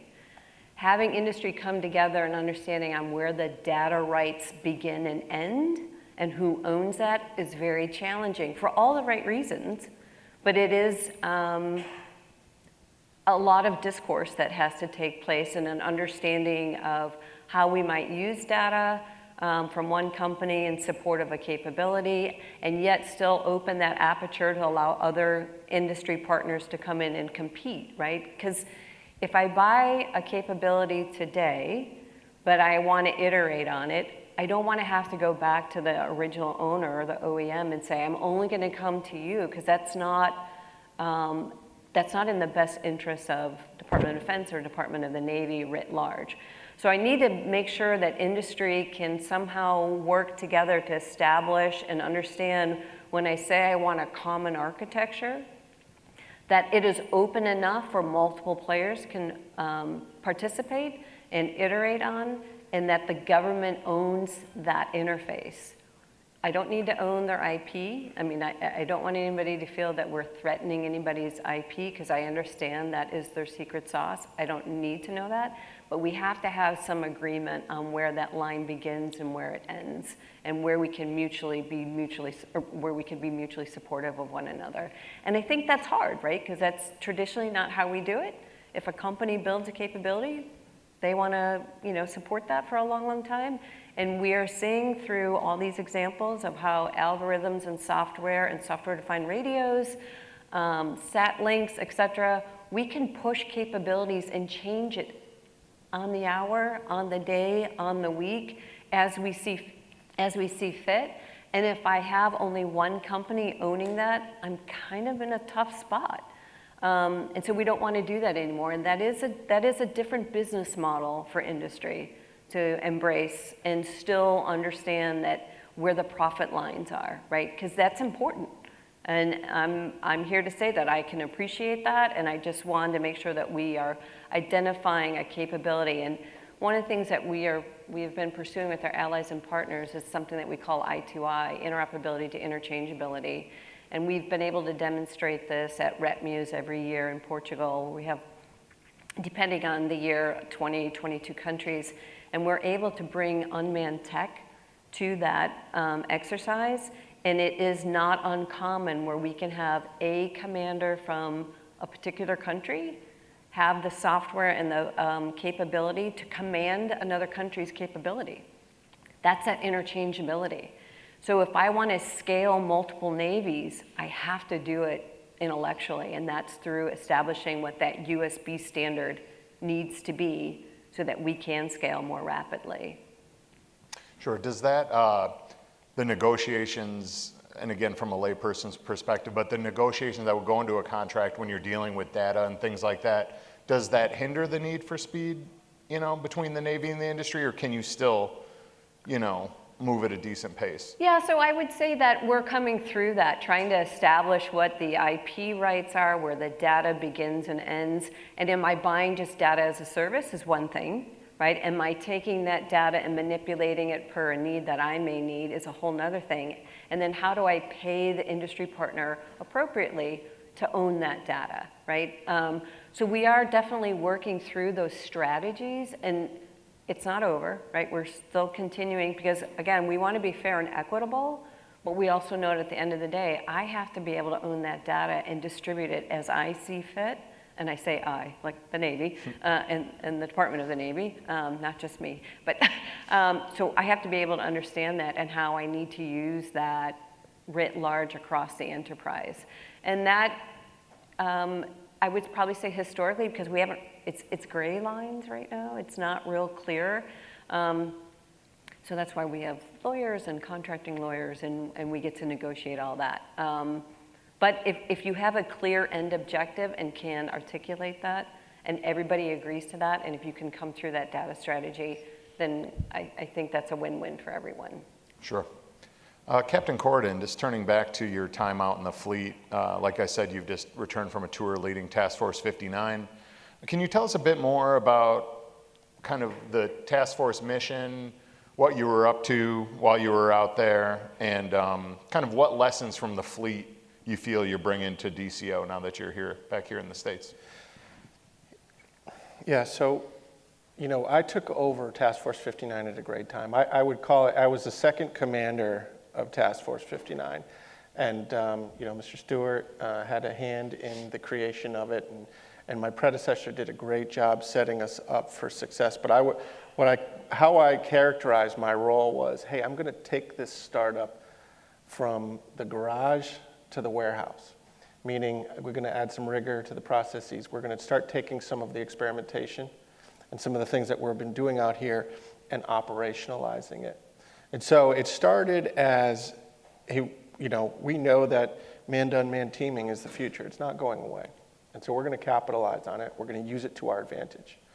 And one of the original ways we decided to employ that was building maritime domain awareness, or MDA as we call it. Just having a better understanding of what is going on in the waterways that we're operating in, and being able to cue our manned assets and making our manned assets much more efficient by using manned-to-unmanned teaming. Giving a manned asset eyes in the sky, for instance, a vertical takeoff and landing asset that it wouldn't have had before, to increase its line of sight, to increase what it can see, how we can communicate, or having persistent craft, surface craft, sit out in the water for long periods of time and send information back to the Maritime Operations Center to feed the bigger picture. That gives us a better awareness of what's going on. The systems that we use to synthesize that information reduce the cognitive burden on human beings, the watchstanders. And it continues to give our commanders the advantage of speed and time over the adversary, decision-making speed. And so while I was there, we were able to operationalize some of the tech that we were bringing into theater. We did the first Straits of Hormuz transits with unmanned surface vessels. And so that was very informative. The useful tool of having more eyes as we do those evolutions were very, very useful to the commander, to be able to watch it live through the videos that we were producing, but also to get the adversary's attention that we are out there, we are using the latest tech and we are employing it. And so just before I left, the commander identified, now we're moving into, hey, we're not just complementing, we're not just bringing great tech out here to help increase our capability. We're going after no-kidding problems. And so the commander has identified certain problems that he wants Task Force 59 to get after, and those are the problems that we are honing in on. And those problems come right from the warfighters, the task forces that are out there who have to deal with this complex maritime environment. And oh, by the way, after 59 was created, October 7th happened, and naval warfare started to change in front of our eyes. And so we were able to learn from that conflict. I call it, we call it the battle lab. We're learning as we're going out there, and that the pace at which you can learn in an environment like that is incredible. But you got to have bold leadership that is ready to embrace failure. You have to fail quickly, iterate, learn, get better, and go back out. And so we do have the leadership that is willing to do that right now, and we're learning very rapidly what works, what doesn't work. We're watching other theaters. We're watching what the adversary does, and we're learning very quickly. Sure. Mr. Stewart, any thoughts on what it is? I know you had a role in standing up Task Force 59. What does it mean here, right at the flagpole in DC, to have an officer, who was out there, doing this in the field, so to speak? Does that bring any additional perspective or? No, absolutely. So, at the end of the day, the Pentagon is a resourcing function. That's really kind of what it does. It's man, train, and equip the forces, right? And so, it's you have a limited top line or a flat top line, and so you've got to make pretty informed bets, right?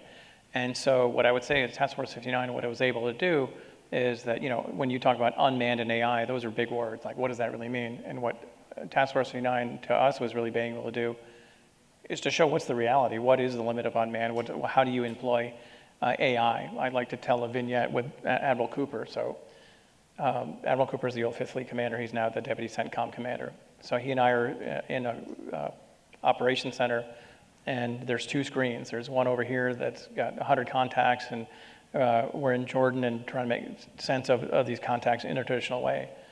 And you can imagine if you've been in that, there's a lot of phone calls, there's radar going on, and people are trying to make sense of what the contexts are. On this side, you've got 7 sensors integrated, porting data into a data repository, running algorithms on it. And the AI is quickly saying, of those 100 contacts, these are the 15 you care about for a bunch of different reasons. And oh, by the way, you missed these other 10. So as an operational commander, he turned to me and it's like, wow, that's what AI does. Yeah. And so the point is, 2 years ago, 3 years ago, if you had asked me, is AI important? I would have said, oh, absolutely. And if you'd asked me why, I would have said, I have no idea, but I know I'm supposed to say that, right? But now I think now I understand, okay, that's really what it does. And so to answer your question, so you have a guy who just came back from the front lines, as it were. He is experimenting on a day-to-day basis with a systems of systems. So he's got unmanned assets in all 3 domains.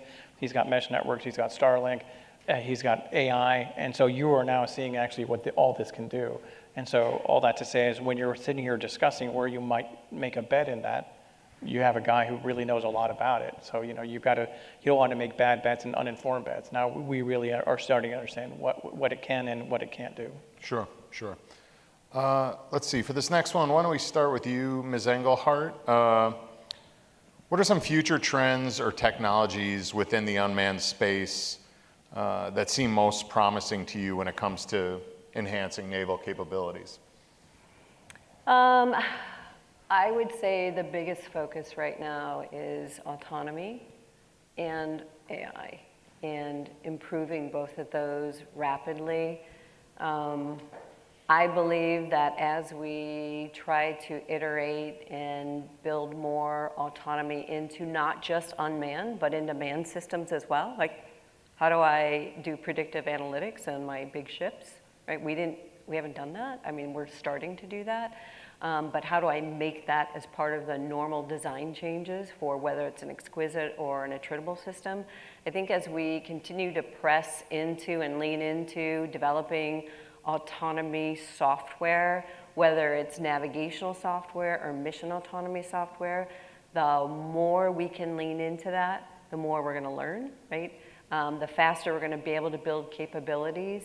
The more endurance we'll be at, more efficiency. I mean, whether it's a motor, whether it's targeting, whether it's weapon systems, the applicability of autonomy is vast. And I think if we can really lean into developing that technology, it would be beneficial across manned and unmanned capabilities.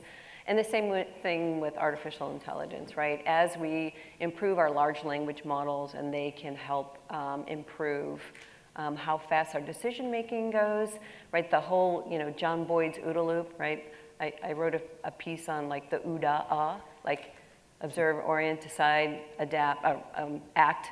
I'm like, and adapt, right? So we have to be able to adapt faster because the enemy is adapting. And we have to get away, I don't want to say get away, we need to be able to augment our traditional big Navy with asymmetric capabilities at the speed of now. And in order to do that, I'm not going to be able to do it by doing something that's very analog. I have to be able to do it literally overnight if need be.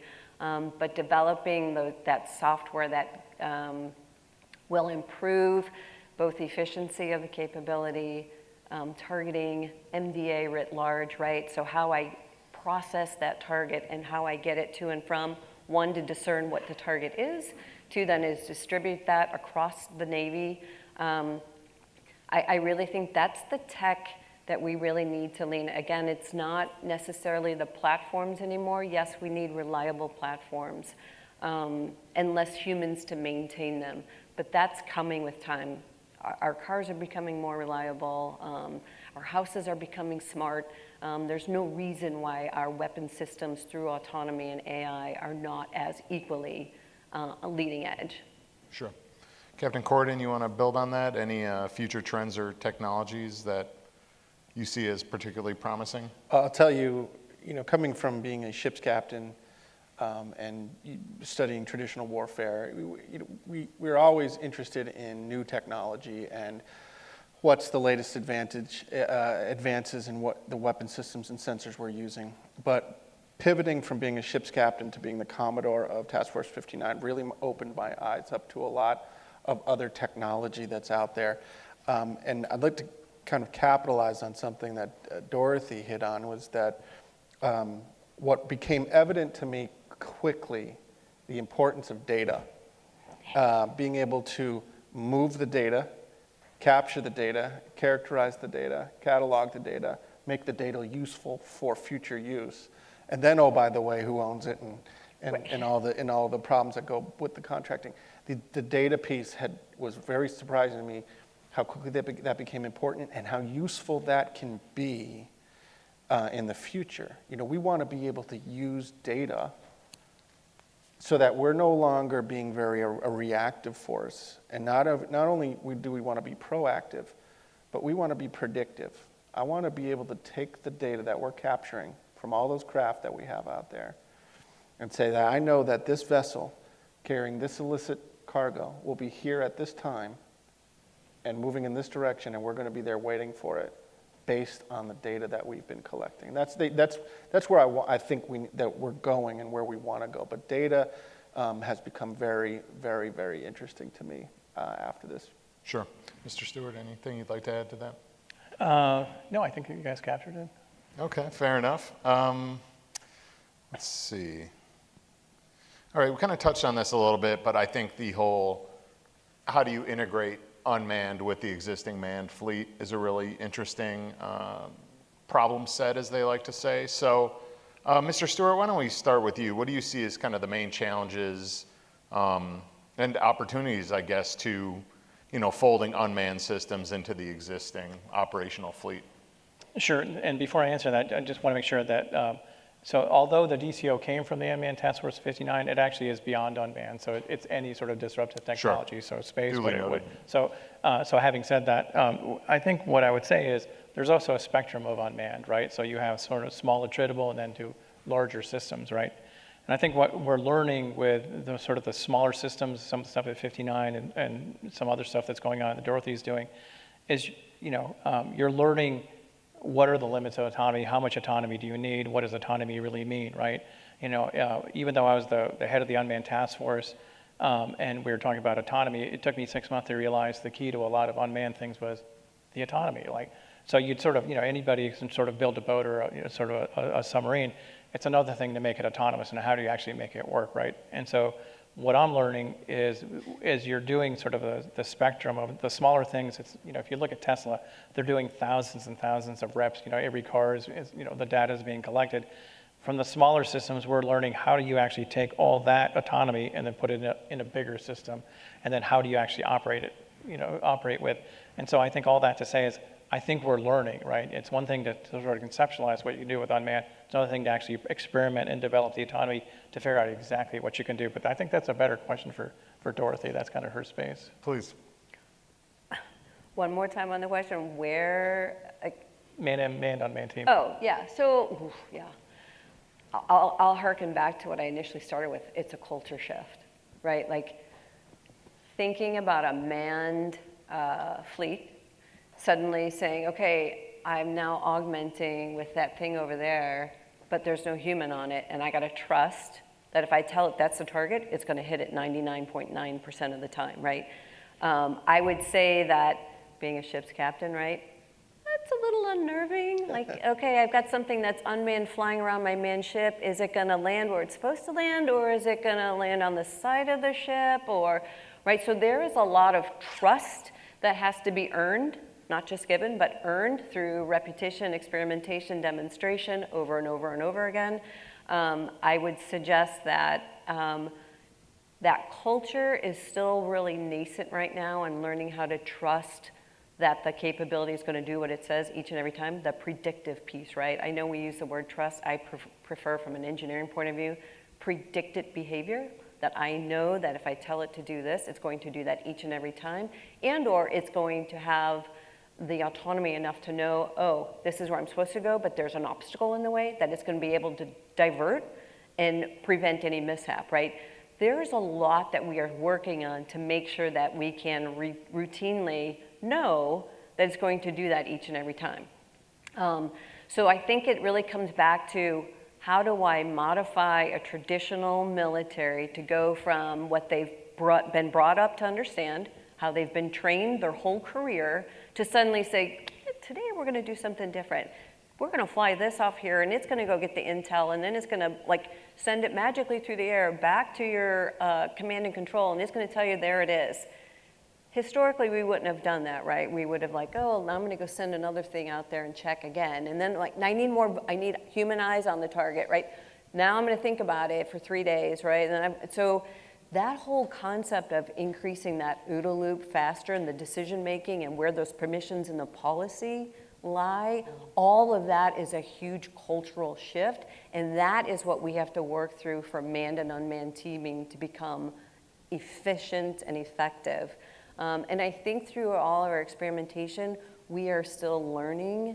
I don't believe that we have any commander at this point that would just say, let them fly, let them run. Like, no, it's going to be small steps and building that predictive behavior into our calculus before we make decisions. The other thing I would suggest is that the asymmetry thing that I talked about earlier and bringing those asymmetric operations into traditional Navy, that's another cultural shift, right? So our NSW and our special operators, these are the guys that go out on their daily, you know, with short notice, hey, tomorrow you're gonna go do A, B, and C. Now bringing them into the fold because they are the ones that know how to operate these things and have been for a long time, and teaching traditional Navy, hey, this is how you need to think in a smaller space, in a shorter time frame, and making sure you have all of that correct. So integrating our special operators into the larger big gray hole Navy, I think is also a challenge, but an opportunity. And I know when I talk to the special operators, they are eager to do that, and traditional Navy's now starting to embrace that. But that's a part of it, right? So embracing what we've had, but always kind of been over there, now pulling them into the thread and integrating them into our operations and ConOps and doctrine. That is, I'm seeing, helping move the needle, more of a common objective with traditional and non-traditional capabilities being integrated together. Can I tell one quick vignette? Of course. And so I'm going to toot his horn for a second. So people, you know, with senior leadership would be wondering, geez, I wonder if I could fly a UAV off a ship and then have an unmanned a USV do overwatch when we're boarding a Dow. And so he would send me videos of like, here we are flying on, you know, off a Coast Guard, something that they leased. They're flying a UAV, and then they're leasing a couple of USVs that are doing Overwatch with, you know, cutting edge cameras on the other side of a Dow. And I would literally walk into the CNO and go, like, you mean like that? With live video feeds. And they were just, the pace at which these guys were moving is incredible, because they were just like, I don't know, let's see if you can go do it. And they just go do it. Yeah. And people go, oh, I guess you can do it. Yeah, sure. So. Jeff, can I, sorry. Yeah, I was going to say, kind of as the unmanned evangelist within the ship captain world, I was kind of curious. Unmanned evangelist. Yeah, I like that. You know, you know, do you find your peers that you came up with, are they receptive to the unmanned autonomous AI pitch, or are they, you know, no, I'm a manned gray hull skipper, and you know, what does it take to sell the surface fleet on these, you know, great leaps forward that you all are at the front of? If you want to make another point building on that first, no, I just wanted that's to get to actually that question. Okay. That actually fits perfectly with the comment that I wanted. It's to make. synergy. And, yeah. Yeah. Okay. And both Dorothy and Michael hit on, you know, we talk a lot about tech, but there's human factors here, right? And getting the human piece, and it's very, very cliche, but the young people in our young service members are all about this, embracing this kind of technology. You know, we get all kinds of receptions when we want to introduce new tech, because particularly through the 59 lens, when we were bringing mature commercial tech out quickly under very short-term contracts, that's asking a commander to take some risk. This is not something I've trained with. This is not something that has been part of the Navy arsenal for years and years and years. So there's risk involved. And so that you'd have to have, again, like I said before, you have to have bold leadership. But what we were seeing by the time that I had left Task Force 59 was sailors coming up and saying, hey, you got us this, and it really worked well. What about this? because I have this problem. Can you get us this? And it was really started opening the floodgates. And I was very, very happy to see the reception that we were getting. Once people started to understand what we were doing, moving faster, like what the DCO does in this space where, a lot of this tech doesn't have representation, to be able to get it into their hands quickly. I was very surprised with, there's always going to be a little bit of friction and growing pains when you're introducing new things into a especially in the Navy with our time-honored traditions. But I'm very encouraged that we will be able to embrace the new technology, and I watched it happen out there on the front lines. Sure, sure. Any questions in the audience? We got about 2 minutes here. Let's go to Miss Encina there.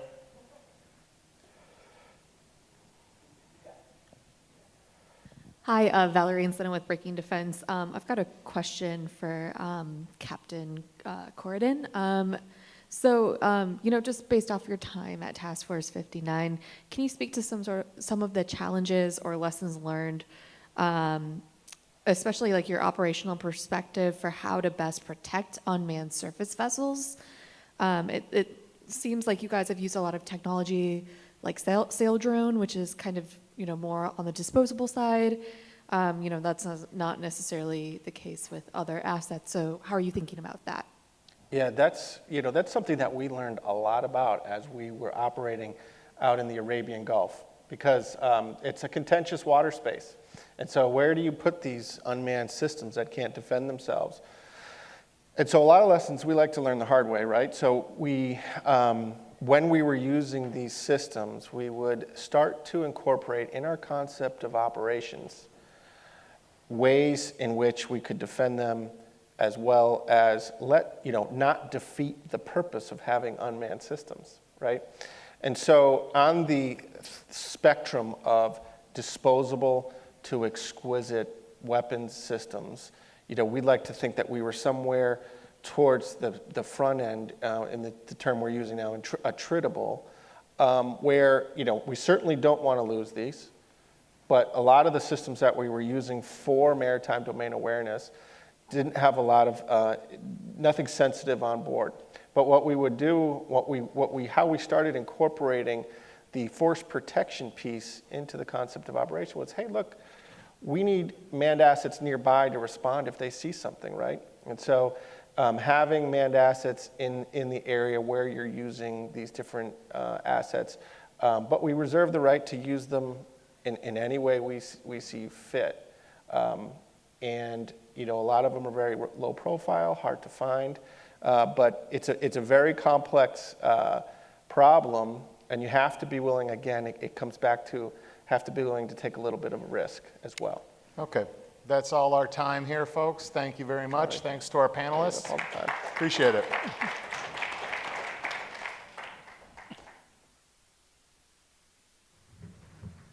And that concludes our 2024 Defense News Conference. We had a lot of really insightful and well-rounded conversations today, and I hope you enjoyed yourself.